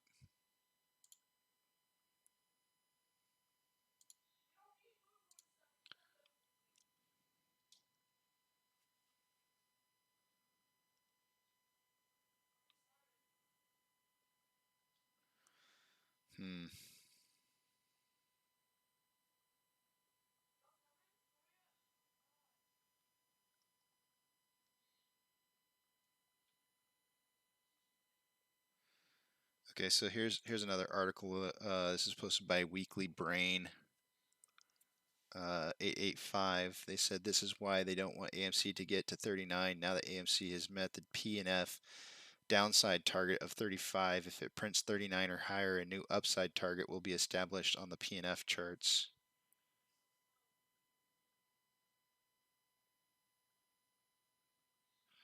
Now, if we hit 40, if we hit 40, there's going to be a lot of people with call options that are going to be extremely happy. Let's take a look at those call options really quick, guys, because we do notice that there's a test and a reset in order to what seems like stop the market from increasing in value. And I'm not seeing that reset as of yet. So previously our puts were $36 price range. We have 14,000 now instead of 11.2. I would expect to see these disappear here shortly. The $40 strike price of 18, that is up to 18,000 options created. There's gonna be some happy people here, because when we saw them redistribute these earlier this morning, it dropped down to there was still 1,000 there. So I'm pretty sure there's at least 1,000 options out there in retail investors who are going to make out on those call options. You know, provided this is able to drive up and beyond that value.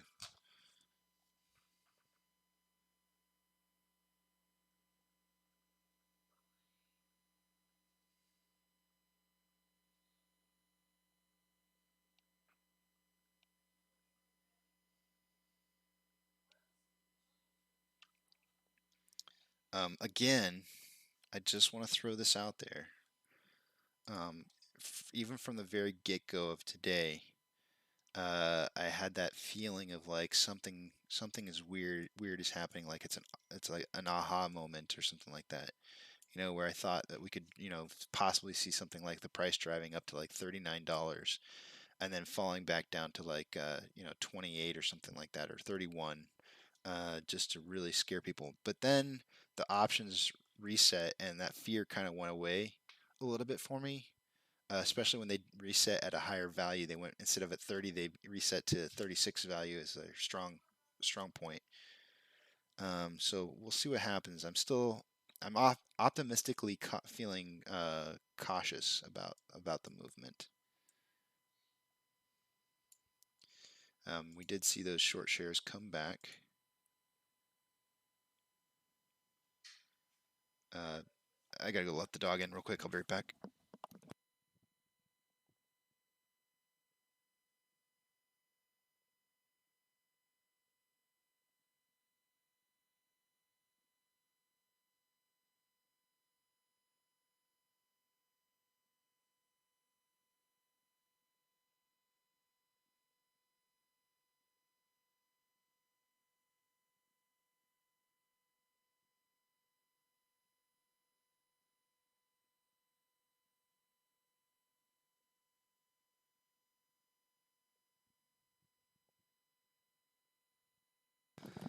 My cooling blanket's getting hot. We're riding the hot seat right now, guys. Let's see here.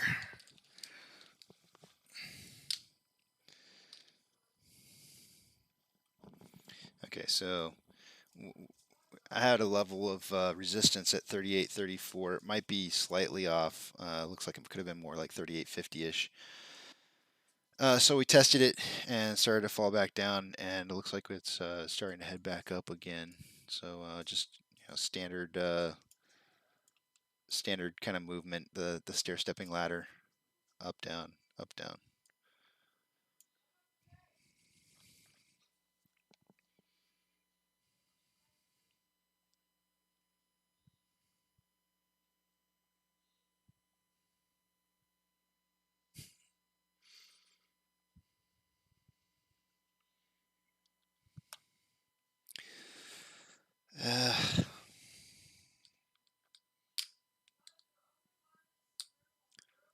Cautiously optimistic.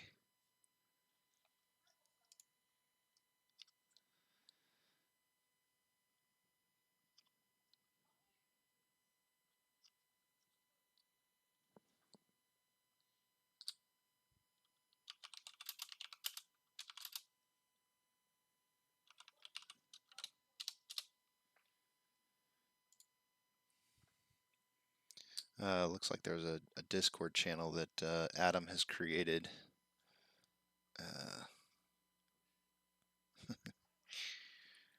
Eric's texting me. He says this is a Dookie Green Day. He said I have permission to use that.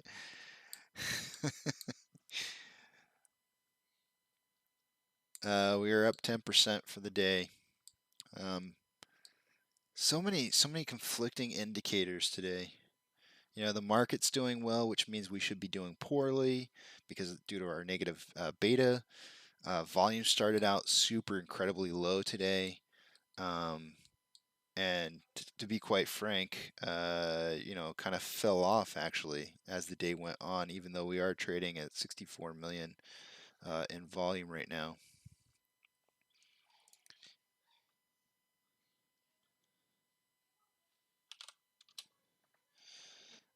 Let's see. I'm being invited to a Discord. Let me get my Discord up and running. Actually, you know what? I'm probably just going to do it on my phone. It's probably easier that way. Don't have a lot of background stuff going on, and the phone can work off of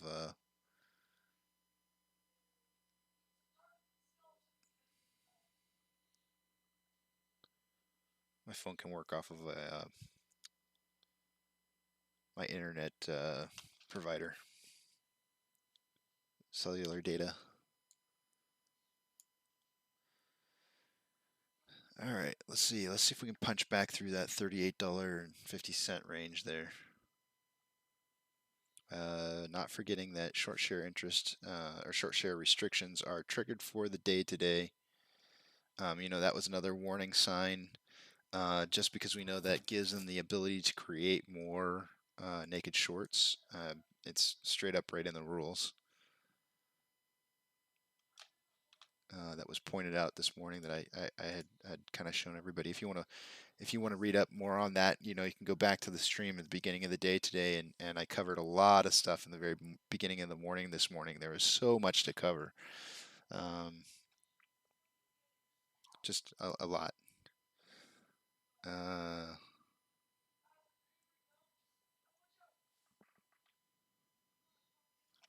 Okay.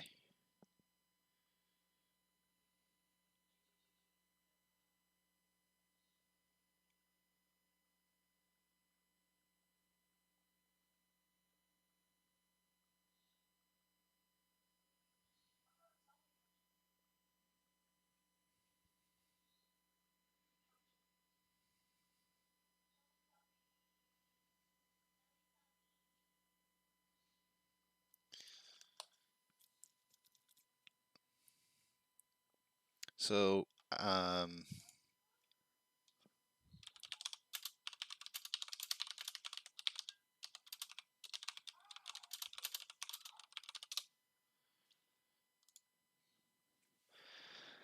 okay, so we're testing that new level of resistance. GME is up 5.3% for the day. Cinemark is up for the. Everybody's up for the day. So many, just so many conflicting indicators. We've got a 20,000 share sell wall at 38.42. So we're going to have to try and drive past that. That's that level of resistance that we're going to have. Let's look at inflow versus outflow real quick. I want to see if that's changed a whole lot. We weren't up a whole bunch before. 636 over 542, so almost 100 over.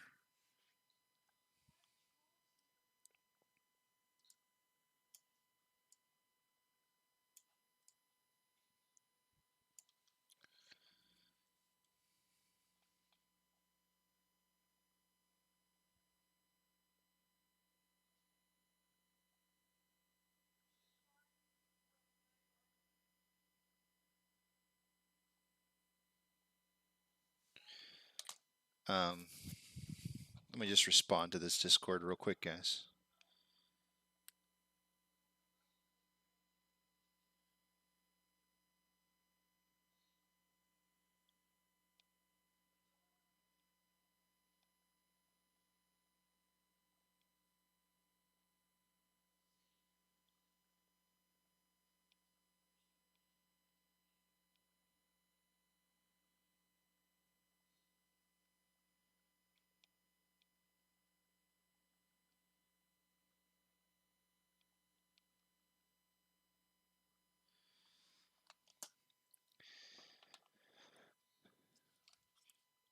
You know, so what are some of the things that's going to happen here?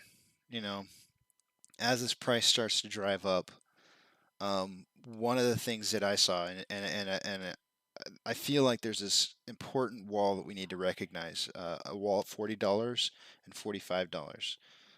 The hedge funds found in the last couple weeks that there was a sweet spot on this stock where investors weren't really encouraged to buy at that range. If FOMO picks up, and the buying pressure continues to remain, and this continues to drive up at a good pace, I think what we could end up seeing is driving past that 40-45 mark. If it doesn't hold up, we could stall out kind of in that range.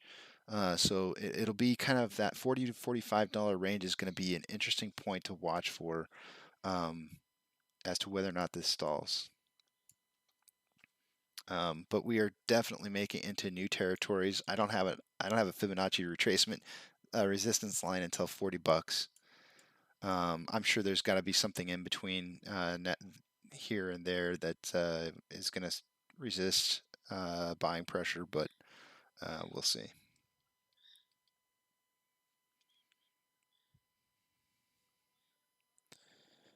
But watch out for a good time. I mean, let's ride this. Let's be happy. You know, this is good. See, it's a good thing to see happening to our stock. I can't help but, after some of the losses that we've had as of recently, to not be optimistically cautious. 38.72. I'm just kind of recording this value to see where we're at. Yeah, we're getting awfully close to a rebound If you'll remember, back on 7/15 we were at 39.87. So you know, we're getting pretty close to back to that value. I feel like everything I say could jinx everything. I shouldn't feel like this. I should feel good. I'm just going back in to see what the flow, inflow versus outflow is. Yeah, it's looking pretty good.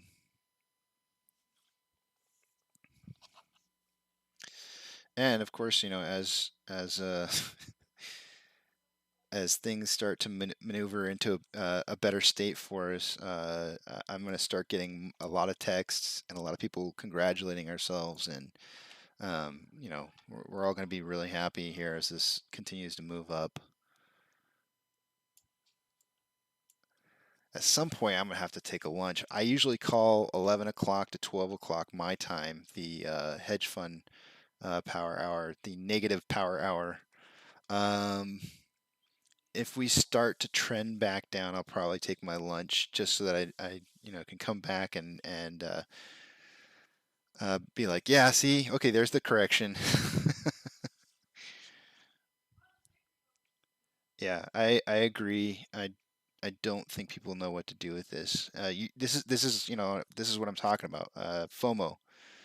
You're gonna get people who are seeing the price increase like this, and they're gonna be like, "Holy crap! I got to get in on this. If I don't get on this, and it's gonna start spreading like wildfire."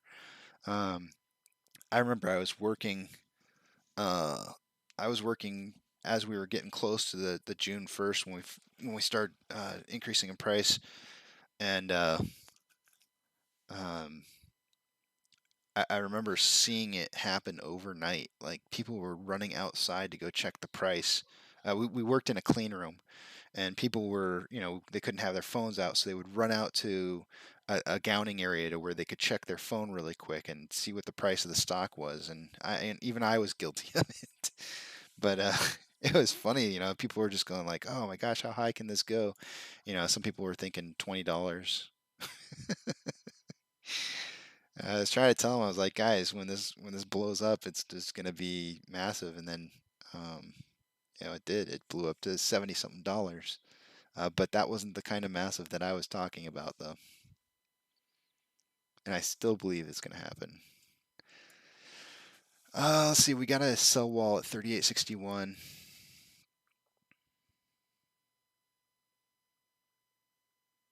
About a 4,000. I'm just anticipating watching those shares disappear on the available shares to borrow. I'm just like, I'm expecting to see those just like disappear or something. Like, how long is it going to stay like that for? Available, let's see, the borrowed shares is currently at 9.01, so they're going up even more. A lot of shares borrowed. I wish I had been tracking this like on the daily. If they're borrowing more shares, but they're not showing disappearing from. Uh, how's it going, Chris? Welcome to the channel. If they're borrowing more shares, if they're at a 9 million shares borrowed for the day to day, but the shares are being returned to the available to borrow section, I'm not sure where they're getting these shares from. It'll be interesting to see when the dust settles if we can figure that out. Because that's such a large number of shares returned. I'm almost willing to put money down that says that there may have been a margin call on somebody and they had to return shares borrowed, and that could be the price. That could be the reason why we're seeing the price increase in the first place. So let's think about that for a second, right? Like what happened? Let's say we're doing our normal stuff throughout the day to day, right? It's just kind of moving along, and then somebody gets a margin call and they're like, okay, well you're gonna have to trade back in shares. So they end up trading back in shares. They buy shares from wherever it is that they have to buy shares from, and that's this price hike that we're seeing. And then mixed in along with this price hike comes the FOMO, right? So you have the first part of the launch would be, them covering their positions, and then the next part of it is, retail investors coming in and buying more shares because their failure, the fear of missing out. They don't want to miss this. We started out the day at $35, and now we're already up 12%.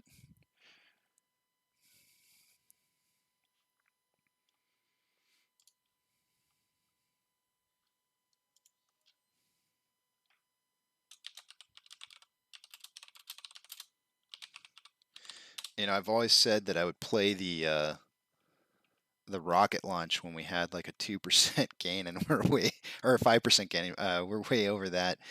But I feel like the rocket launch really needs to be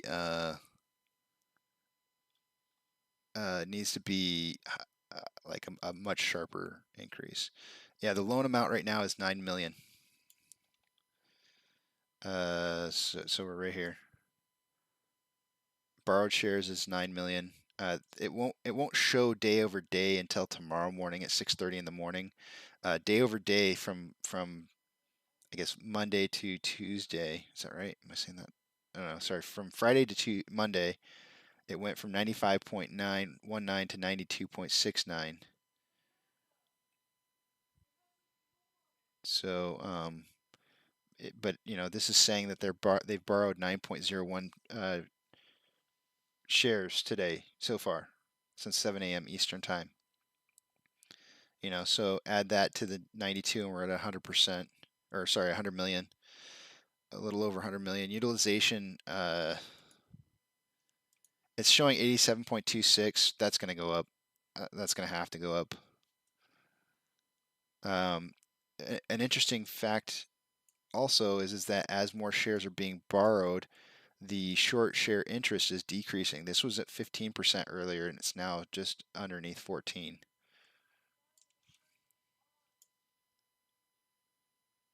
Holy moly. There's our takeoff. This is more of the increase that I was kind of talking about.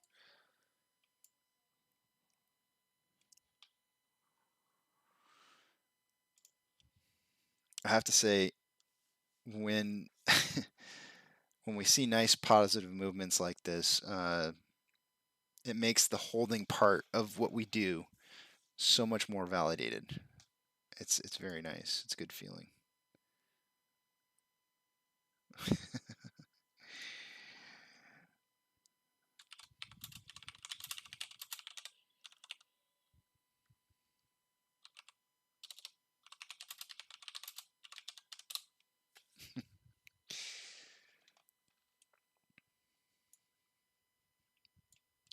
But let's not forget. I want to remind everybody.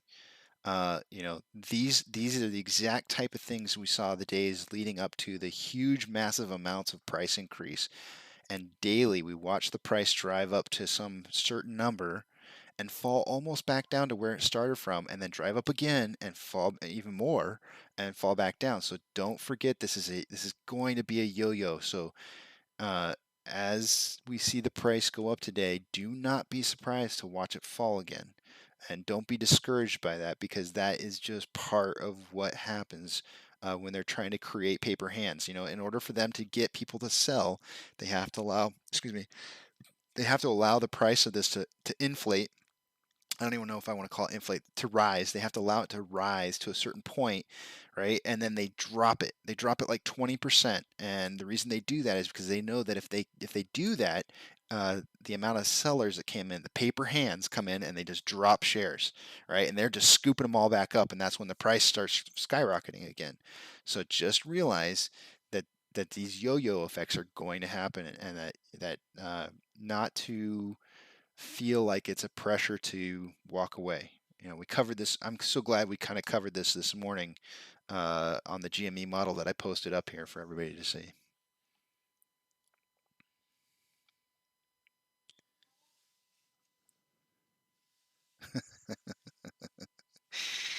I don't know if we're going to want to see that, Chris.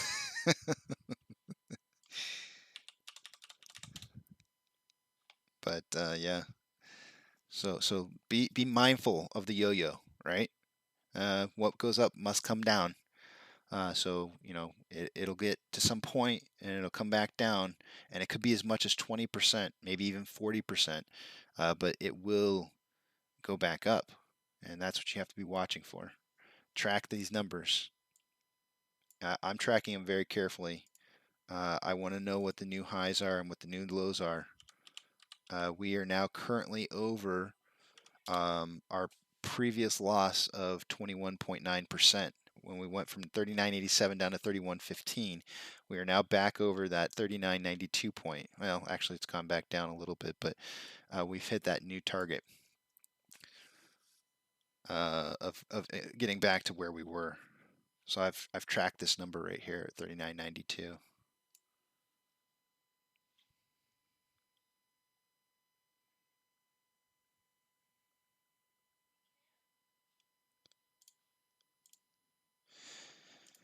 Well, I'm sure Reddit's lit right now.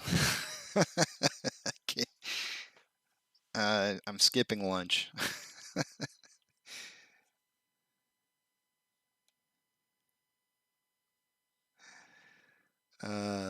There's 2 rockets today, Blue Origins and Silverback Apes.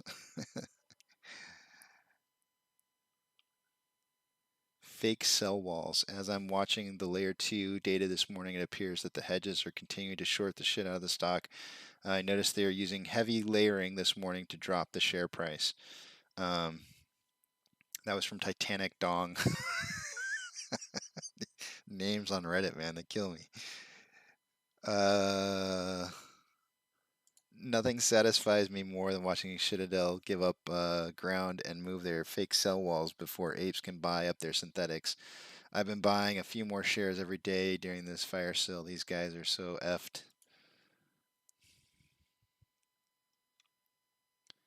Yeah, so somebody posted here. Here it is right here.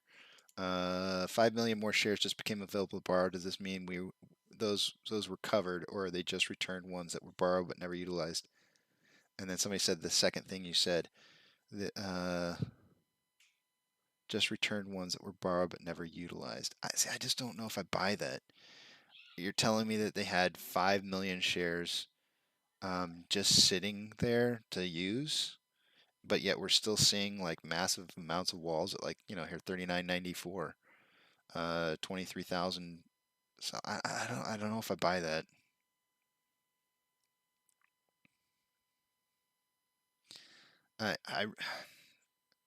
I think when the dust settles, we're going to find out that somebody closed a position.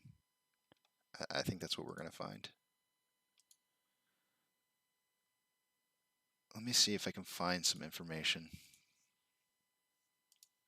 And hopefully you guys are looking for stuff too.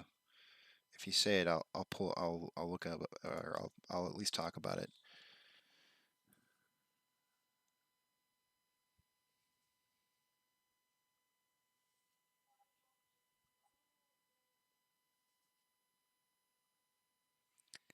I mean, what Akira is saying is kind of what I tend to believe is happening, is that they're covering their failure to delivers. But at the same time, if they're covering their failure to delivers, then they wouldn't be showing up as the shares available to borrow. Like, those wouldn't be returning unless they borrow the share.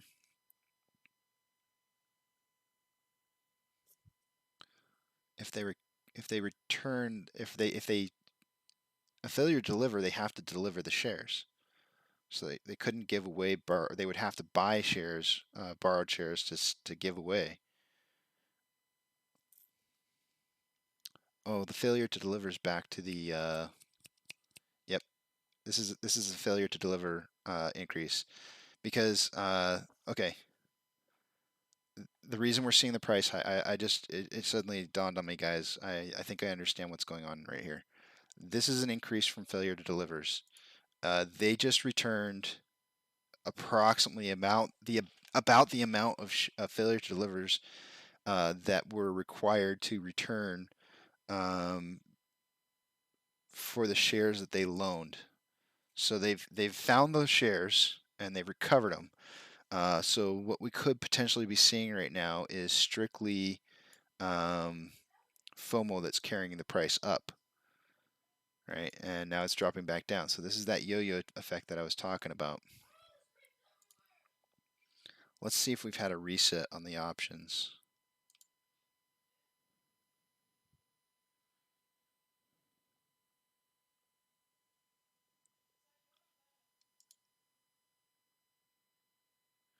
No reset on the options.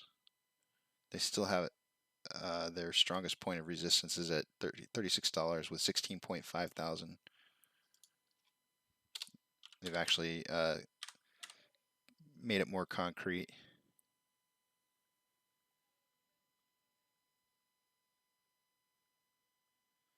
The $40 call options sold off some of theirs. Some of the positions, we were 18,000. No, I take that back. There's more at 40. There's 20. I kept reading the wrong line. There's 25.7 thousand options available at $40. Here, I'll just pull it up. So this value right here increased from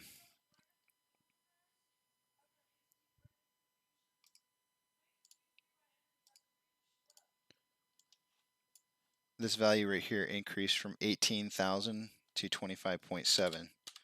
So there's a lot of long positions believing that this can continue to stay or maintain or get higher or go higher than $40. Whereas the short positions they added about 2,000 or 1,500 to the puts at 16.5.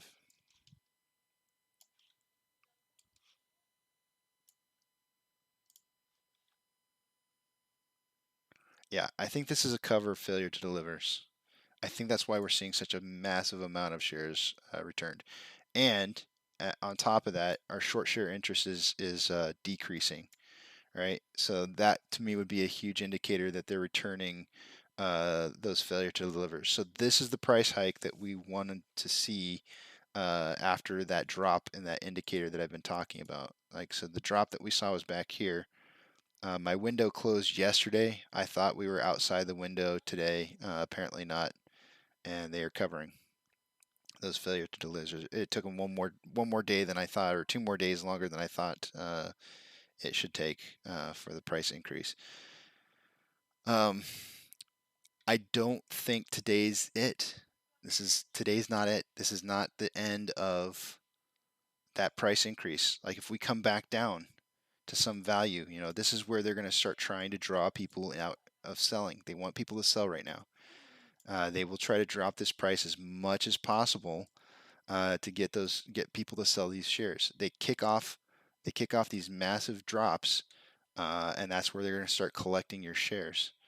These are to cover some of their naked short positions that they've had from the past. So don't be fooled into thinking that this is by any means over.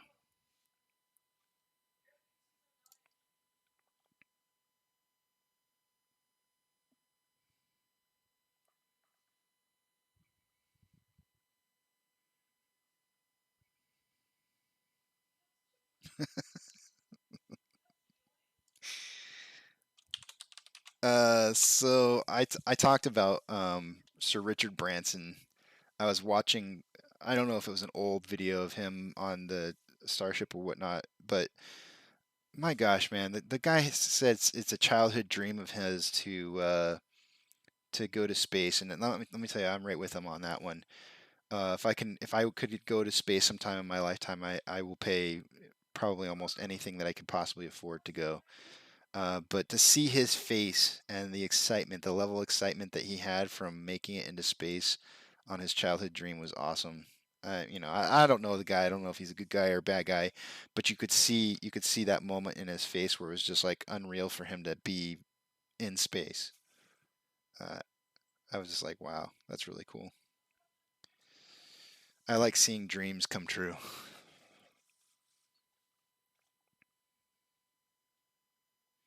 Yeah, I think we're covering failure delivers here.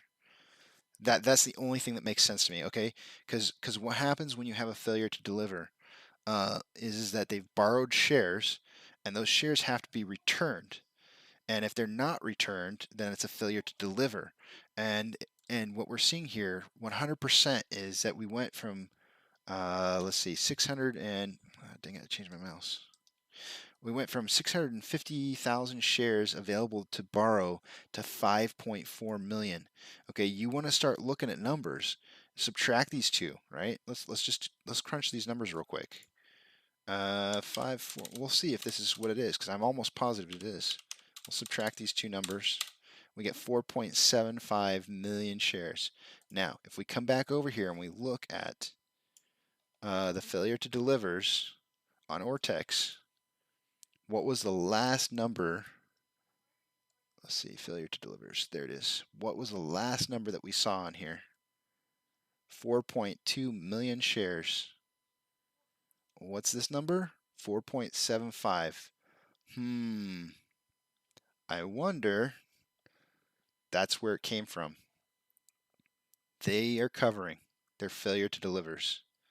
And that's exactly what we said was going to be the cause for the next price increase. Now the trick is how far up is this going to take us?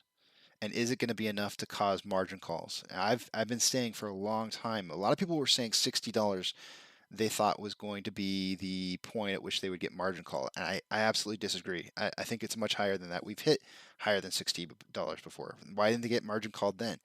The margin calls, I think, are going to be, based on my calculations, are going to be somewhere between $90 and $95. If this motion can put us up into that range, that's where things really get interesting. If you think it's looking like it's cooking now, you wait till we get to those levels and those kind of things or events start taking place. You're going to start watching this green market that we have today absolutely just turn into this like red nightmare of all nightmares. And right now it's advancing. So we're just seeing failure to delivers increasing right now, or being returned right now. That's it.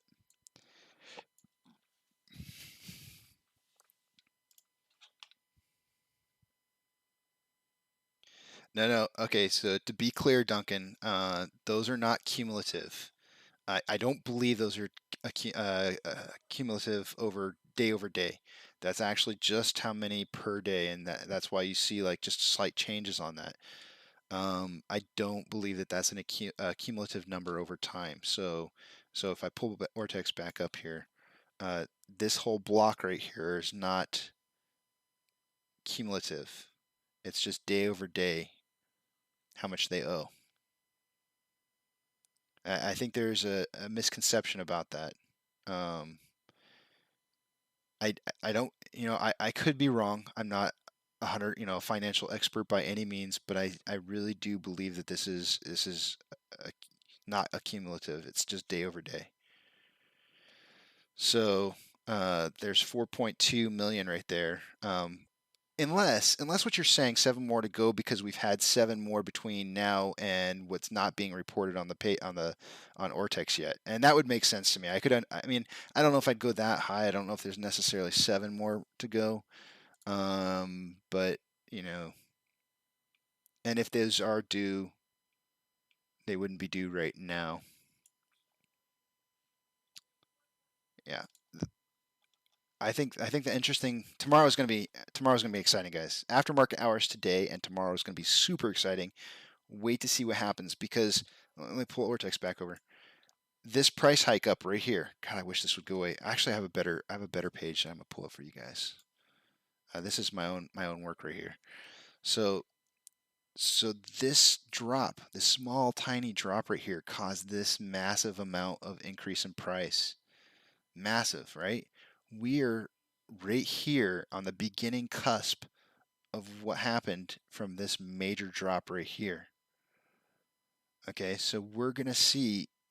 I think we're gonna see this massive price increase that we still have to come in the next few days. So the next few days are just going to be absolutely amazing. And then we'll see it fall off again. But there's going to be, like, if you were an option buyer, I'm not a financial analyst. I am not providing any information. If I had more money right now, I would be buying options on much higher prices right now. I would be buying options in maybe for next week, not this week, I'd be buying options for probably like $80. No, lower than that. I don't know. I'm not looking at the options. Let's see what the options are trading at here.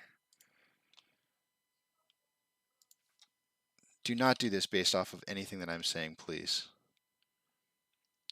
If I had money,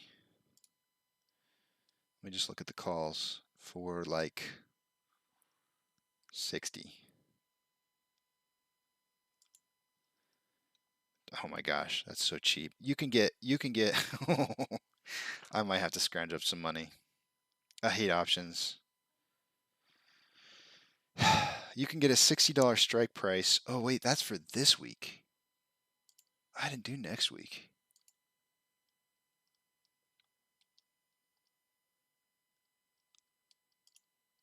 Okay, that's a bit higher. $60 call options for this week are still pretty cheap. Next week's are at $97 an option. That's a little bit higher. You know, you're talking a pretty hefty range there. But as you know, I'll drag this over and show you guys. Let me just finish it out here. You know, if you were to buy, as an example, one option at $97, with the stock price at $39.23, a price per option $97. That's kind of in the mid range. It could be 97 cents per. It could be like well, let's just pick the highest one.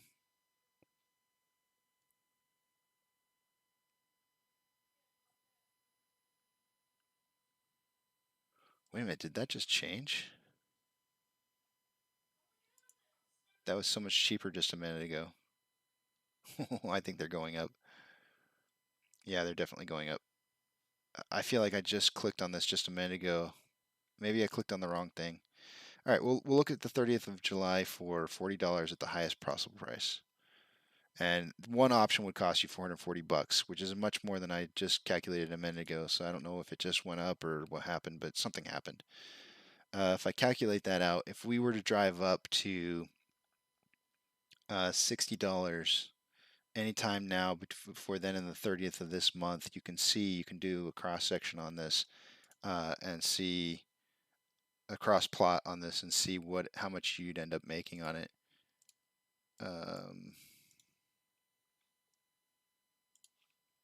You know, so if we drove up to that 90 range that I was talking about, you'd end up making like $4,500, which in my mind really isn't. To me, it's not really worth it, right? Because if you were to buy two options, it's not even really enough to buy like exercise options on one and still have cash left over to buy the other. You know, it'd be just enough money probably, but I don't know. Yeah, you'd walk away with like 100 shares. You'd basically be paying $800 for 100 shares, $880 for 100 shares, and then walking away with $100 in your pocket or something like that, which is about the eight. Wait, is that right? $8 per share? Oh, I'm doing this backwards. No, it's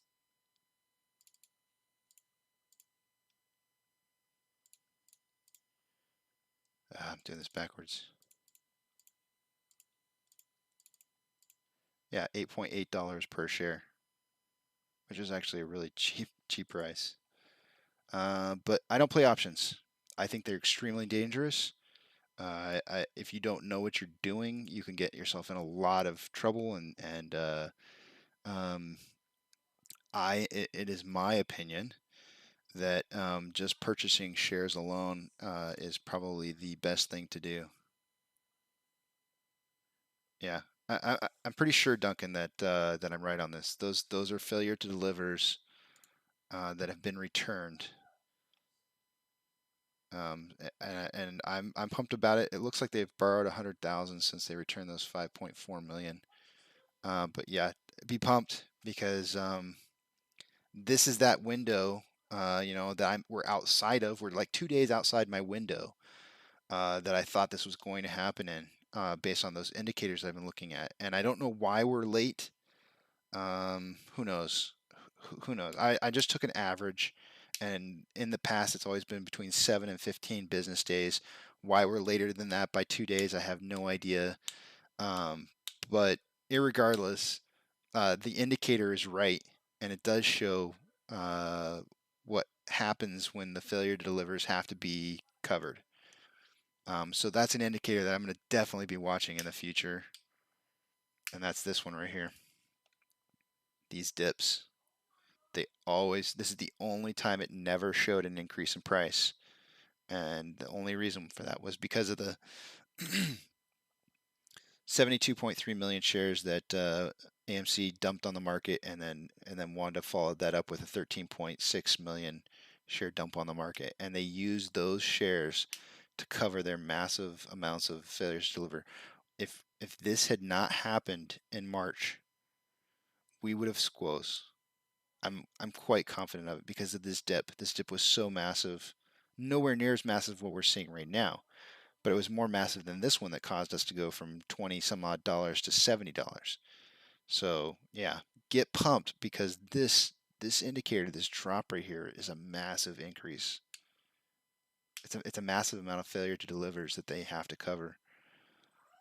So we should be seeing a pretty hefty hike over the next few days. Now, I did not monitor this the last time this happened. So this is the first time I'm getting to monitor it live as it happens. So I don't know if this is how it transpired, where they covered all of them all in one fell swoop, or if it was something that they did over a period of time. So I don't know how that's going to play out on the price. But I expect, since what we've seen in the past is that the price drives up over time, and so does volume, that's what we should be seeing happening now. So we'll keep an eye on this for tomorrow and see if that continues to be the case.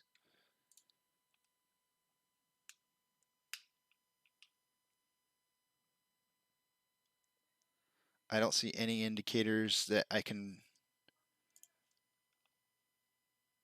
RSI is through the roof, 80.88.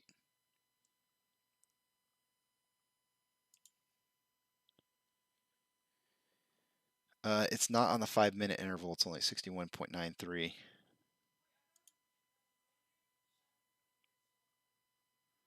This could be a period of consolidation. Possibly. This is probably one of the ugliest looking flagpoles I've ever seen in my life, but this is, you could be looking at something like this. Actually, that looks like a channel. Hold on a second. Let me zoom in on this.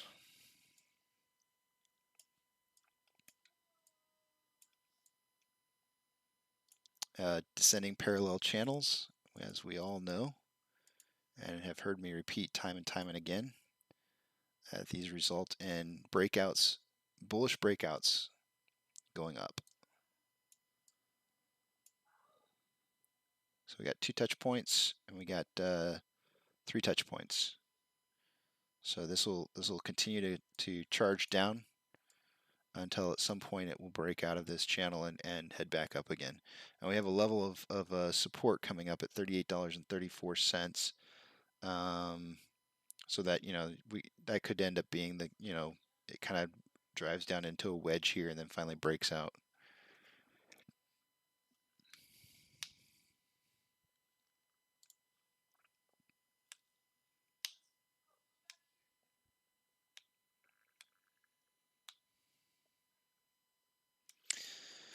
Happy days, guys. Happy days. Boy, I hate to walk away from this right now, but guys got to eat lunch sometime.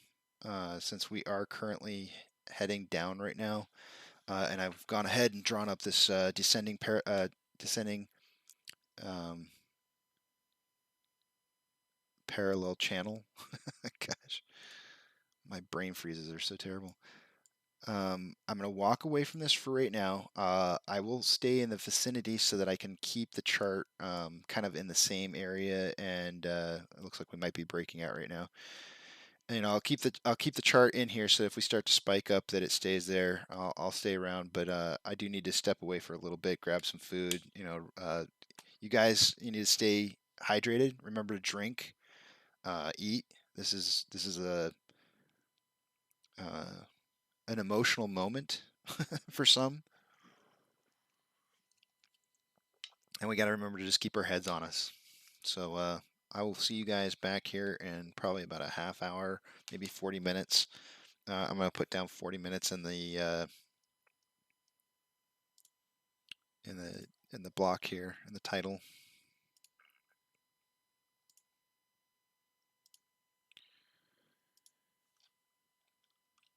Apes stronger together.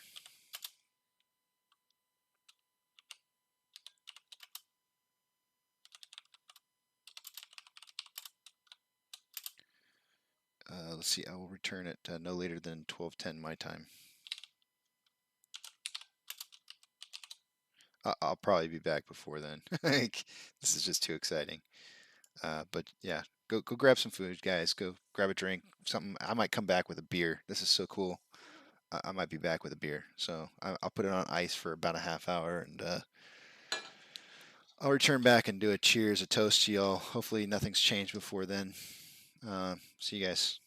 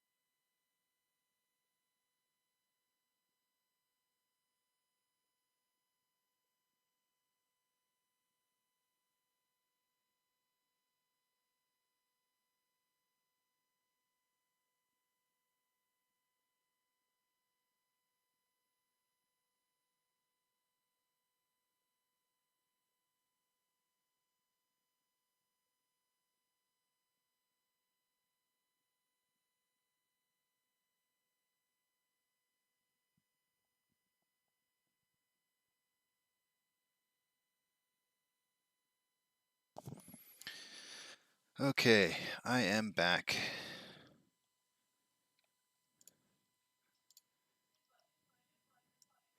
And while I was gone, I noticed a very interesting pattern forming.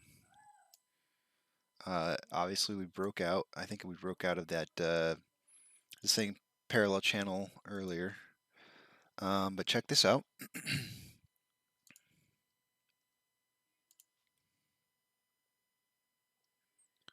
We're gonna go with this right here. I feel like Bob Ross. We're just gonna draw a happy little tree. Bob Ross giving us positive energy. We're channeling our Bob Ross. Yeah, so definitely coming down to a pennant. All right, so if we zoom back out, we can see nice flagpole. You got your pennant forming. Typically, these like to break out going up. This is a bullish flag. And of course, as I say that, this starts to drop in price. Well, let's see what happens. I mean, I could always adjust this out too. We could have our second touch point and maybe extend it out a little.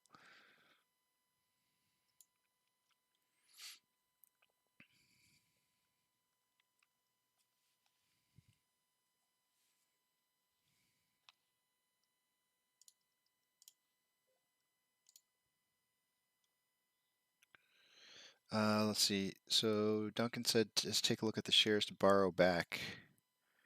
Ooh, my lordy. Yeah, so that's interesting. Pulling it back over. So we had a good hour and 15 minutes that those shares, oh no, I'm sorry, up to 12:48. Hour and a half that those shares were back. Those failure to delivers were covered, but then immediately borrowed right back and to do you know what with this share or with this stock. You can bet your bottom dollar they're going to use those to attack it back down again.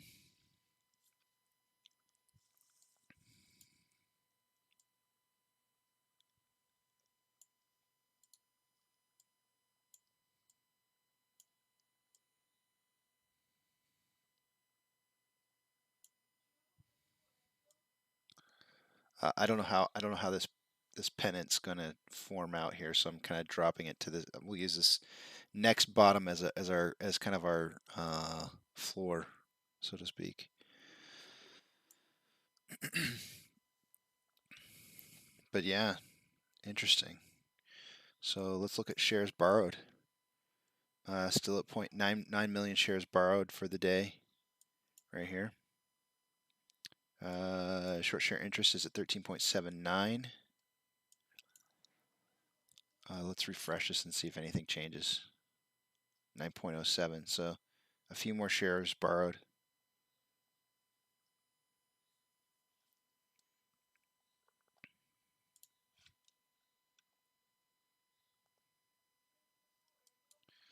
So 9.07 volume, currently at 97 million shares traded. There's our bottom on this thing here. So let's get the second touch point here. Figure out where this thing's going.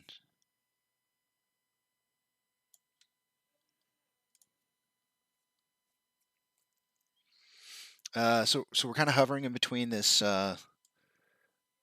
this upper level of resistance and this lower level of support. But you know, this should consolidate to a certain point. You know, probably had too much RSI going against this. So if we look at that at a 30-minute interval, it's still high, 79.67. So yeah, it cooked off pretty good, quick and early. So that's still kind of dropping. On a 5-minute scale or interval, we're looking at an RSI of 58.97, which is much more desirable. I would say we still have plenty of room to move up.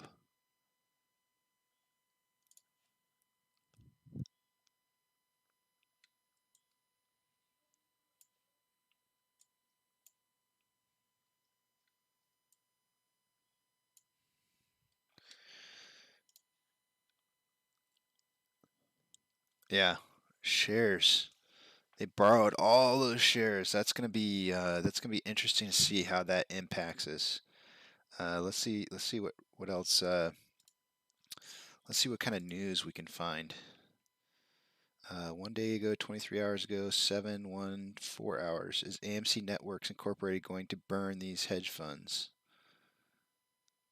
That's networks. That's something entirely. They're trying to throw us off with this AMCX stuff going again here. Yeah, not falling for it.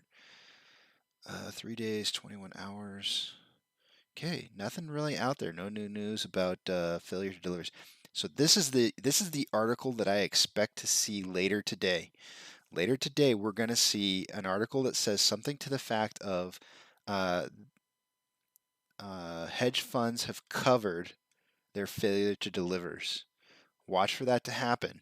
But I'm telling you right now, it's just to create fear. They want us to think that this is over, that the next price increase that we saw, or the one that we just saw, or what we're going to see, is just going to be the end of it, and itchy back. We'll probably see, at some point when you see that article come out, it'll be in conjunction with a drop in price. So the price of the stock's going to drop, and we'll see all kinds of articles, news articles, talking about how they've covered their positions. So be on the watch for that. Just know that it's FUD.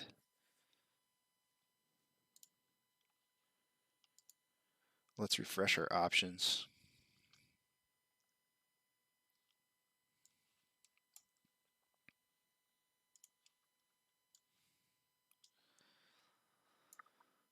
Let's see. $40 long positions. Woo! I'm sorry if that really upsets the microphone. I gotta woot for that one. Woo! Man, look at that. 42,000, 42.8 thousand. That is more than it's almost more than a double amount of increase in options. Okay, not quite more than double, but I mean it's a huge increase from where we were at just like 45 minutes ago. 42.8. That's great. $36 on the puts is up to 21.2.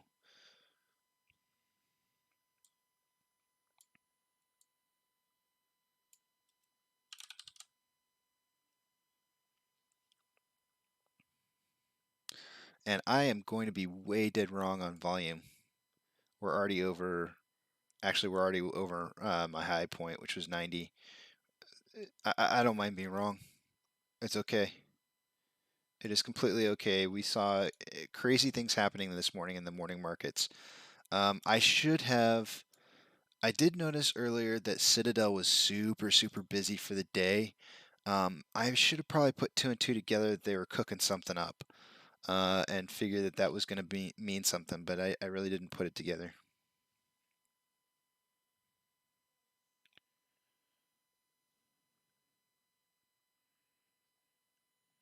Uh,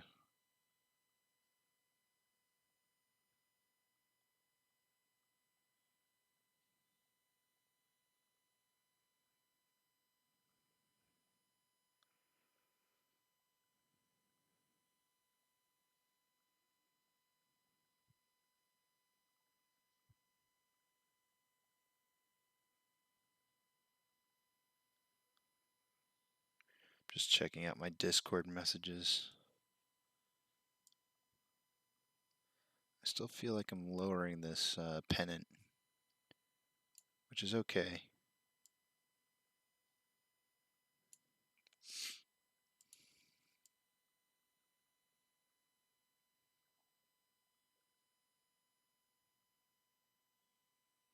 I think as long as we don't see the bottom here reach the bottom of this and make this a flat plane. You know, if we see this happen, then we're talking about a wedge and not a pennant, and that's a bearish movement. But it's still on a slight incline, so I'm not too worried about it. In fact, we're on a like a 5-degree incline, so I'm okay with that.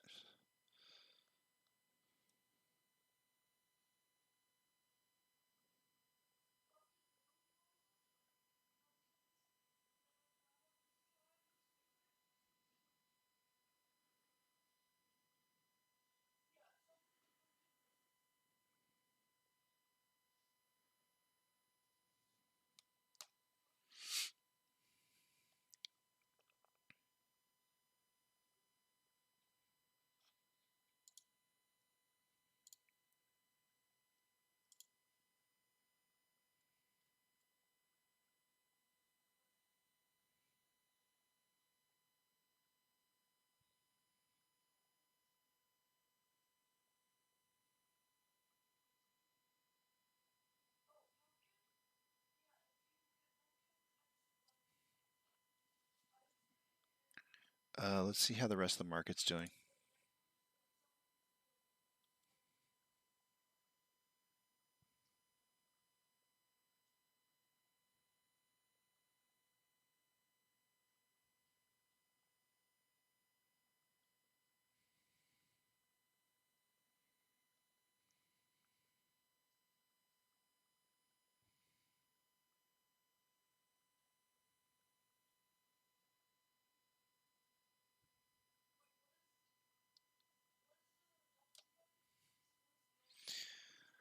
So there's 5,073 advancers to 1,489 decliners for the day on the market. So the market's not looking that bad.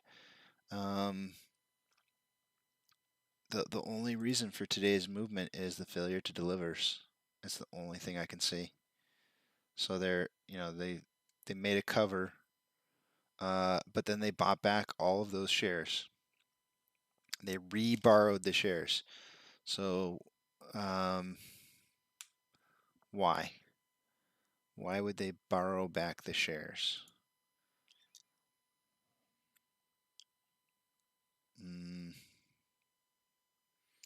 If they cover failure to delivers, they can use the shares. They wouldn't want to use borrowed shares to short the stock.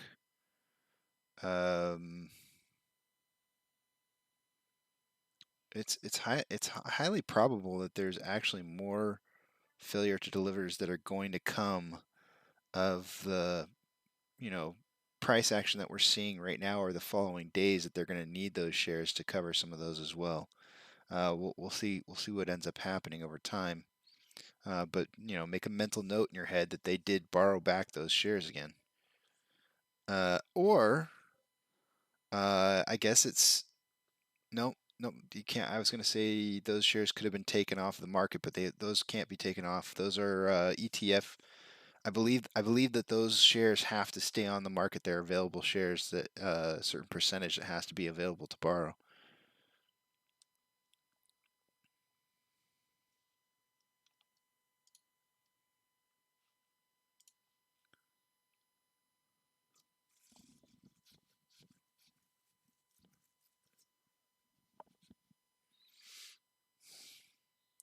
I don't know that they would use those shares to. I'm seeing this on Reddit. I don't know that they would use those shares to short the stock though. You wouldn't want to use a borrowed share to short the stock because you have to return those at some point. That would turn into another failure to deliver. So it would be almost like they again kicking the can down the road. They borrow they return the shares that they owed for those failure to delivers just to borrow them right back again and restart the whole process, which is a major kick of the can down the road. I guess we'll see tomorrow when we see loans. I mean, it says that they borrowed 9 million today. If that's the case, then we'll see them go from let's see here, 92 to 101 million shares on loan.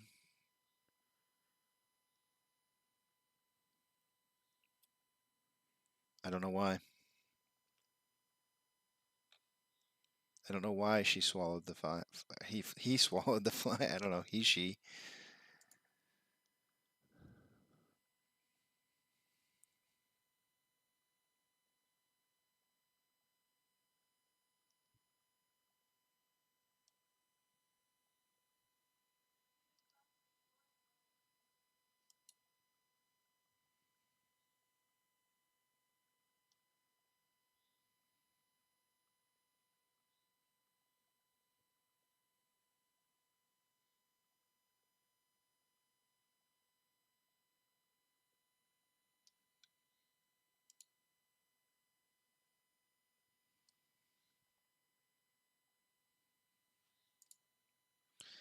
Yeah, somebody on Reddit here is trying to predict the future.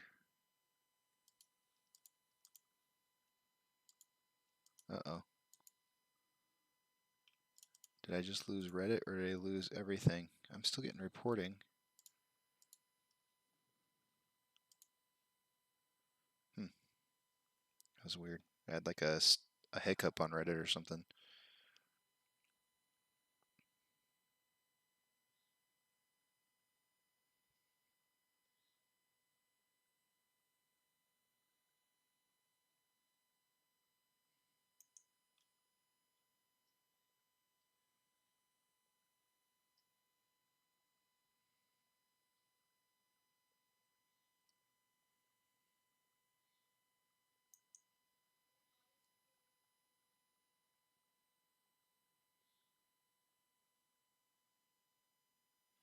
Okay, so here's this guy.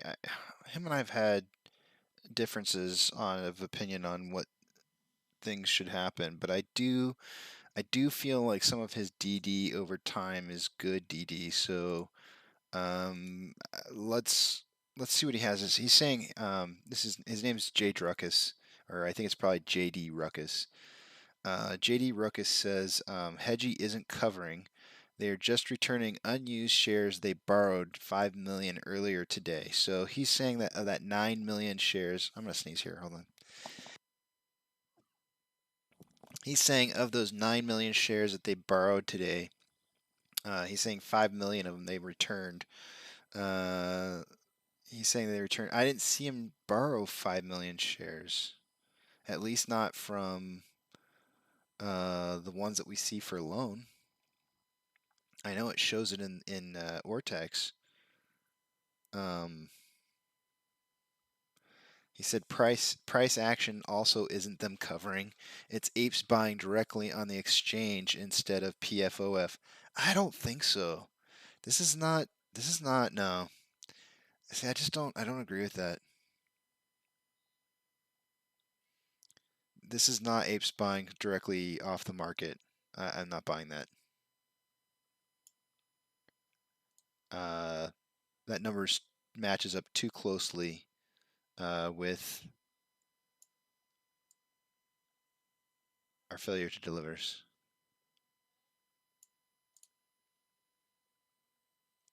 All right, so this line's starting to drop here, so we could be looking at a little bit of a bearish movement coming up here. We'll just continue to track this and see. We have a sell wall at $38.66 of 10,000 shares. With them borrowing back those shares, those 5 million shares, we could see a fight today for sure. And this is that yo-yo effect that I was talking about earlier.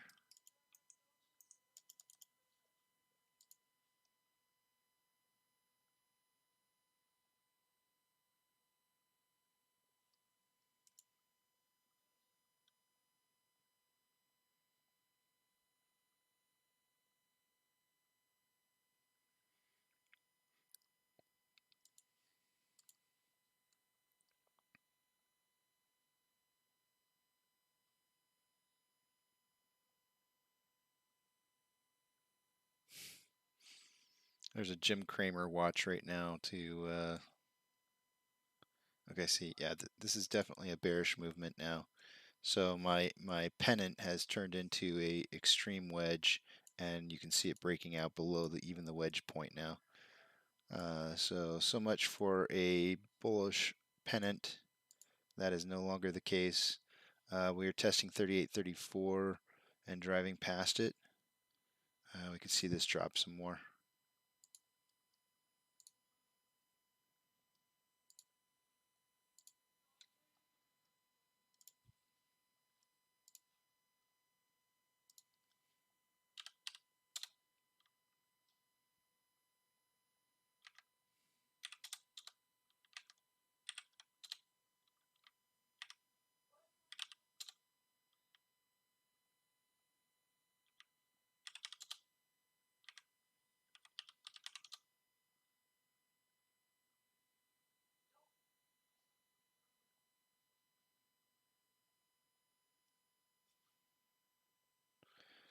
Our high was 39.92. I'm just tracking this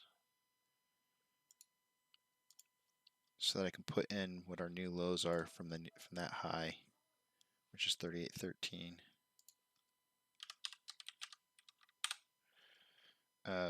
We would have to drop significantly in order for me to count this, but I track it. Right now we're down 4.5% from that point. And remember what I was saying earlier. This is that point to where we could see 20% drop one direction and then drive back up higher than what we were at, and then another 20% drop. So, we'll see how this yo-yo takes us.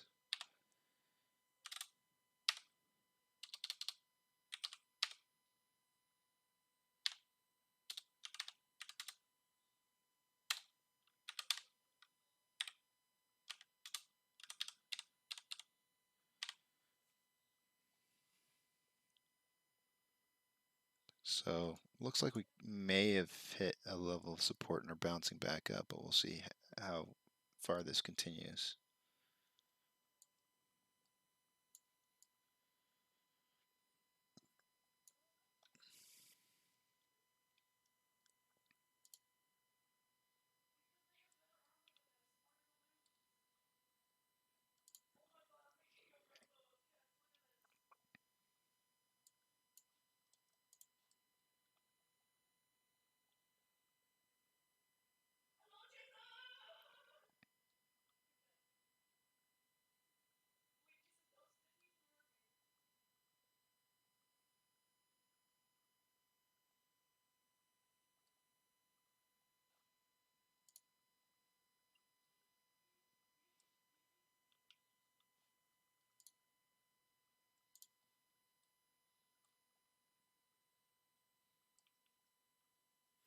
I'm just looking for some long-term trends right now. I just want to see if there's like some kind of specific trend that we're on, that could indicate like some kind of long-term growth or movement.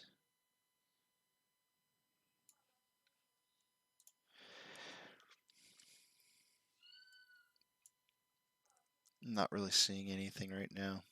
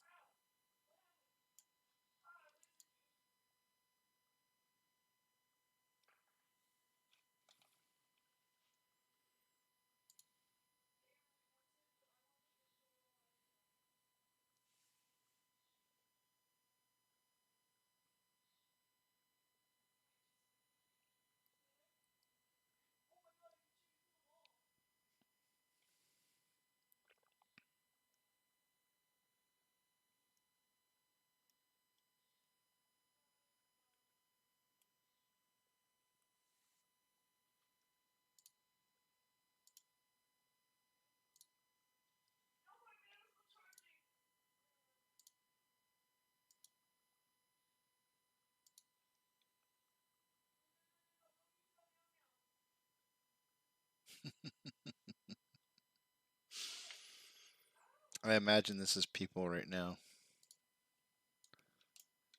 When your boss finds you in the restroom stall on your phone checking AMC price.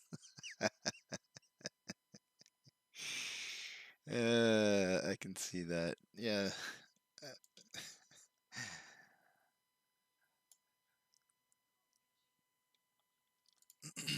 That's funny.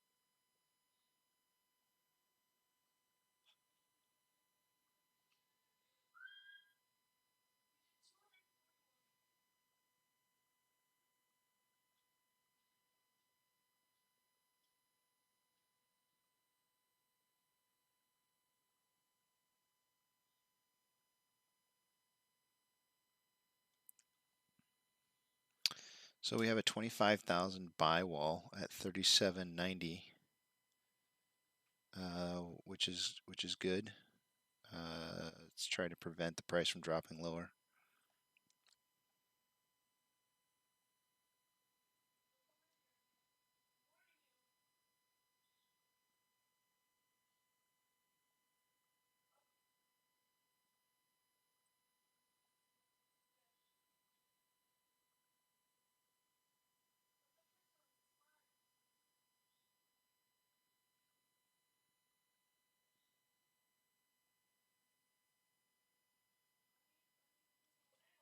Yeah, it's gonna be interesting to see. I'm not really sure.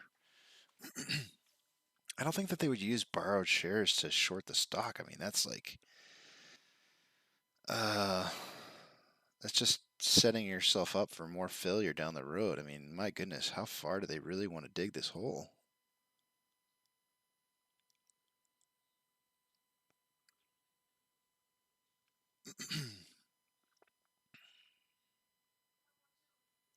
But you have to remember too that failure to delivers aren't. Those are failure to deliver stem more from option trading than they do from uh, like the price of the stock. So I don't think that you would borrow shares. Um, you would borrow the shares to,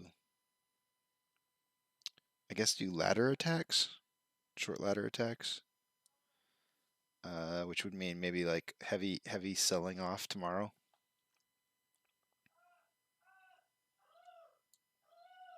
They're expecting probably the price to really drop tomorrow quite a bit, or the price to rise by a lot, so they're gonna have to try and protect it maybe.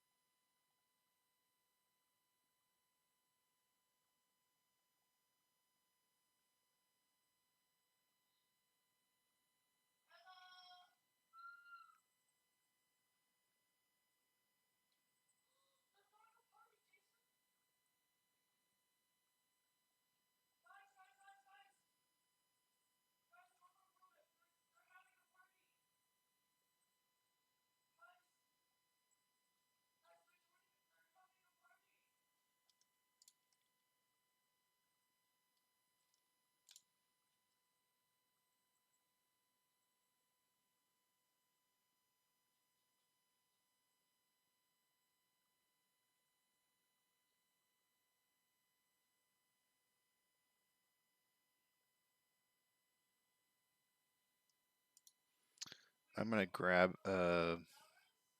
something real quick. Gotta take some pills here. I'll be right back.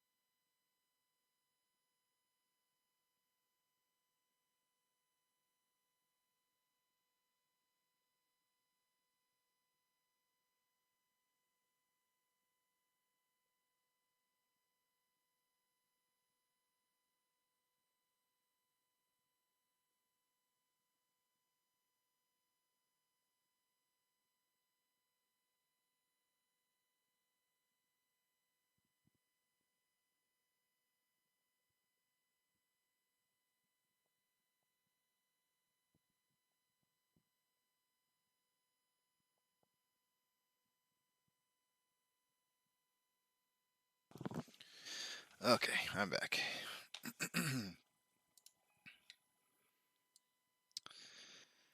That was a good lunch.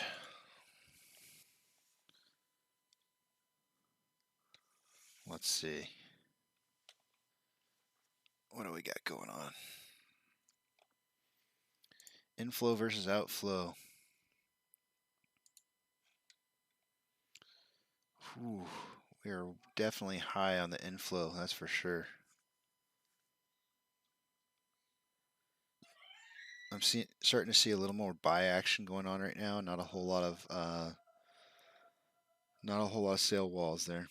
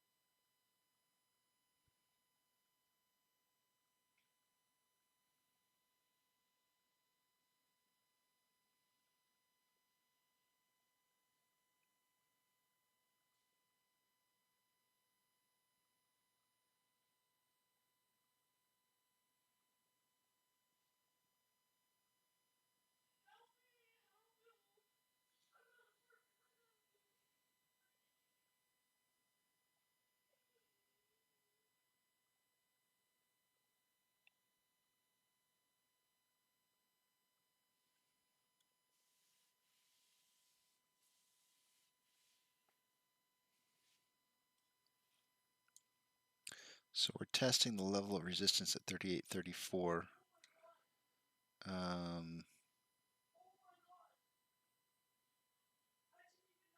There's some selling pressure around that price range.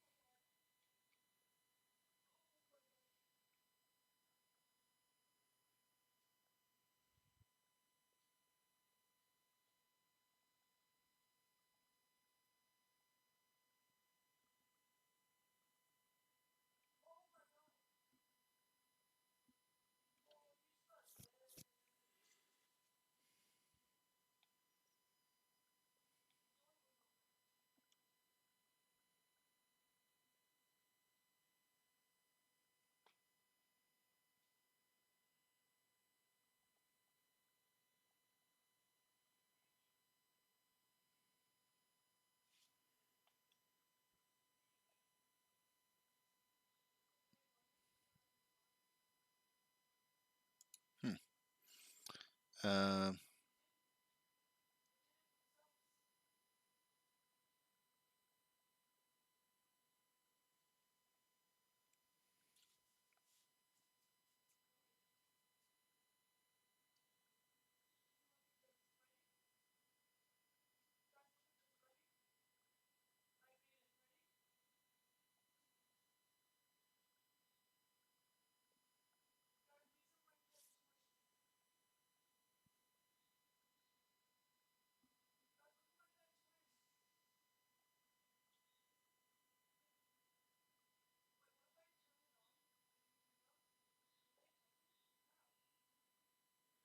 Somebody wrote, let's see, this is Sterling Silver 925 wrote, trying to buy more AMC shares, but Chase won't let me.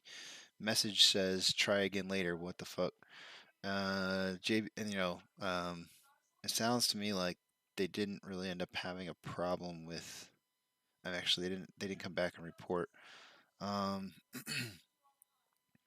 but somebody did call Chase to make sure that share lending was not enabled. And after talking for a few minutes with the clown on the phone, they told them to make sure that they didn't end up being a bag holder. So apparently, there's no issue with share lending there. It must have just been that one individual.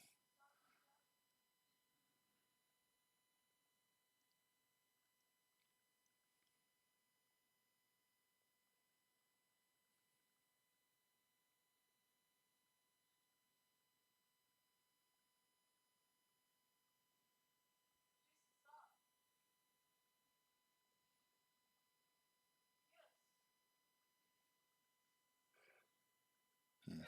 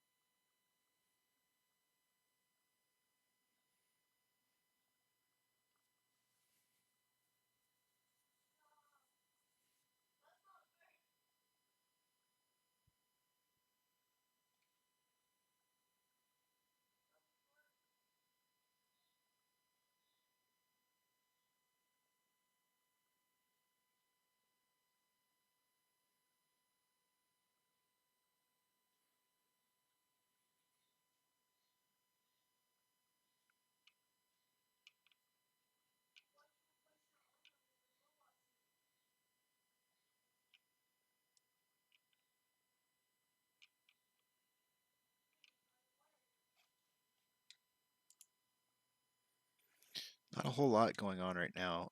Volume seems to have kind of died off a little bit.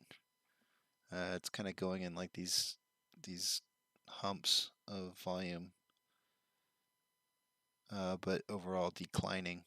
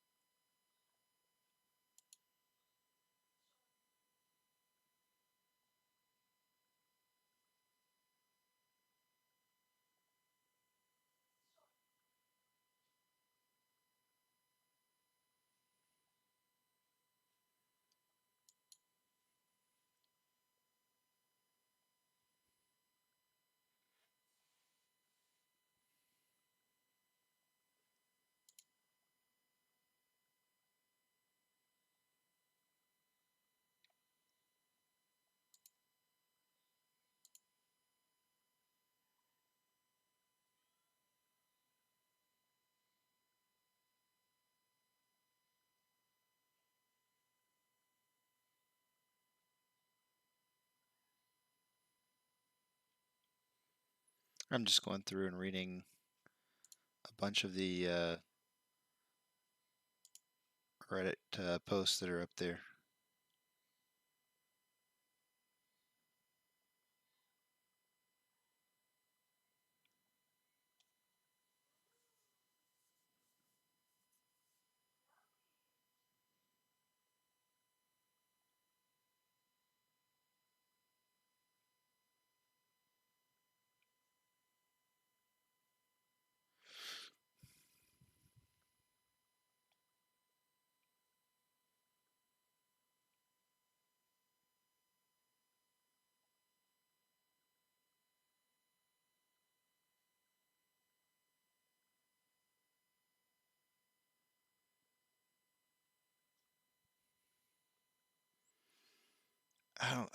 I don't know. I'm having a hard time. All the stuff that I'm reading says that they borrowed those 5 million shares to short the stock. I don't think that's how it works. Is that I mean, they obviously have to get shares from someplace in order to short it. But I don't think that's how it works. I know that's where they borrow the shares from normally to short the stock, because that's what I look at every single day, and that's what I base it on. When I see a 3 million, share borrow, I know that they're going to try and short the stock pretty heavily for the day. This was 5 million. that's way over that. I think this is okay. So maybe they are buying them to short the price, but this could be a long-term play, not necessarily short-term. So if they think that the price of the stock is going to shoot up over the next couple days due to the failure to deliver returns, then we'd be looking at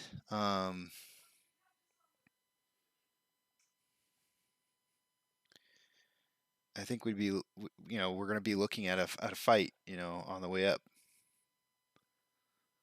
They're going to be trying to control the price, maybe control the amount of FOMO, right? If this trades slowly upwards instead of very gradually, and they can control it, then they keep the amount of new investors from coming in and buying more shares. And they might even be able to short it down sometimes to the point to where they draw out some paper-handed apes just because they're maybe they got in not too long ago and they're just fearful. Shoot, I didn't put a beer in the freezer. Dang me! What the heck? Why didn't I put a beer? I know why we're doing bad right now. We're doing bad because I never put the dang beer in the freezer. I want to be right back. I gotta put the beer in the freezer.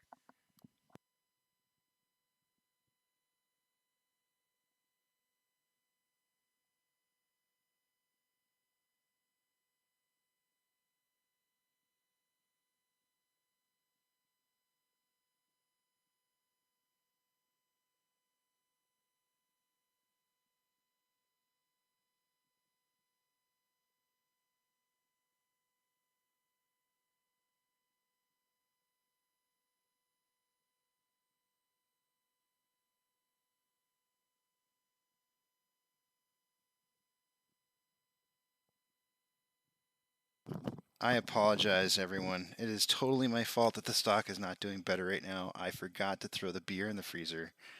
Silly, silly me. What was I thinking? I can't believe I forgot that. It's totally my fault that we're not still on an upwards trend.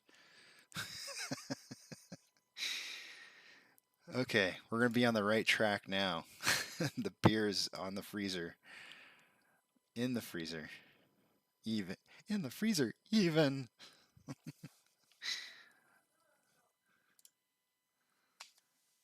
Okay. We're gonna be back in business now. I can feel it. Let's get it. Let's form a nice George W. I'd love to see a George W. Let's do a polyline here.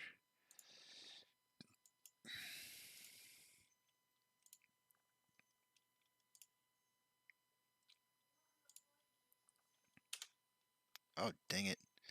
I hit the wrong button.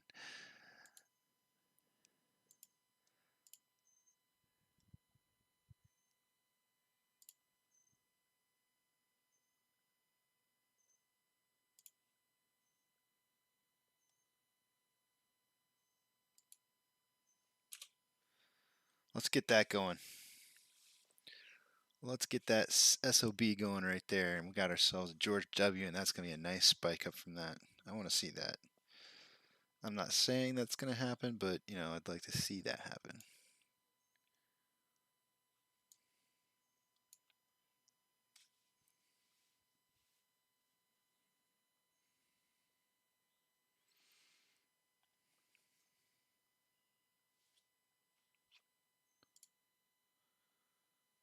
Welcome back, all you filthy animals,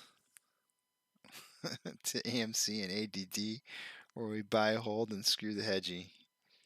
It's good to see you guys again. Another day, another dollar.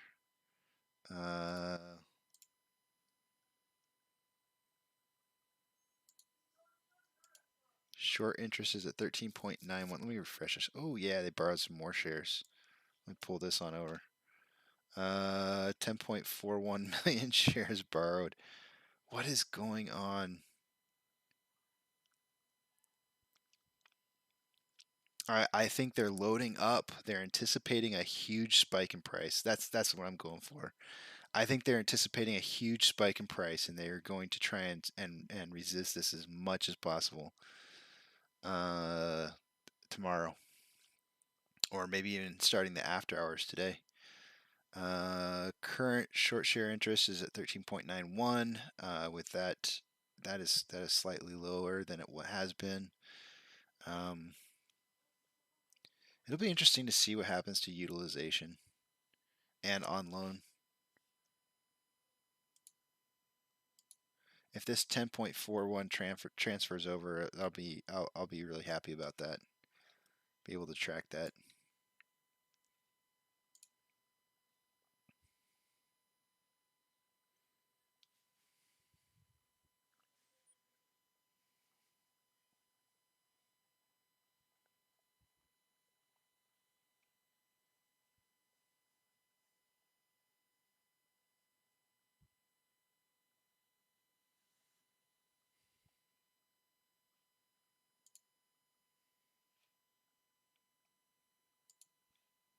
I just think it's absolutely hysterical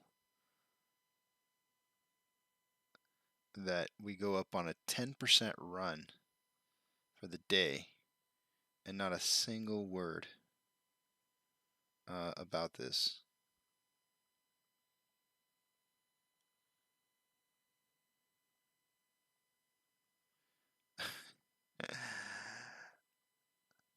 Oh wait, okay, and the Nasdaq is reporting something. Wow. Let's check. Wow. Let's check this out. Why AMC stock bounced Tuesday? Shares of stock. Oh shoot. Let me get rid of this for you guys. Shares of meme stock favorite AMC Entertainment Holdings have been on the decline for the last month, dropping almost 40% in that time. The losses accelerated after the shareholders failed to support a new capital raise proposed by the company, but the stock is bouncing back today, jumping 8% early in the session before settling with a gain of 6.8% as of 10:35. So what? So what? Today, Today's buying may be from investors focusing on some positive news related to the underlying business. Much of the stock's volatility this year has been spurred by its meme status from the retail trading crowd on sites like Reddit. But at some point, investors need to watch the business itself, and the company announced an agreement yesterday to reopen 2 important theaters in Los Angeles area. Now what? AMC has been riding its meme status to bring additional needed capital onto its balance sheet. In recent months, as it waits for customers to gradually increase spending on entertainment, last week AMC announced a second consecutive post-reopening weekend attendance record at its theaters. Most of those, more than 3 million global attendees, were in U.S. theaters. The opening of 2 more large theaters in the Los Angeles area is also an important step for the company. AMC CEO Adam Aaron commented, "The Grove and the Americana at Bands." Sorry, let me start over. The Grove and the Americana at Brand Theaters are among the most successful theaters in the greater Los Angeles area. The recovering underlying business is helping turn the stock around after extended decline. That was accelerated when the company tabled plans for a vote to add 25 million shares for a new capital raise. The retail shareholders that represent about 80% of the company ownership were not supportive of adding more dilution, but investors are giving the stock a boost today as they hope the business itself is slowly beginning to turn around.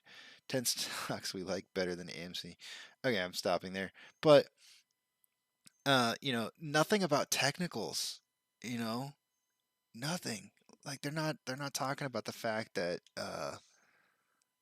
um, that they had failure to delivers that they covered today. They're not talking about that. They're not talking about the fact that there's tons of naked shorts out there, and that ultimately the reason that we're buying in this is not because uh, AMC, technically on the analysis, you look at the company, you go like, yeah, it's not doing very well, but it doesn't matter. When they shorted this stock so much as they did, and then we all started buying up all these shares, they have no shares to be able to buy, and they're stuck in a position where the prices exceeded the amount that they were shorting, and they now owe all this money. And so, they're not talking about these technicals. They're trying to relate it to how well the business is doing. This has nothing to do with how well AMC is doing as a company. Nothing to do whatsoever with it. Um, I feel like AMC could burn to the ground, and we would still be doing well because they still have to cover these shorted shares. The company's going to be fine. The company's doing just great. That's not the reason why this price rose today. It had nothing to do with that. We saw why. We saw exactly why. Let's see. 1122. Look, guys, right here. This is when the price first started launching.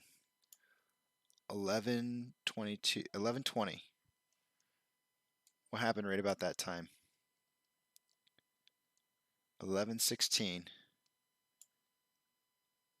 That's what happened. This is what happened. Let's report about this news. Report this, because this is the story right here. This is the reason that the shares went up in value.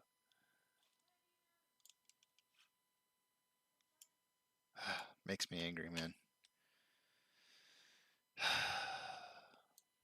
I want to hold the media to a higher level of standards, and it's unrealistic.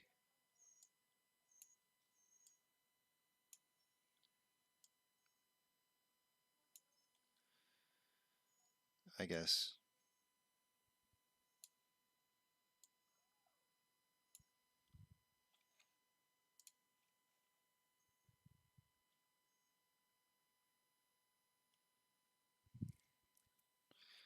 Yeah, that's how you know it's not planned.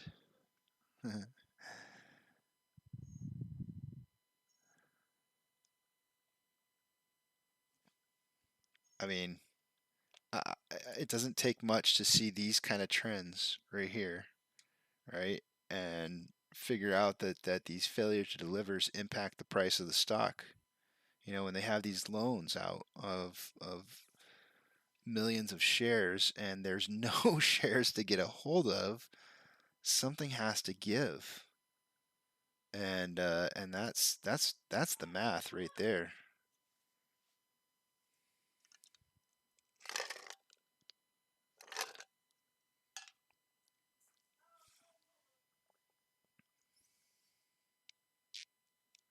Hmm.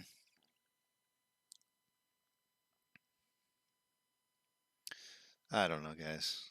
I really I wish the media was on our side. It would be so awesome to see. That's why I love Charles Payne so much. That guy. Let's see what he's tweeting.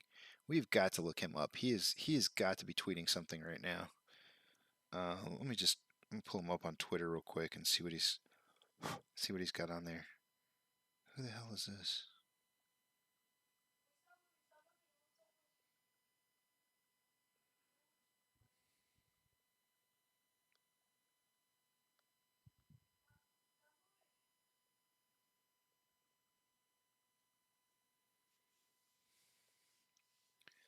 I want to know what Charles is saying about what's going on right now.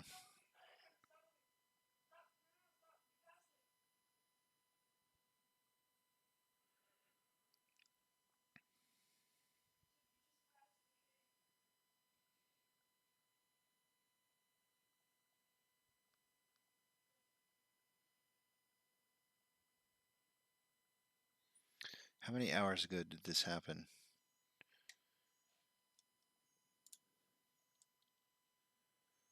Uh, 10:50. 2 hours and some change. Okay, so he first started posting stuff. He said, "I learned that shooting dice as a teenager, I'm a monster at CeeLo." Wait, I don't know what that means. CeeLo. Scared money don't make no money. I'm not sure what that means. Astronaut Wally Funk is an inspiration and superstar. Just stick with it. They can never keep you down. Then let's see. 47 minutes ago, he said, "Buy the dip, monster rebound, vaccine messaging, inflation, housing, Netflix earnings, AMC Apes, making money on Fox Biz at 2 p.m. Please tune in." Yeah. Let's see if there's any other. Oh,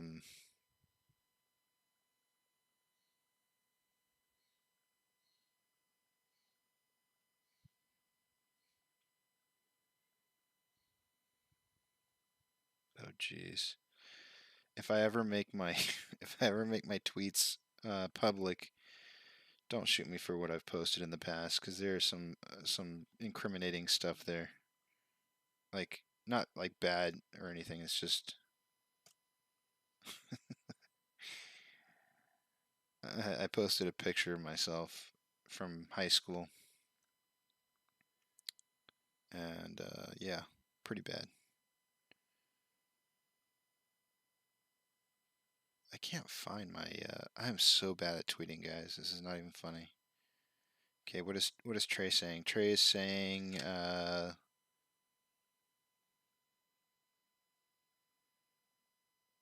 Can we please just say boom boom candle just once, because that was a big fat freaking boom boom candle for 39. Yeah.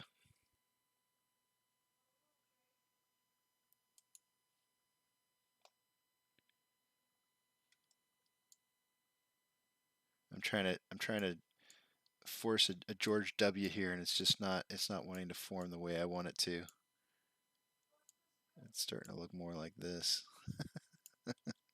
It's a funky George W.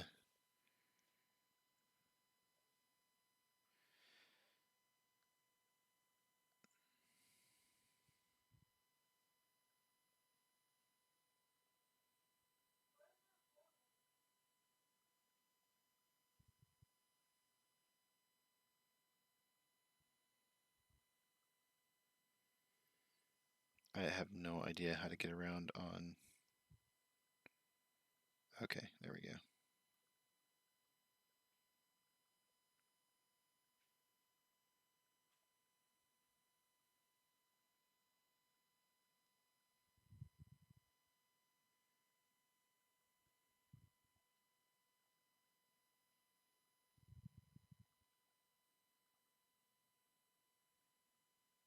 Nothing on Ortex from Twitter.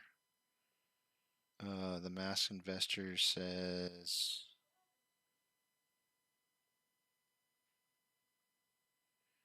Uh, so much like the Mask Investor, he said that at 3 a.m. Sorry, at 7 a.m. during his GMA live, bots came in asking people to sell at 300.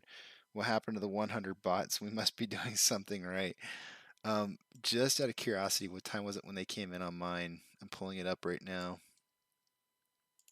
Oh, it doesn't show timestamps on here? What is up with that?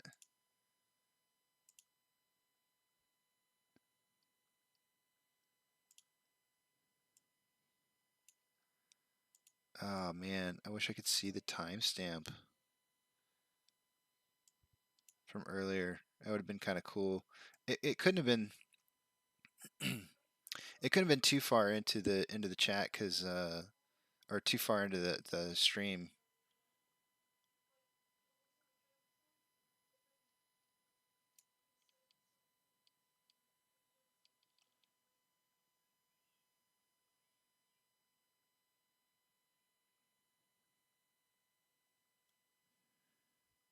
Wait, what?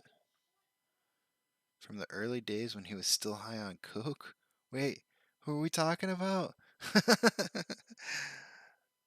Are we talking about Charles Payne? Or who are we talking about? Wait, I'm gonna type it in here because it gets to you faster. I'm sitting here going like, who's on coke? What? Uh oh.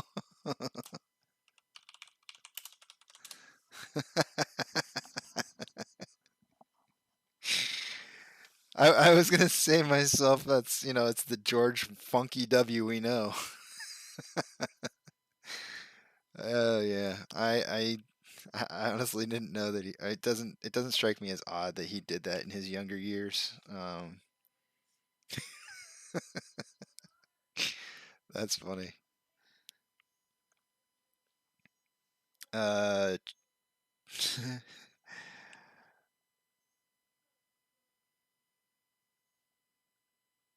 looks like Charlie, one of the guys that I follow, he tweets like it looks like constantly. Like as of 2 hours ago, he's been tweeting the whole time. Um, looks like he got shadow banned for something on maybe on YouTube. Is he not on YouTube? I- If he got shadow banned on YouTube, that's gonna kind of make me angry. Let's see.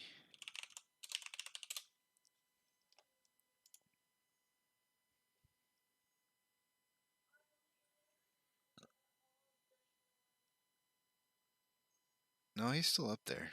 In fact, you know what? It's funny. Every single person that I have on my subscriptions list is on right now. Yep, they're all on.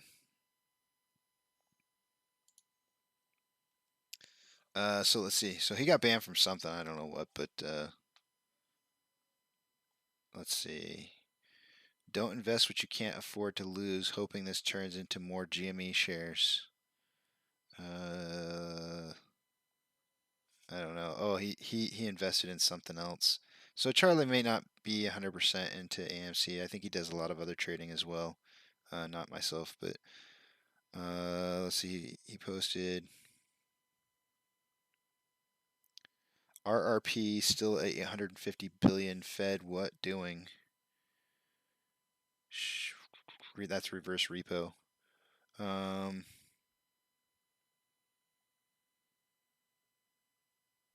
let's see what he posted because I think he may have posted something that might be worth looking into.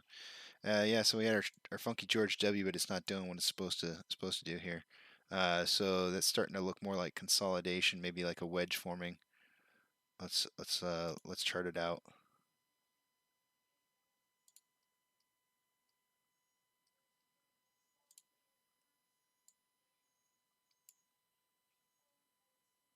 And on this kind of specifically this type of wedge, um, it's almost impossible for me to tell where it's when it breaks out of this which way it's gonna go. It's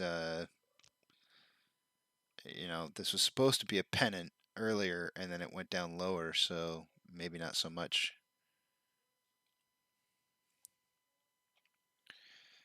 Let's see. I was looking up Charlie.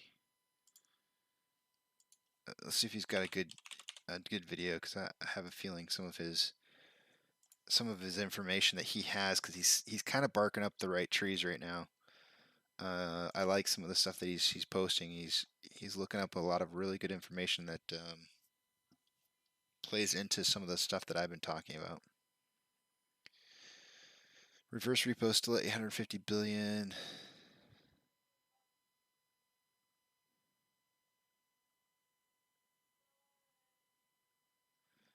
Looks like he posted about something about automated halts. So the automated halts, might have been cleared.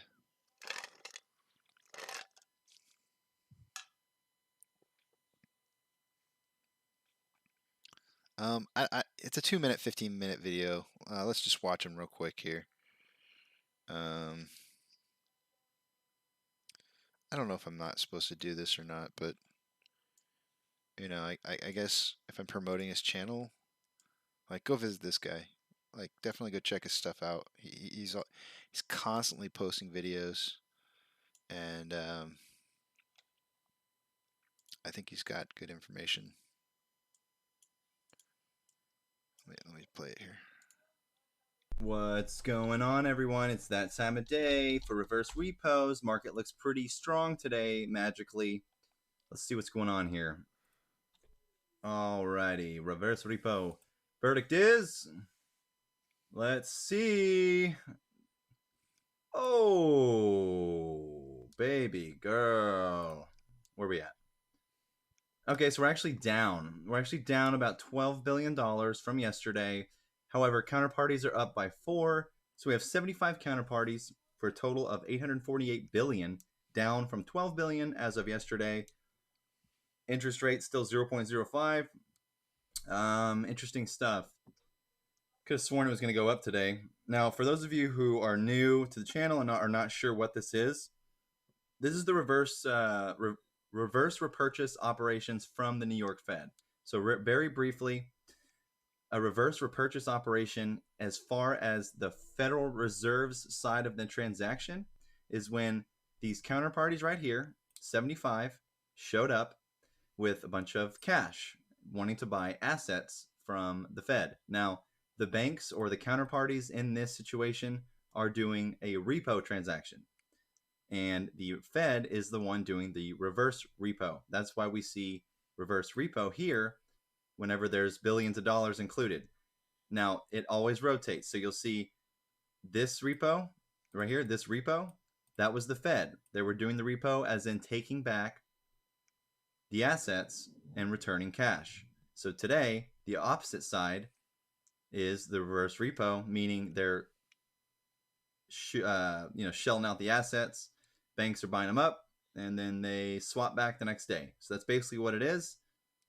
Hope that helped clear anything up for those of you who are still confused about this. And these are historic levels. Before last month, we have never seen these levels before. So let's see what happens, everyone. 8:48 for today. Let's hope we continue the good day we have. 848. Oh, yeah, 850 billion on the reverse repos.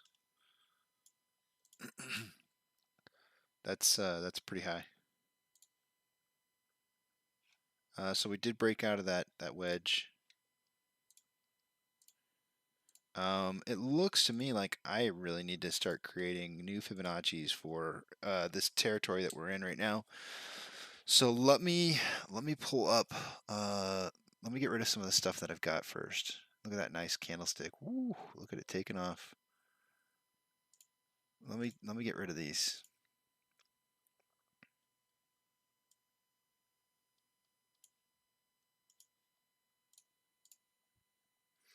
And let's get something a little more meaningful. So we just had a big increase in price today. Let's use that as our target. Right? So we're gonna use this nice chunk right here. So we're gonna go ahead and drag from here and on up.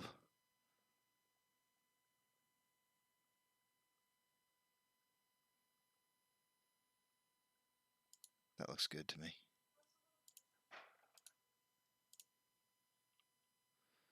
And so this gives us our levels of support and resistance.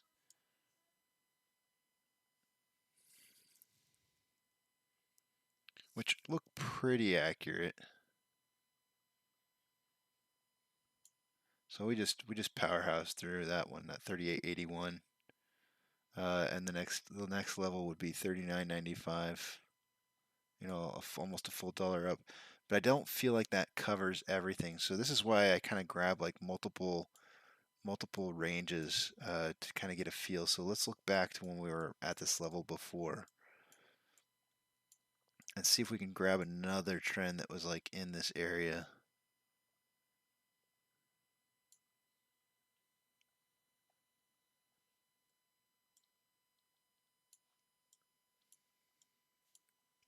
It's been a while.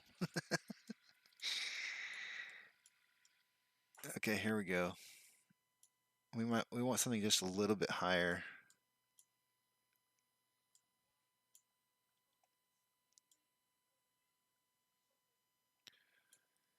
maybe something in like the $40 range. 42 to 43.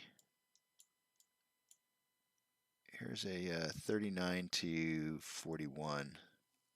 We could do that, or we could do a reverse one, from 41 down. Let's try this. I think you can do this. I'm not 100% certain, and we'll see how that lines up. We'll check out some of these lines here. I'm gonna call it red for right now, just so I can see what the difference is between the yellow one that I have and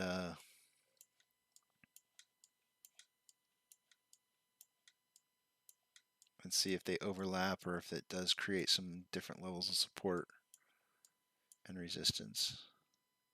Looks like they kind of overlap a little bit in some places, which is okay. I actually like this a lot. It looks really good. So I'm going to keep this. So we'll go ahead and make it yellow.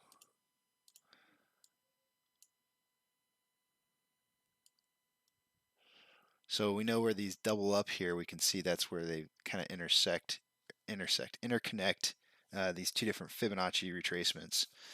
So those are like some hard points in there. Double thick walls, so to speak, to get from one level of support to another big level of support, kind of like in between these two double sets of lines here. So it looks like 39.29 is going to be a level of resistance, and sure enough, we have at 39.25 a wall right there. So that's pretty close.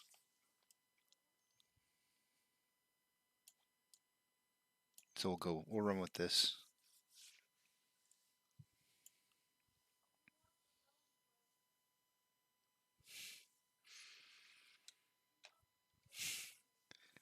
Oh, my beer. Duncan, did you know? I came back from lunch and realized I had not put my beer in the freezer, and I was like, oh, the reason we're not moving up in price is because I never went and got my beer. I never got it ready, so it's got to be ready for me now. I'm gonna go grab it real quick.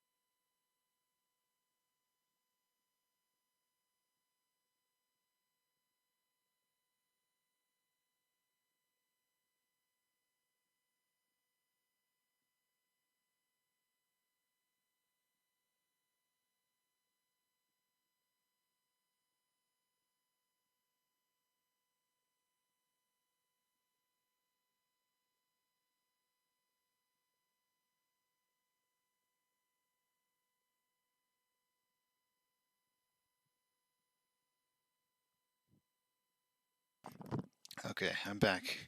I don't know if you watched me in the background or not there, but I was having the hardest time trying to figure out how to use that bottle opener. I'm gonna have to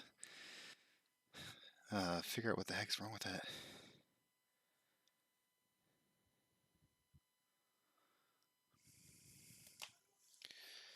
Okay. Cheers to everybody out there. The Borg Classic. I got the Thirsty Goat still. But cheers to you, mate.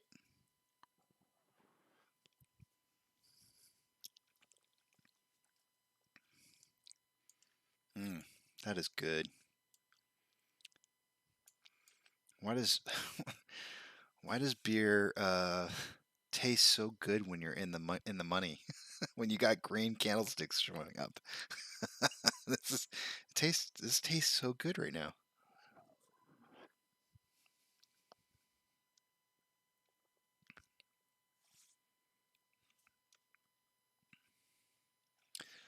Let's check and see what our inflow versus outflow is. 1115 versus 965. We're just absolutely killing it today. I mean, I don't think PFOF is the PFOF. I don't know what to call it. I guess I'll just start calling it PFOF from now on. But payment for order flow, the PFOF, I just don't think that has anything to do with why we're seeing this movement. I'll just have to respectfully disagree with anybody who thinks that, but so what, like everybody just turned it off all in the same day by accident and or by chance, and all of a sudden we have the same movement altogether? I just don't know. Or more likely, failure to delivers are being covered. Now, think about this for a second. This is just a weird, out there kind of thought. What if they actually didn't cover the failure to delivers? This is kind of forming in my head right now, so forgive me for being scatterbrained about this. I think live. I'm live, everything's live, so I'm just thinking on the fly here. What if they didn't cover the failure to delivers, but they made it look like they did, right? They threw the shares back out there, somehow making it look like they were lendable. Maybe they put them up for lending, to make it look like they covered their position. And maybe they did cover some failure to delivers, but not all of them. You know what I mean? Like maybe they covered a portion of them. And maybe that's why they borrowed them back, because they actually need those shares for wherever the heck else they got them from. I have no idea. Where do you find 5.4 million shares? I guess it's less than that. It was less than that because you have to subtract the 650,000 that were already there. Where you find 4.7 million shares just lying around, I have no idea.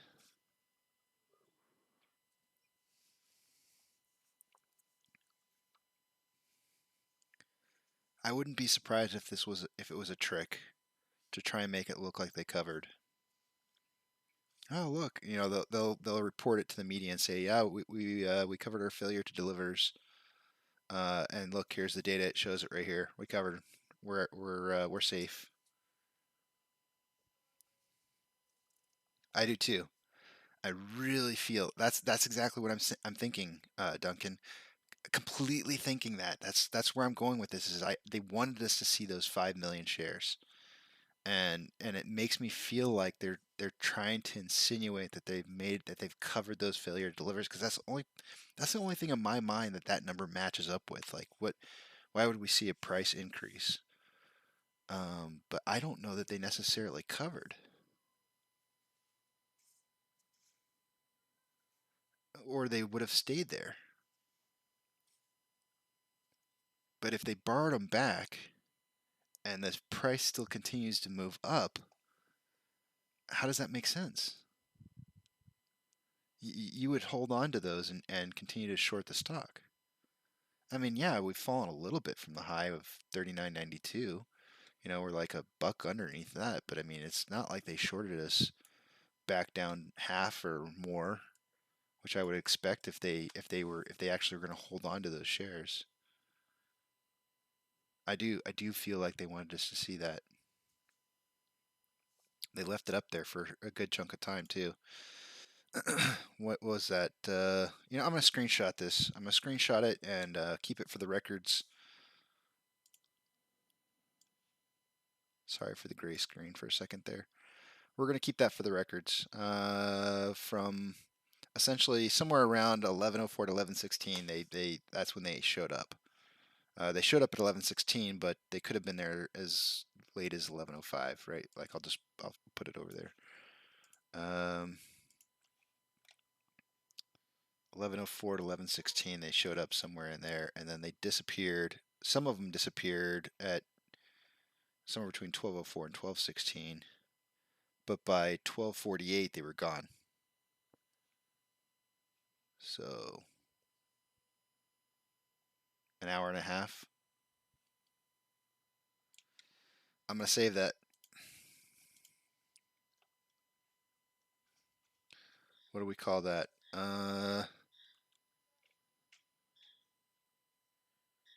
Let's call that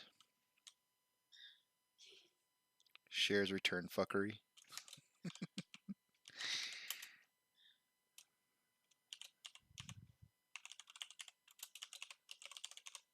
That's what it's called.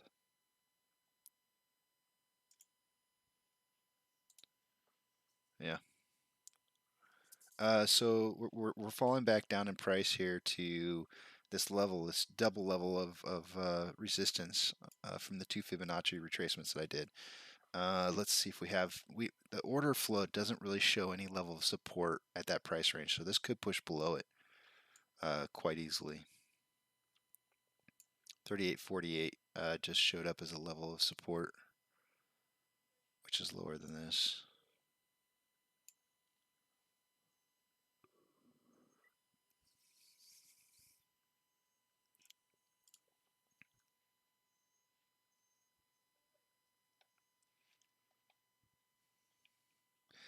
Yeah, I feel like our tinfoil hats are going to kind of have to get put on here for the next 48 hours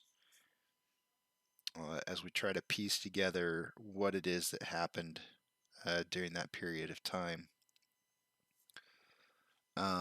We might see some reporting going on. I'll pull up and see if I can find anything here. Sugarloaf Wealth Management.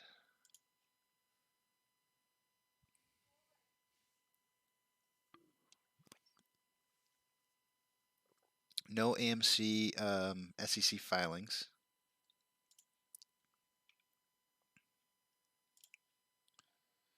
We'll check Citadel and see if they had any SEC filings. If they did, it would be delayed. Okay, that's actually a good point. If we go back to the dates when this last happened in June, so June. Let's go back here. Let's go back in time. We're going to go a little back to the future. So when this price spiked up here in June, let me pull up my chart. May. Gosh, I wish I had dates listed on here. I never listed the dates. I'll have to pull up Fintel or Ortex real quick. Sorry guys, I'm all over the place. I'm on a mission. I got to figure this out. So it dropped down here, and then it wasn't more than 1, 2, or 3. It was about 3 business days after the drop that it actually started increasing here. So May 25th, maybe the 24th. So let's go back to May 24th and see if Citadel has any filings half a month after that. So that would be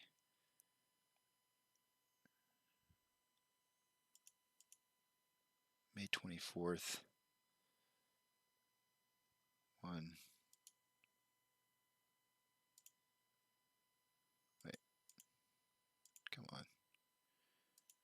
31st is a week, and the 7th, so June 7th. Let's see if they had any kind of filings, public filings around June 7th. Look at that, 3 filings. Motive, Hudson, and FAC, whatever. So that this looks like Class A common stock. Don't know what this is. Let's look at these and see what these are. When they occurred, what did they do there? What happened? Actually, that was the same day, same effective day, so that's not going to be it. Okay, let's go back to May 24th and see if it happened on the same day. Switchback Corporation. What the heck is this? May 20. Okay, this is the same day.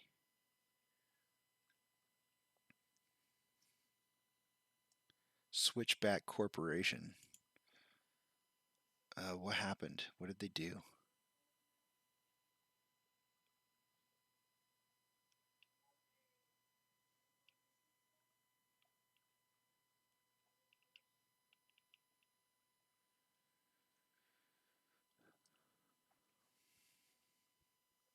I'm just investigating right now, guys, so bear with me.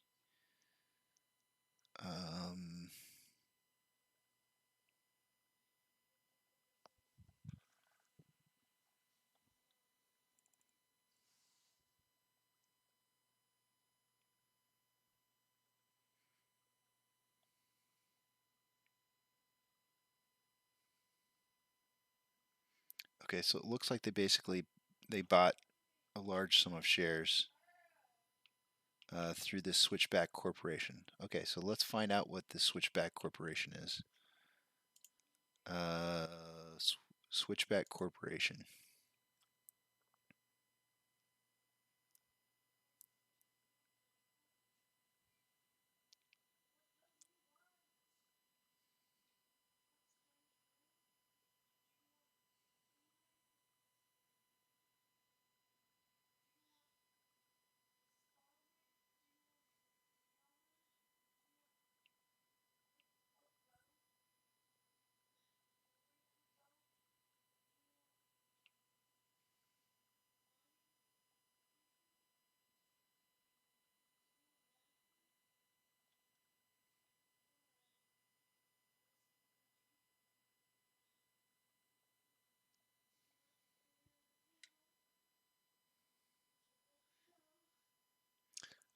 I want to know what Switchback Corporation is. Overview.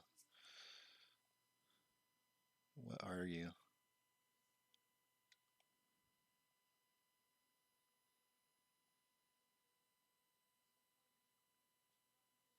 What kind of company are you? SWBK.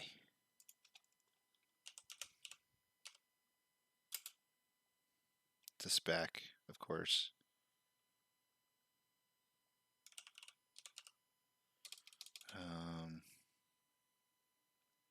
I forgot what I used to type in for this. SWBK. Oh,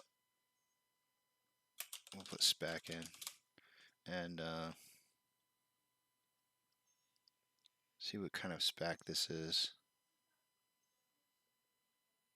Finance, Reddit.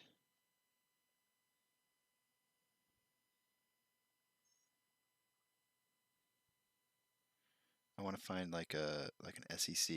What is SEC?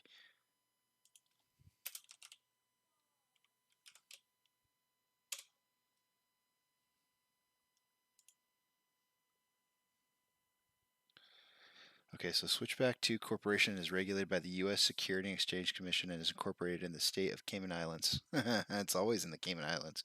Switchback 2 Corporation is primarily in the business of blank checks. More blank checks.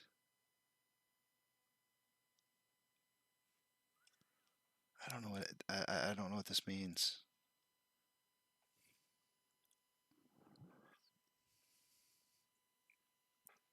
Let's do another search.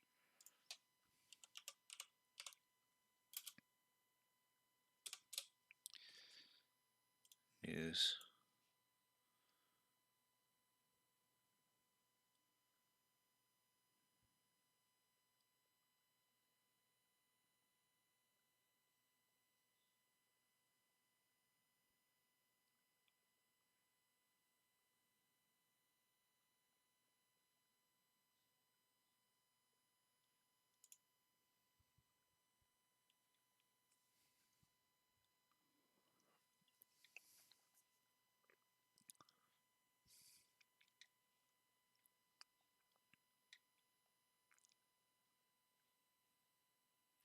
Okay, so Goldman Sachs and Company LLC is the acting sole book runner for this one.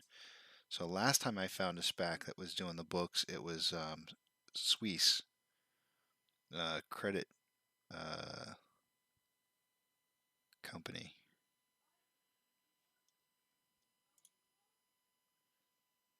I'll go back, guys. I'll go back just so we can look at the price again.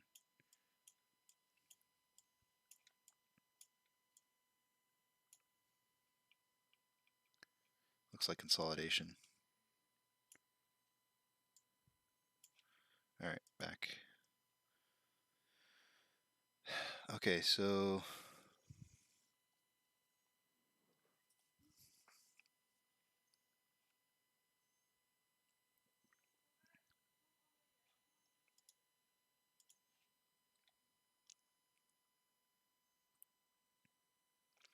the company tends to focus its search for a target business in the broad energy transition of or sustainability arena, targeting industries that require innovative solutions to decarbonize in order to meet critical emission reduction objectives. God, I would love to give them a call. Can we just use Google Chrome? Oh, wait, that's email. Oops. Didn't mean to do that. That's an email. I didn't even look at that. I thought it was a website. There we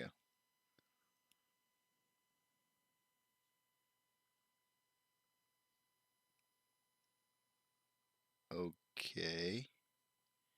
Oh, that's right, because actually back here it reported that they had closed their positions. If we go back and we look at it, where was it? This one right here. Owners, institutional owners. I think this was the page. Yeah, they have 0. Oh, that's just 1. So this is close. So the company's closed, but the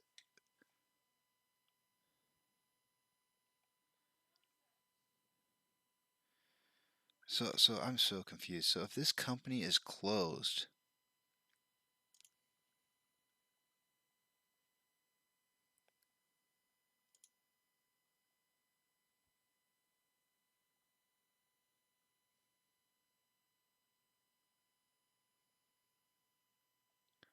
it really is just a blank check company.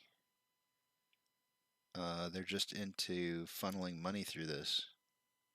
God, why is the SEC not looking into stuff? I don't understand why they don't look into things.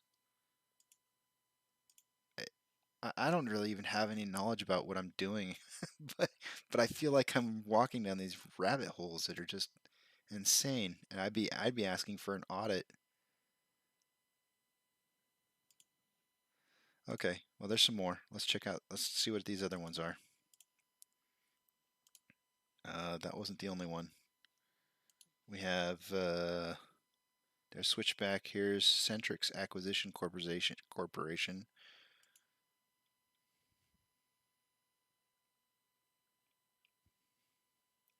I'm trying to look to see for like, hopefully this will be in my head, but maybe we'll see some similarities to what's happening in the next couple days to what happened last time.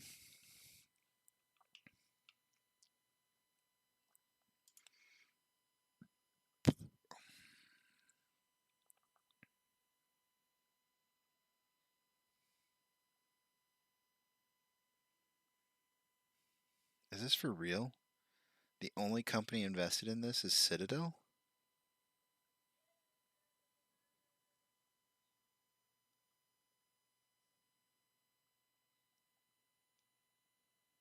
Wow.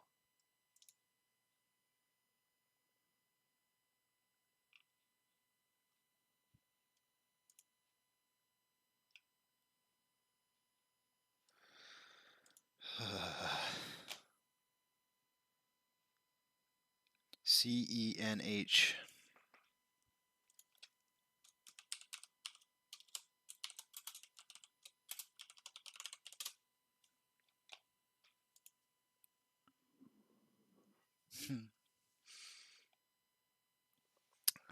Wow, wouldn't you know it? Another blank check company. This corporation is in the business of blank checks. I would have never have guessed.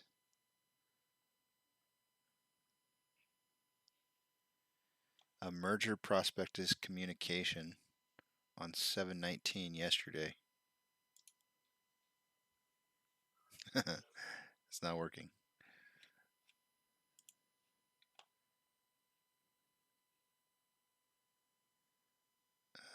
They had their quarter or current report 5/24.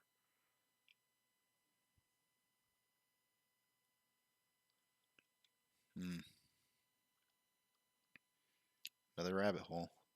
How many shares did they buy of this? They bought where is it at? It should be on here.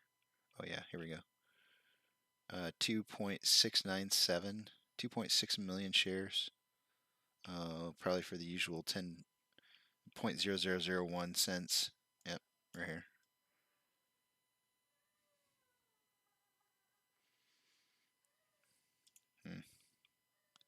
Something's going on. Let's just, I guess, maybe try to find the company itself. What was it again? CENH.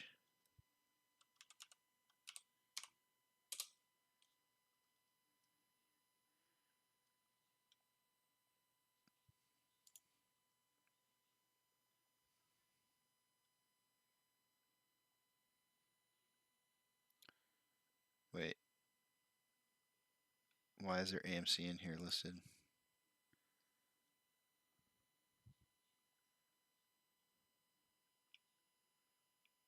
Oh, stop it, please. Oh, seriously? No thanks.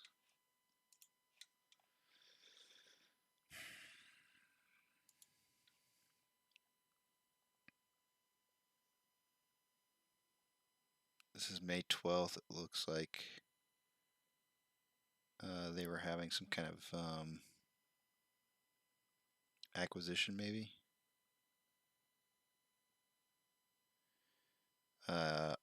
Our kit has pioneered a unique quantum encryption technology, Quantum Cloud, which makes the communication links of any networked device secure against current and future forms of hacking, even an attack from a quantum computer. Okay, while this is a blank check company, it actually looks like there's a chance that they might have actually been involved with maybe some kind of merger.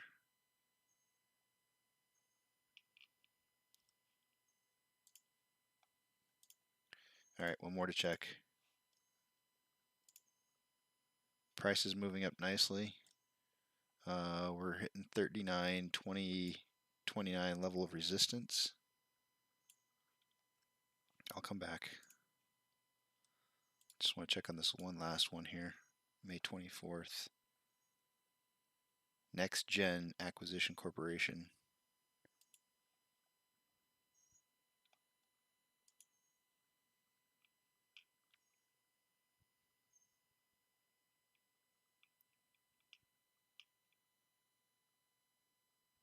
The usual.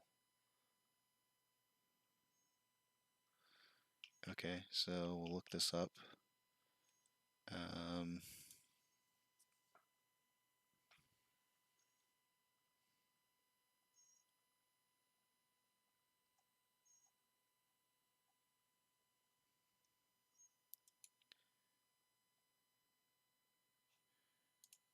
Wait, oh, here we go.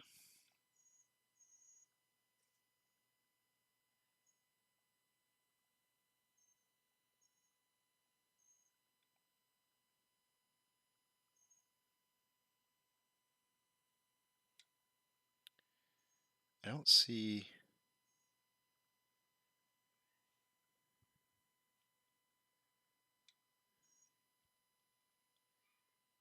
This Cutler Group shows up in AMC's list of investors. I've seen them in there before. But what is the name of this?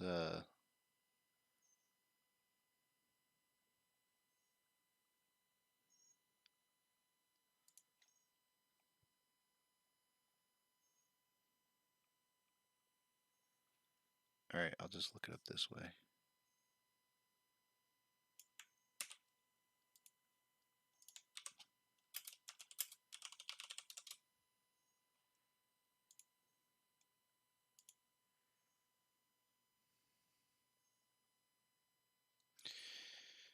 Okay, so Next Gen Acquisition Corp is primarily in the business of motor vehicle parts and accessories. So finally, a legitimate business that they're investing in. Okay, so I don't see anything on the 24th that would lead me to believe that there was like any kind of like funneling of failure to deliver shares from one place to another. I mean, I'm not really like investigating too deeply, but I'm trying to look for like some kind of similarities and reports that are happening during that time that we might see today that would help us be, inclined to lead us to believe that there's something happening. We tested that level of resistance and are coming back down off of it.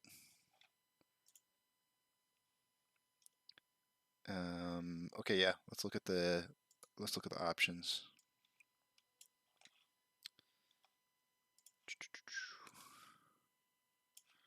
We'll refresh.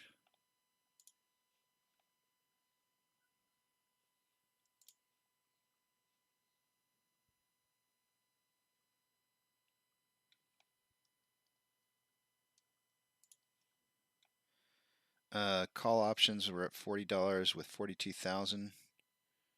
$42 is right here. $40 is now at 54.1, up from 42.8. Put options was at $36,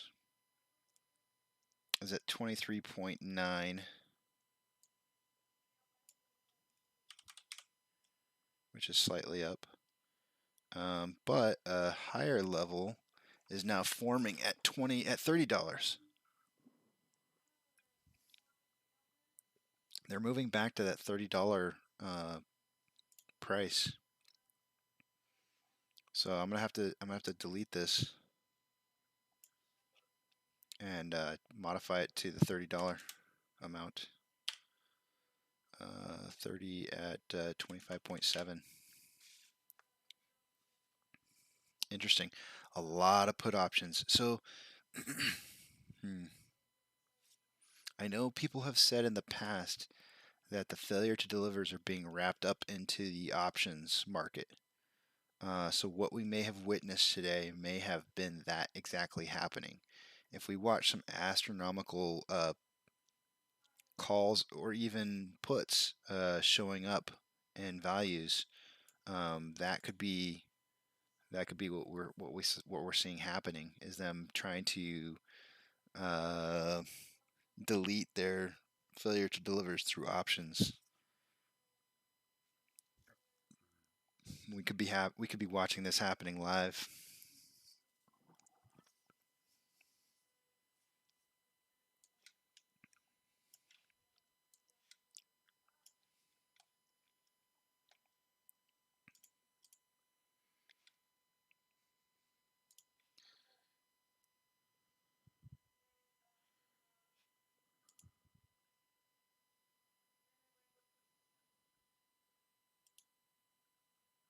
And it's funny because you mentioned $40 calls at 51,000. It was actually up from that even after you put it. It moved up to 54.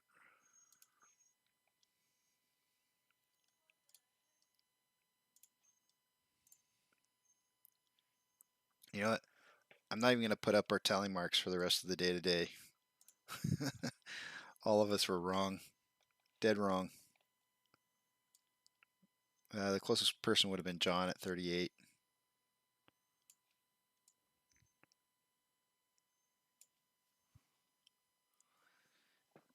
I know I said it yesterday about watching us rip in the aftermarket hours.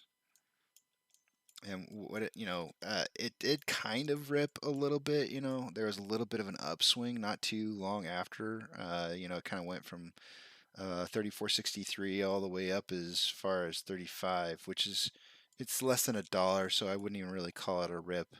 But man, let me tell you, today, with the movement that we're having right off the get-go, and continuously moving upwards, watch for the aftermarket hours again to be volatile. We're currently testing that. For the second time, we're testing 39.29. It looks like we're breaking through it possibly. The bid orders are kind of looking weak right now. But so are the sell or the ask. We're at 120 million traded at 2 o'clock my time. So we're heading into power hour. I guess I should have taken another break, huh? Today's been too much fun. I'm sticking around. I'm not going anywhere. If y'all can handle my my slow internet connection, I'm gonna stick around.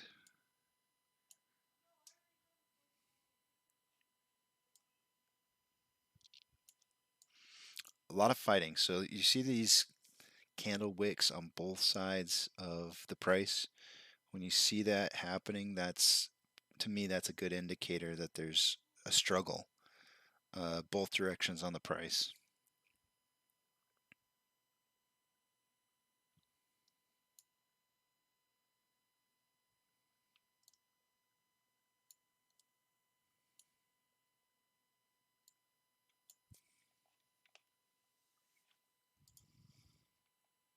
Oh my goodness, I have so much stuff up here. Let me get rid of this.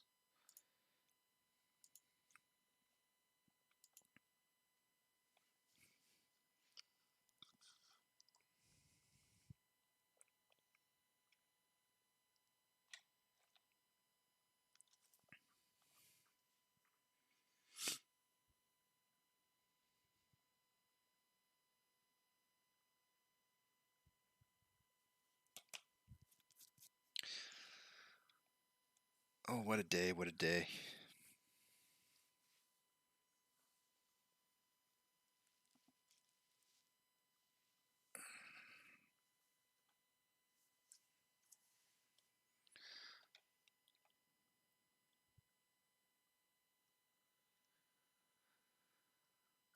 Let's see, what else are we checking? I mean, here's what I'm going to be looking for tomorrow. So let me drag this back over. If this number does anything other than increase tomorrow, I'm going to assume that those millions of shares that we saw meant nothing to them.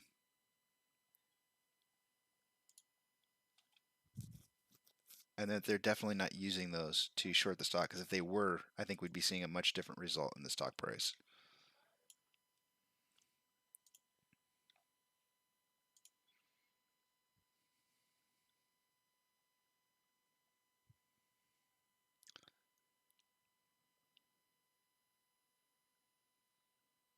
Yeah, I think the more I think about it, the more I believe that those were there to influence us into thinking that they were covering their position. I don't know how or why.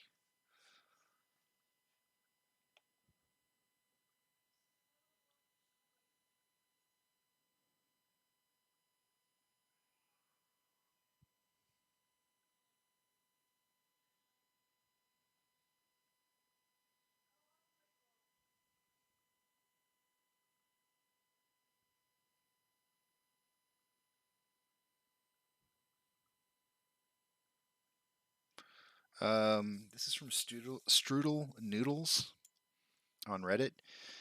He says the PFOF, due to high inquiry volumes, wait times have been longer than usual, transferring out of PFOF trading platforms. He said, just wanted, he or she, it could be a she too, right? Just wanted to see if anyone else has been experiencing this. As I put in a transfer to move my stock to Fidelity this week from a broker that wasn't giving me the option to opt out of share lending or to bypass dark pools by not going through a third party like Citadel to use against retail. I spoke to customer service. Now, I'm not sure who he's talking about when he says customer service. It sounds like he's talking about Fidelity, but let's see. I spoke to customer service and got the feeling there's many folks out there bailing on PFOF. Trading platforms like Robinhood, E-Trade, Webull, etc. He sounded beaten down and defeated, voice going out as if he'd been on non-stop calls from people like me calling in asking why the delay or messaged us to call in. Either way, at the top of the site's page was a message. Due to high inquiry volumes, wait times have been longer than usual. Hadn't seen that before and caught my attention as either more apes seem to be becoming aware of how places like Citadel are trying to short AMC stock by any means necessary or just business as usual. Yeah, so I'm kind of curious which one he or she was in, Robinhood, E-Trade, or Webull, because those are the three that she. All right, so I'm gonna say dude from now on. I'm from the West Coast. I live in Texas right now, but I like to consider myself from Southern California. Everybody who's in Texas right now is going, boo! Right? Okay, I've been here for a while, but in Southern California we say dude. Dude, it's like a surfer thing, right? And dude can be in reference to both male and female. So you would call a girl dude, even though that's a lot of places they would assume that meant male, but you just call a dude is a person, right? So from now on, I'm just gonna say dude, and you guys are gonna just have to live with it now that I've explained it. So dude says,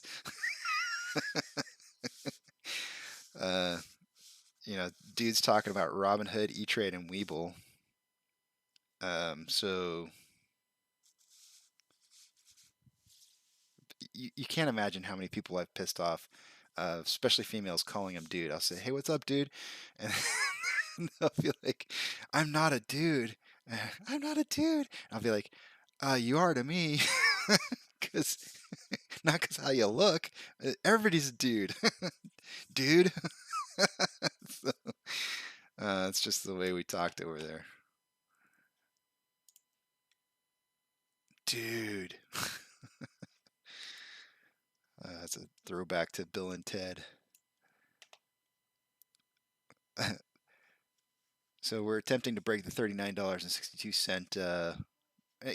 As we get closer to the end of the day, today, I expect to see much more volatility, craziness. Here I am predicting today a volume level of 70 to 90 million, kind of looking doom and gloom, and we might end up hitting like 170 or something like that before the end of the day's out. Because FOMO is going to start hitting, right? We're getting really close to that $40 price. Remember what I said before, $40. That's where everybody's going to kind of start clenching a little, going like, do I want to get in? Do I not want to get in? And that's when the FOMO hits and they go like, okay, fine, I'm buying in at 40. I don't want to miss any more of this. So we might see a lot of investors start popping in their heads into this market rate of $40 because they're just like, oh, I got to get in this before it gets too big. I don't want to miss out on this.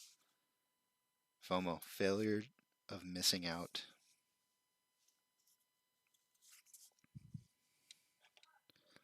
That's exciting stuff. Do you feel my excitement? Let's see. What do we got here?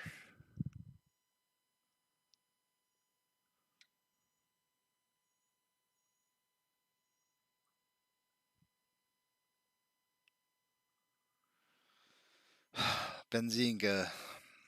They've had some positive articles about us in the past, but yeah, I'm clicking on one right now that I'm going to hold my breath because they're saying, why are AMC shares trading higher today?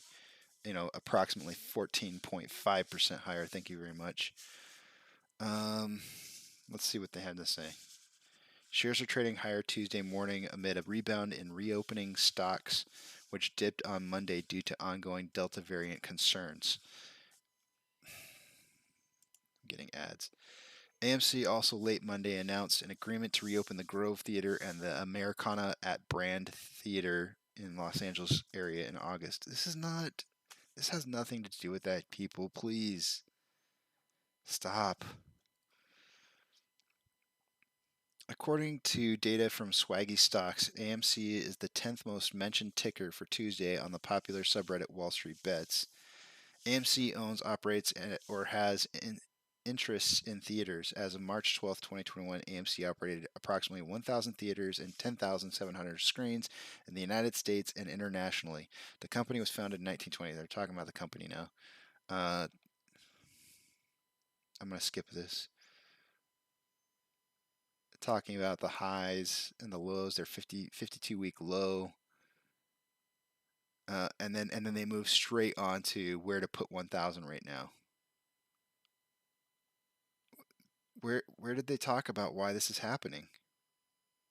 Are they literally suggesting that the reason that this is happening because AMC announced the Grove Theater and Americana at Brand?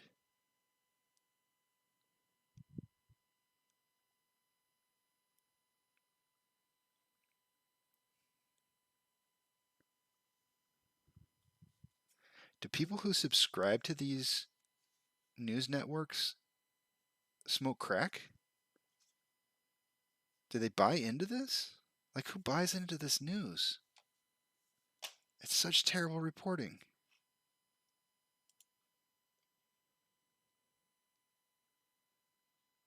I don't get it.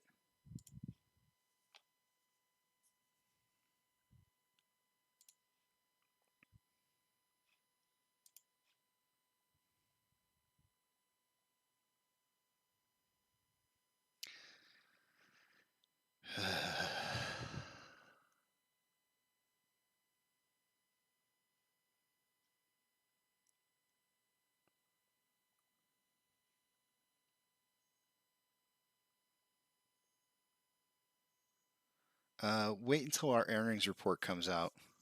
What do we have? We have 8 days, guys. Remember, voting, right? It's coming up. Let me check something real quick here. We vote by. Oh, do I not have it pulled up anymore?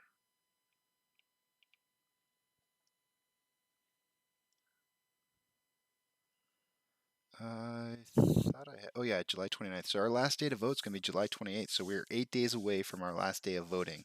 Remember that. Today is Tuesday. 8 days is going to be Wednesday of next week. So starting tomorrow, we have 1 week left to decide how we're going to vote on the issues. I will come on hopefully after this weekend on the 26th. On Monday, I'm going to talk about a lot of the different proposals and whether or not we, what I feel is appropriate for me to vote. You have to decide that on your own. That's going to be up for you to decide. But I'm going to talk about why I feel the way I feel about some of those proposals on the 26th. I'm not voting until I'm probably not voting until either the 27th or the 28th. I haven't decided which. Last time, and I highly recommend you doing this as well. I had voted originally online, and then I kept getting phone calls from them to place my vote on there, and I couldn't quite figure out. Hold on 1 second. What's up? What's up, Seth?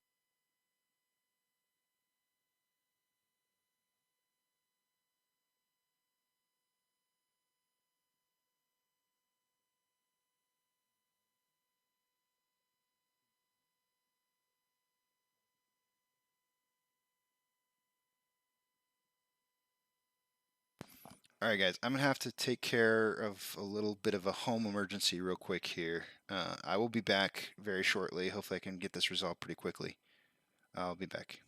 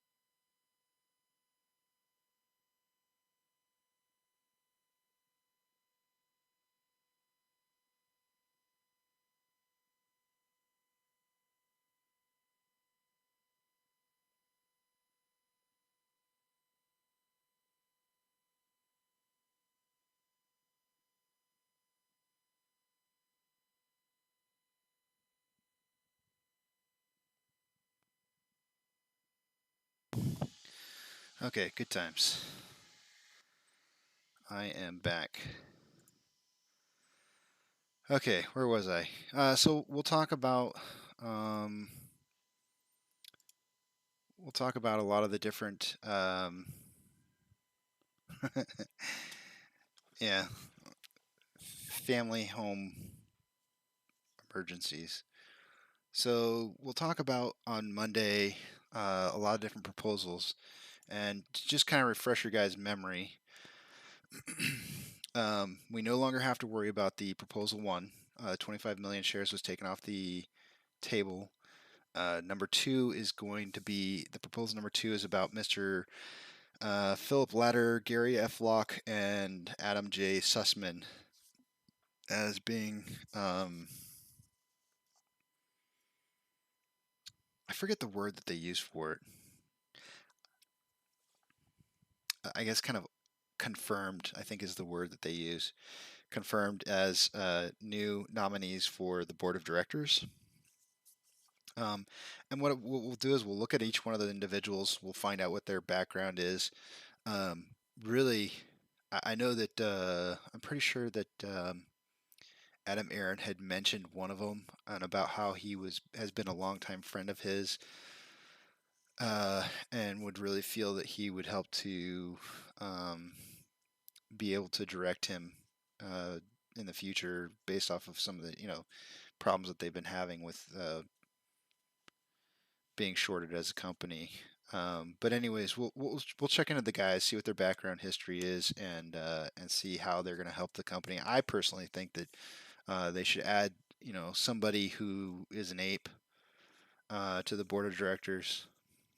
I don't know who, but I think there should be some kind of representation of the large group of people. But anyways, we'll talk more about that on Monday.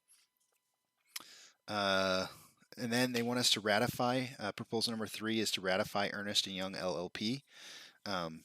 If you want to do some research on your own and look up that company and their history as of within the last year or 2 years, really some shady stuff going on with that company, and they're supposed to ratify. We're supposed to vote to ratify them as our registered public accounting firm, and I'm not really fond of it. But we'll talk about it more on Monday. Proposal 4 is to conduct a non-binding advisory vote to approve the compensation of executive officers. What did they do with the last portion of money? Sorry, the last portion of shares that they assigned. They used them. They used them to instead of executive bonuses, they went ahead and used them to they sacrificed their bonuses to create revenue for the company. It did not help us. It did not help us one bit. We're going to look into that. We're going to see how much they're proposing that they want, and what will that achieve them.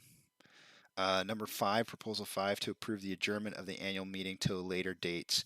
I've been a huge proponent of that one. We'll talk again more about it on Monday, but I've been a huge proponent because I do think that I personally would like to see this whole meeting and all of these choices, well, maybe most of the choices, pushed down the road. Until we get a squeeze going, I think we should make some of these choices later on. We're pushing $40. Big level of resistance right here at $40. So we'll cover everything, all those 5 proposals. Well, actually, it's only 4 because one's no longer there on Monday.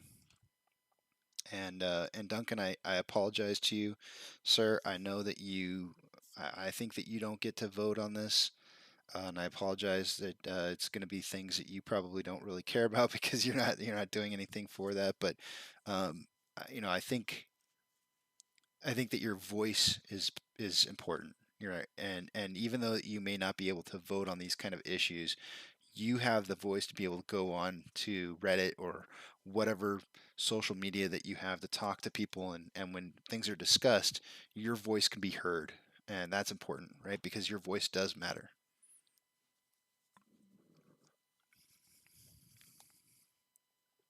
Let's see. What else? Let's look at those shares. We're up to 400,000 now. So we went to 2 to 4. They're returning some more. That's the same. Don't get to vote, so haven't looked into that much. Yeah, I hear you, buddy.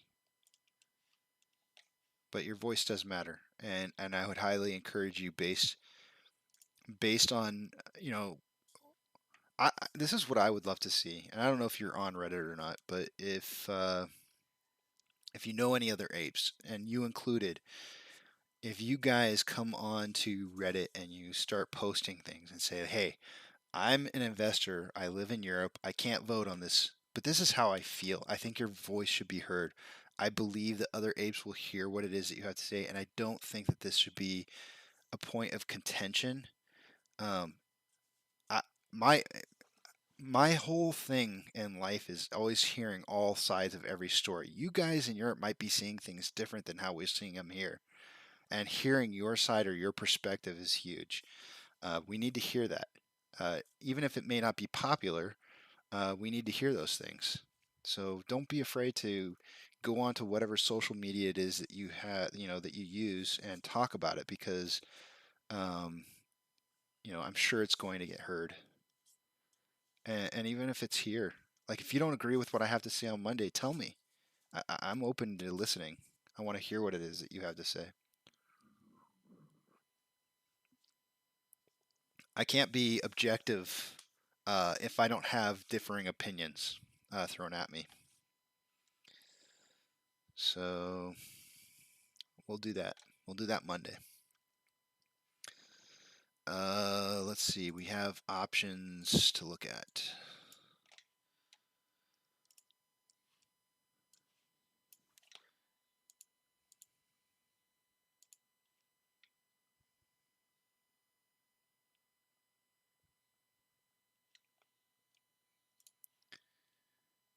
So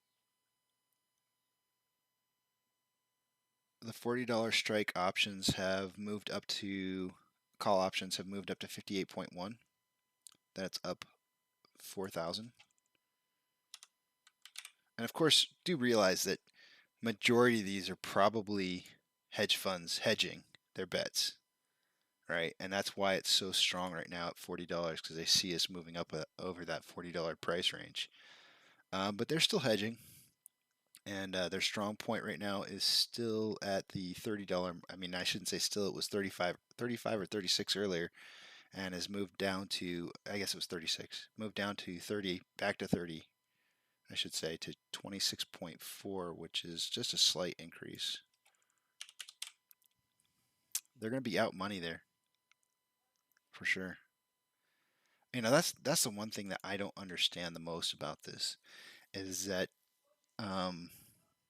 there's infinite potential on how far they can lose money on the puts, but not so much over here. And I don't understand why they wouldn't. If the price does drive up, I don't understand why they zero these out, or cash them in when the stock price starts to go up. Other than the fact that it seems to trigger an event where the stock price stalls out for whatever reasons. Holy smokes! Look at that candle. We just blew past 40 in that short period of time.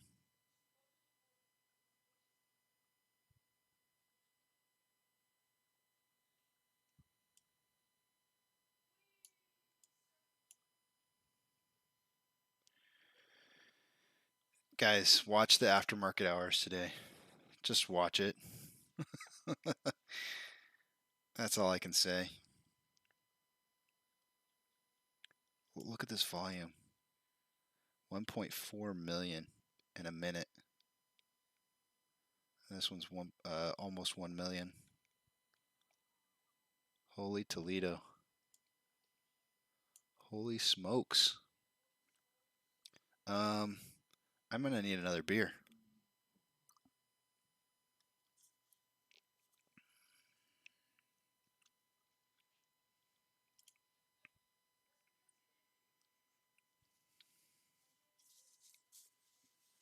I don't know, man. Gosh, it makes me sick inside to know that you guys don't get to vote. Like, how can you have a stake in this and not get that fair right to vote?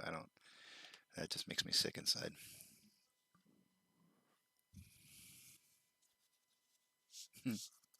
Holy moly.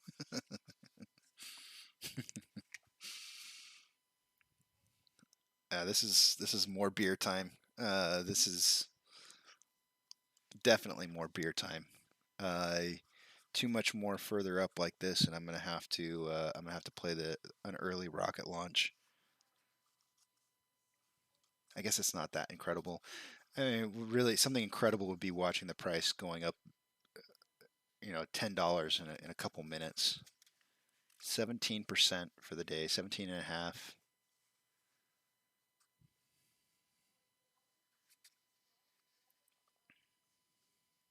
This is what I was talking about. You break that $40 mark and the FOMO hits.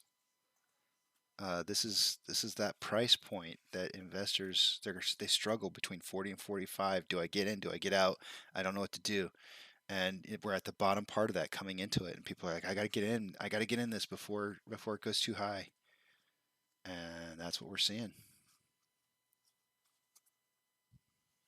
Okay, I'm gonna go grab that beer real quick before this price launches through the roof.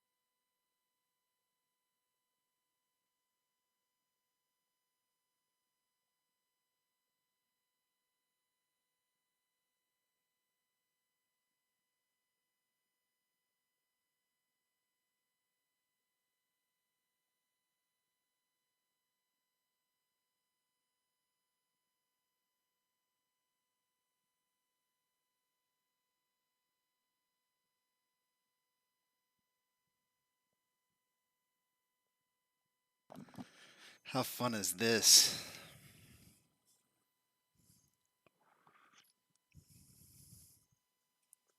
Cheers, guys.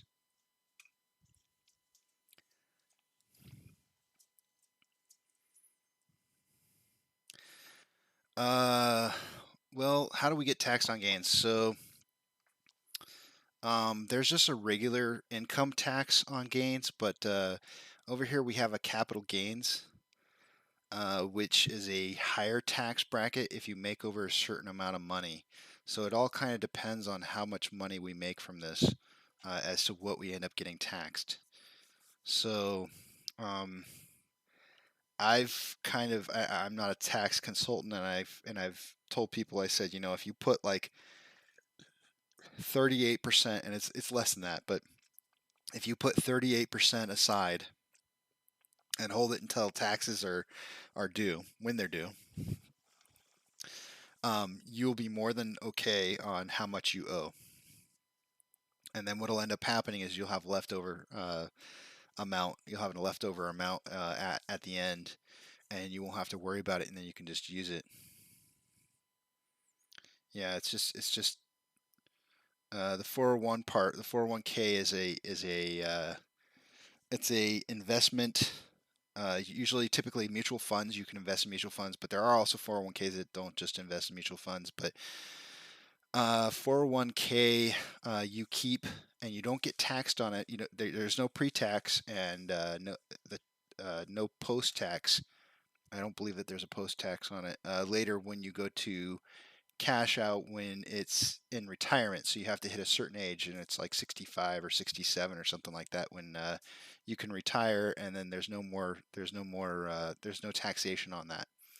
So if you have a 401k, and I'll be blunt and honest because that's just the type of person that I am. I have an IRA, which is a little bit different, but it's not going to be taxed until in the specific IRA that I'm in, the traditional. It doesn't get taxed until after uh, after I start to withdraw the money when I'm older, and it's at a much lower rate than what it would be if there were capital gains. So so I have an IRA and a portion. I want to say it's like maybe a quarter of my total AMC investments in that.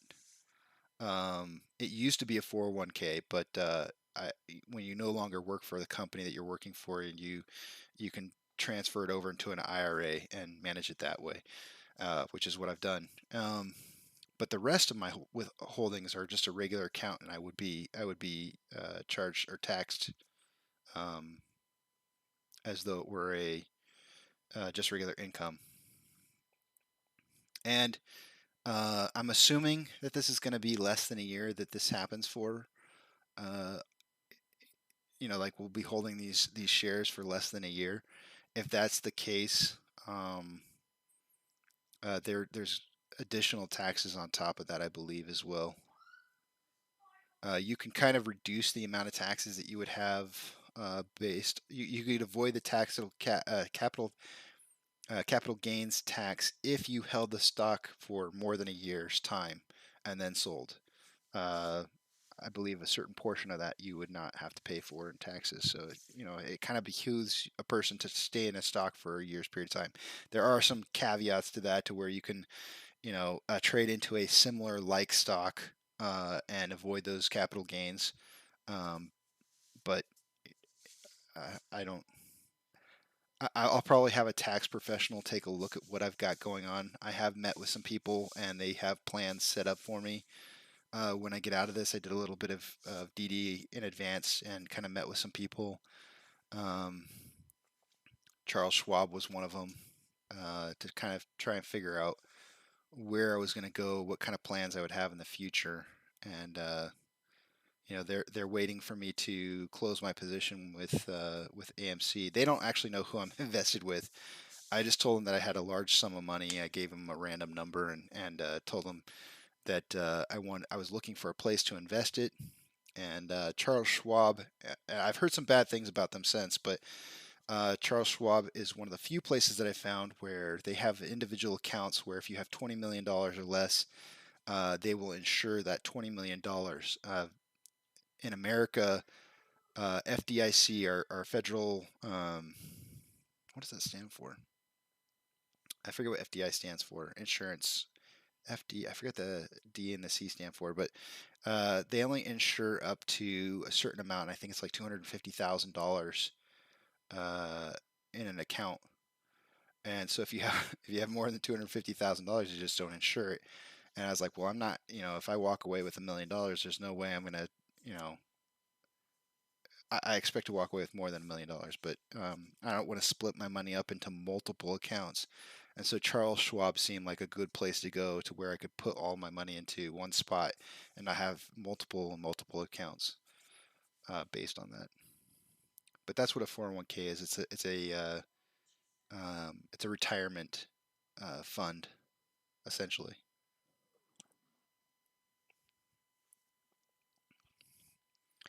I made a no-no. The last beer that I drank the last beer too slow, and the last beer I put in the freezer froze on me. So I'm drinking a fridge one now, and it's a little warmer than I would like, but it's all right. Yeah, no problem, man. Oh, and I'm I'm not a financial advisor, so I'm telling you what I know about them, but I'm sure you could probably find out better information on the web. But do they not have retirement funds in Denmark? Like, do you guys not have say you're working for a company and they don't have like a stock option program that you can invest into where they might match some of the money that you choose to invest. Like a lot of companies over here in the US, they have these 401ks. You put in 2 or 3% of your income into the 401k before taxes, and they will match it. So you have 6% of your yearly income. Like if you're putting in 3% and they match 3%, you have 6% of your yearly income going into this account, and it's not taxed. And it's a great way to save for retirement. Do you guys not have that?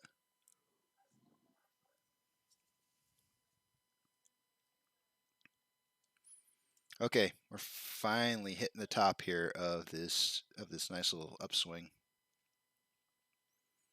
I'm sure this had to have been triggered.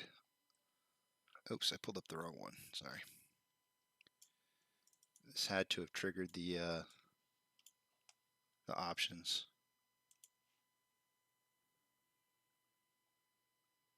Oh wow. Wow. No trigger. Huh. I would not be surprised if this changes soon. Let's enter in the values that are here real quickly, just so I can update it, just so we know how much changed. 60.3 on the 40, and the 30 moved up to 27.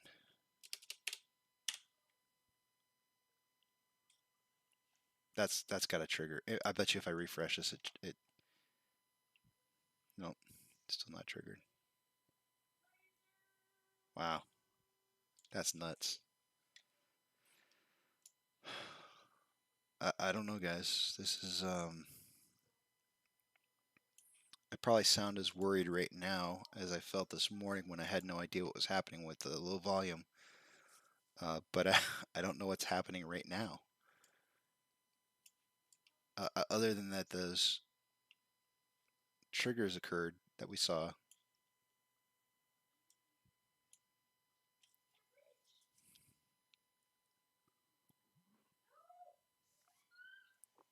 If you bought call options this morning for the end of this week or next week at $40 $40, congratulations.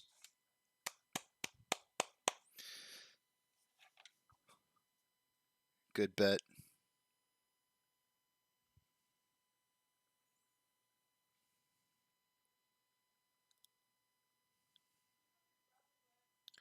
$142 million shares traded, and we still have 25 minutes left to go.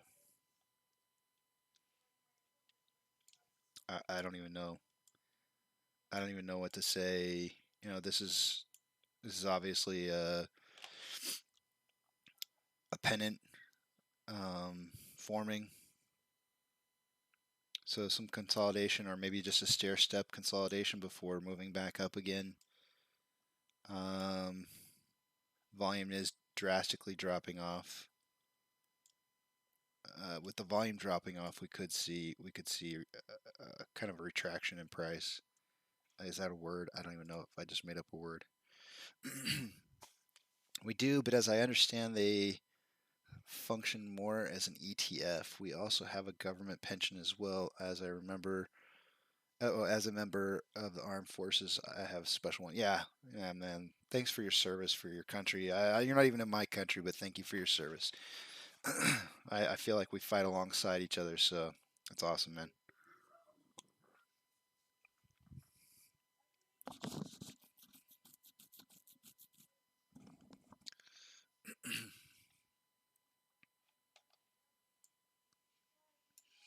Okay, well, a sigh of relief has been breathed by the people who invested in at $38. Those guys are sitting there going, whew. I've been there. You know, I bought in at 14, and when we finally got back up to 14, I had that breath of relaxation. Like, wow, I didn't lose my money.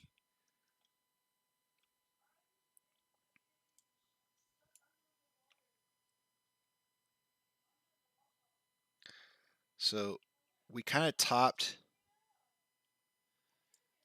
We kind of topped the my Fibonacci retracements. I'm inclined to make some more. So bear with me as I fix these up a little. We're gonna get some new Fibonacci retracements so we can see where we're heading, see what kind of levels of support and resistance that we have. But in order to do so, I have to go back in time.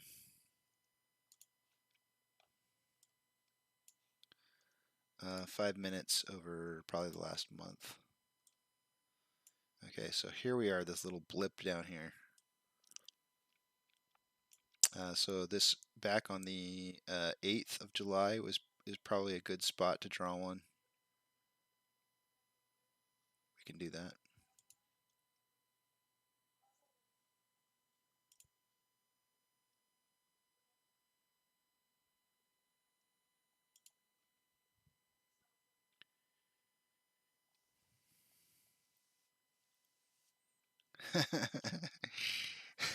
Have us as backup. Oh man, that's funny. I'm sure everybody always feels like we got backup. You're our backup. No, I'm just kidding. Fighting along each other, we're all each other's backup. Let's see here. That's actually, I think I might just leave just that one. Let's zoom in on that and see how that looks. Yeah, well, that's perfect. Beautiful Fibonacci. I'm gonna go ahead and put that in place. Okay, 4236 seems to be like a level of resistance there. So we kind of came off that level there and bounced off of it a little bit. Not a problem. Moving into the closing minutes of the day.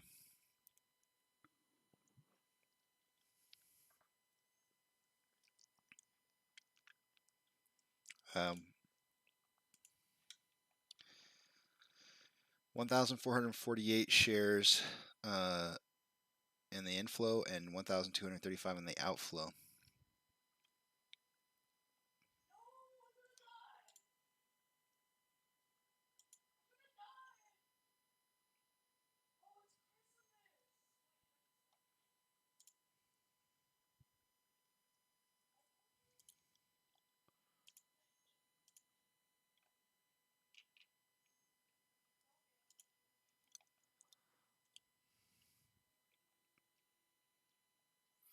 I knew a day, you know, I'm gonna mark it right now.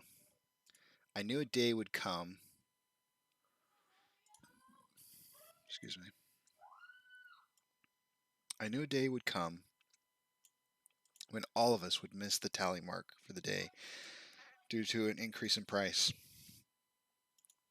I didn't know when that was going to happen, but I knew it was going to happen because there's no way that we could have predicted this much of an upswing, even if you were extremely bullish. And I know I've had some days where I've been extremely bullish. I am giving the missed tally mark this 6 right now because I believe that there's no way that we're coming back down to $38 to meet up with John's upper prediction for the day, unfortunately. Unfortunately, John, I feel bad for you, man. No ticker for you today. But I think all of us will accept this loss.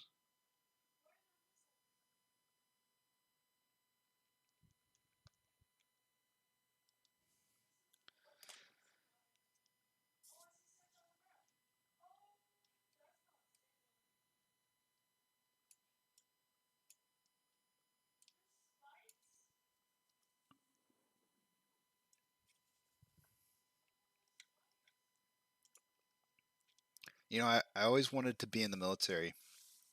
I actually wanted to be a fighter pilot. Both my parents were in the military. Both of them started out in the Air Force, and then later my dad served in the Navy. But I always had this dream of being a pilot, and unfortunately crushed I have a scoliosis, so it's this curvature of the spine, and it's really, really bad. Which basically, I was told that that I wouldn't even make it in as an infantryman. Like they wouldn't even take me in infantry. That's how bad the scoliosis is. Um, yeah, I am. I am a total Top Gun era kid. I mean, I could back in the day I could quote that movie left and right. I mean, it's completely Top Gun era. I grew up in San Diego, which is right there at Miramar Air Force Base. You know, all the locations. I went to a college that had that. You know, do you remember that beach scene where they were playing volleyball? The college that I went to was supposed to be filmed uh, at the volleyball court at my dorm. And they ended up, the college found out what the movie was about, and they're like, nah, we don't want a part of that. So, but I mean, it was all filmed all in that area. So I'm definitely 100% Top Gun. And that would probably be the reason why I wanted to do it so badly. And with a dad who'd been in the Air Force and really high positions in the Navy, super, super high, um, I had the ins to get into it, and I had everything going for me except for my gosh darn back. Um, so I had to give up on those dreams. But my son's in the Air Force. He's not a pilot. I think he would like to maybe head down that road, but he's currently, well, I can't say what it is he's doing right now, but he's doing something that would help him get to that point, possibly down the future. So um, that would be really awesome if he did end up doing that. I can't really say what it is that he does. I don't think he would appreciate that.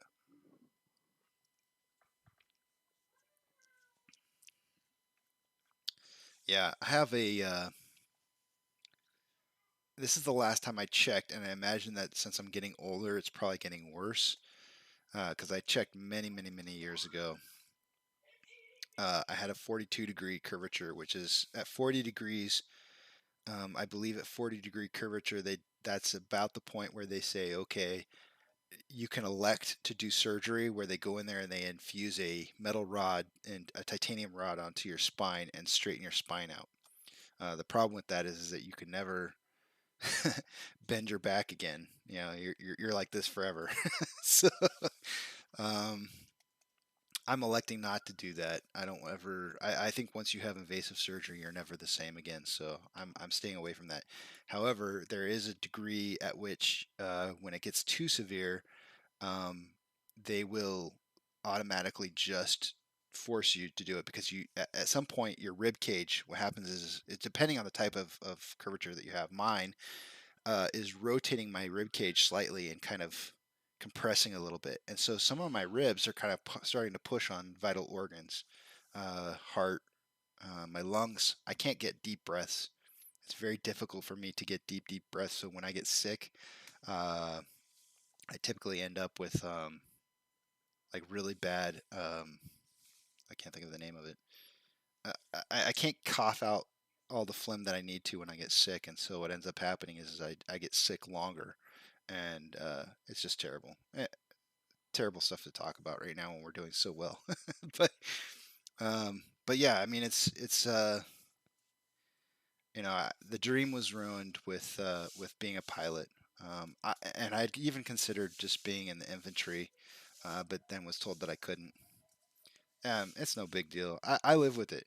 I, it's funny because the doctors think it's amazing that I can even. I used to be able to touch my toes. Now that I got a beer belly, I doubt I can do that anymore. But they used to be amazed that I could touch my toes. They're surprised that I can do some of the things that I can do. I was a triathlete. Believe it or not, probably about 10. Let's see, how old am I now? 45. About 12 or 13 years ago, you probably know who Trey is from Trey Trades. I was as skinny as him about 12 years ago, and I was in the best shape of my entire life and doing triathlons. And so I've in my lifetime I've beaten the odds. I've been able to do things that I shouldn't have been able to do, and so I don't let it define me or prevent me from doing what it is that I want to do in life. You know, if you want to do something, just do it. All right, we're at $43. We're breaking 43, still moving up. These levels of support and resistance are nothing. Right. I'm 45 now, so yeah, it's like I'm tired of running. I have nothing to run from anymore. uh,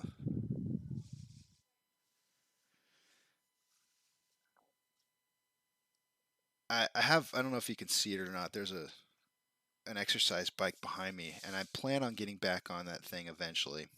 Um, Actually, part of my plan before I had started this YouTube channel was to get on the bike and start riding it while I watch the stocks, just because I kind of felt like that would be the thing to do. You know, like why not exercise while I'm doing this? I don't know. One day maybe I'll hop on the bike and have it turned around the other direction where I can see the stock and we can talk and I can ride the bike at the same time. You listen to me panting. I don't know. We'll see. This is great, guys. $43. We're still pushing through here. Let's look at that short share interest. 14.13%. I'll drag it over. Holy smokes, guys. 14.3 million shares borrowed. Let's change this. It was last time I checked, it was 907. 14.3 million shares borrowed. Let's see if that affects our borrow rate or the on loan rate that's down here. I would really love to see that number increase by that much.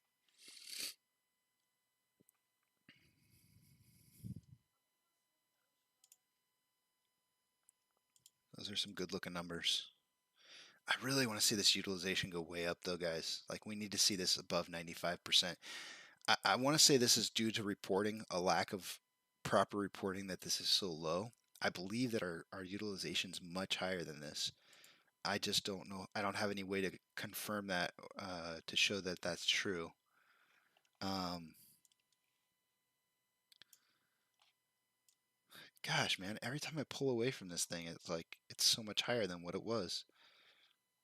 And maybe I should just walk away for like 5 minutes and not even show it to you guys, and then we'll come back to it.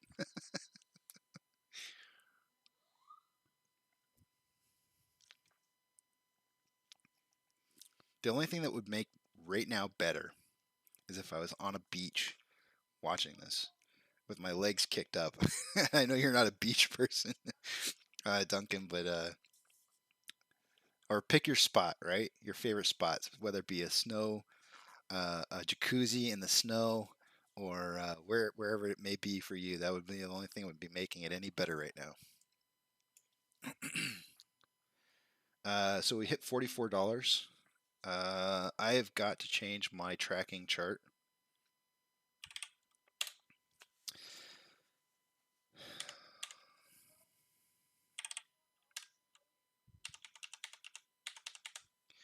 Okay, we are up from the 31.15 that we were down previously. Wait, let me just undo a couple things real quick here.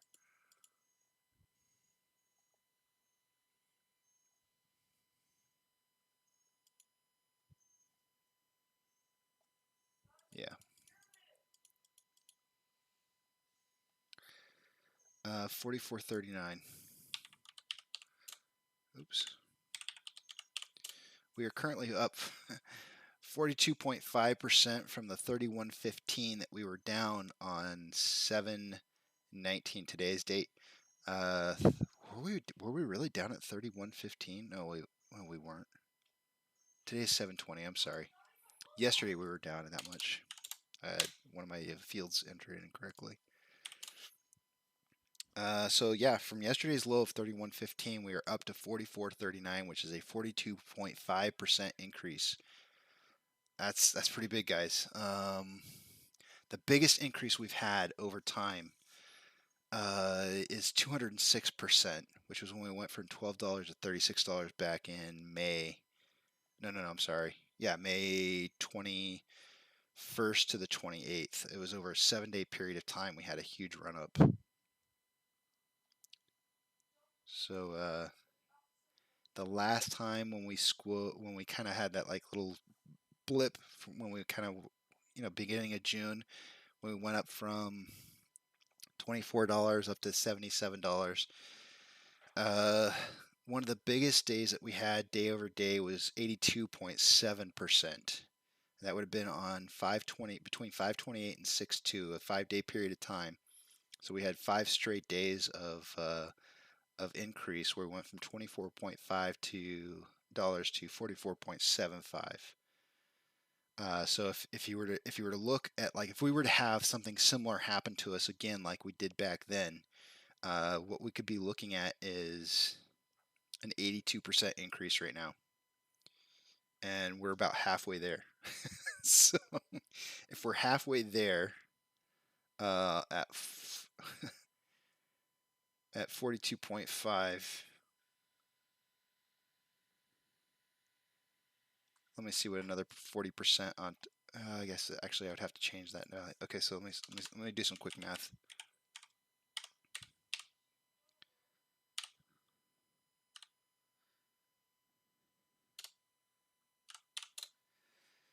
Ooh, that's a big number. $56.91. That would be the increase that we would see before we had a retraction. And that retraction after that 82.7% in June happened the same day, and it went down 21%, then it went up 12.5%, then it went back down another 25%, then it went up 26%, then down 19%, then up 31%, then down 20%. So you get the feeling.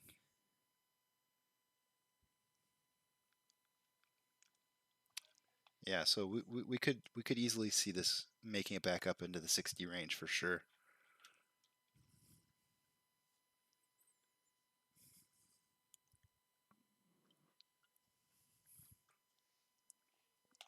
Looks like they want to kind of end us on a sour note. Let's see if they can.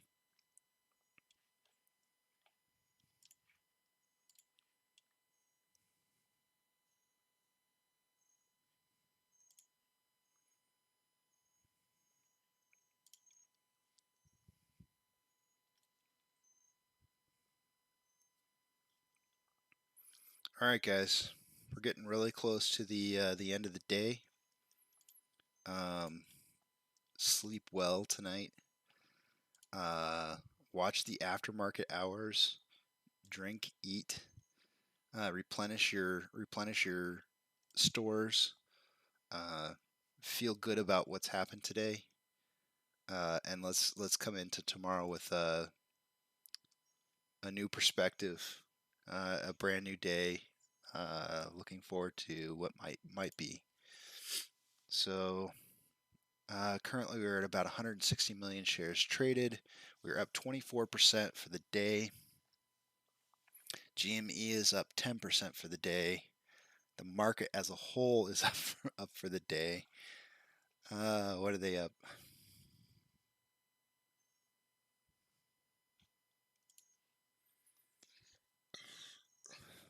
$5,350 advancers to 1,336 decliners.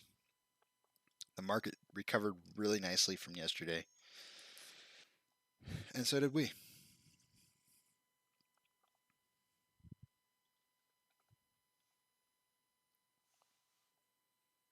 I'm going to go ahead and sign out. I'm going to hit the restroom real quick before the outro. So peace out, guys, and I will see you later. Cheers. Look forward to seeing you guys tomorrow.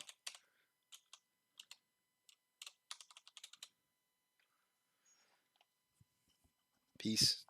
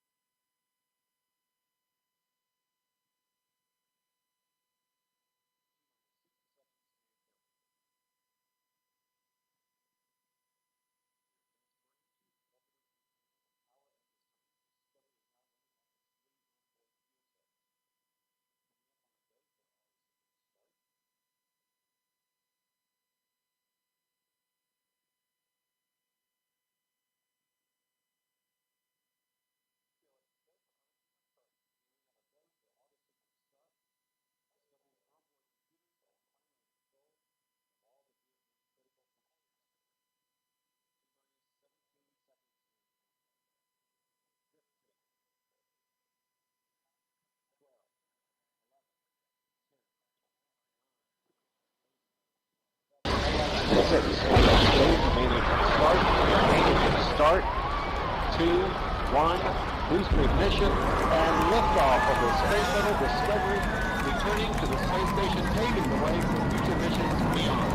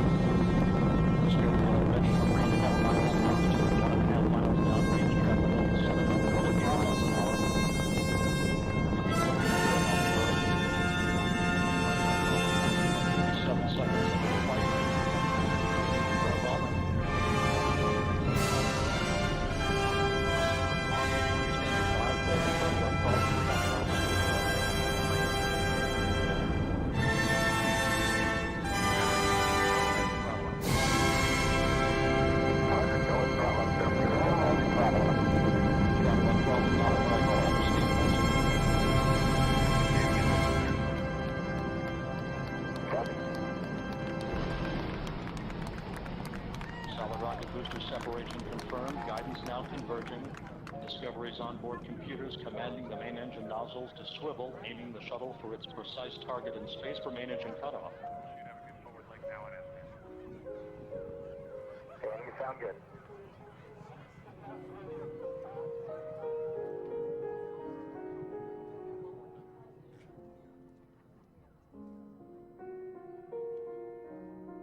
Discovery Houston, negative return. Copy, negative return.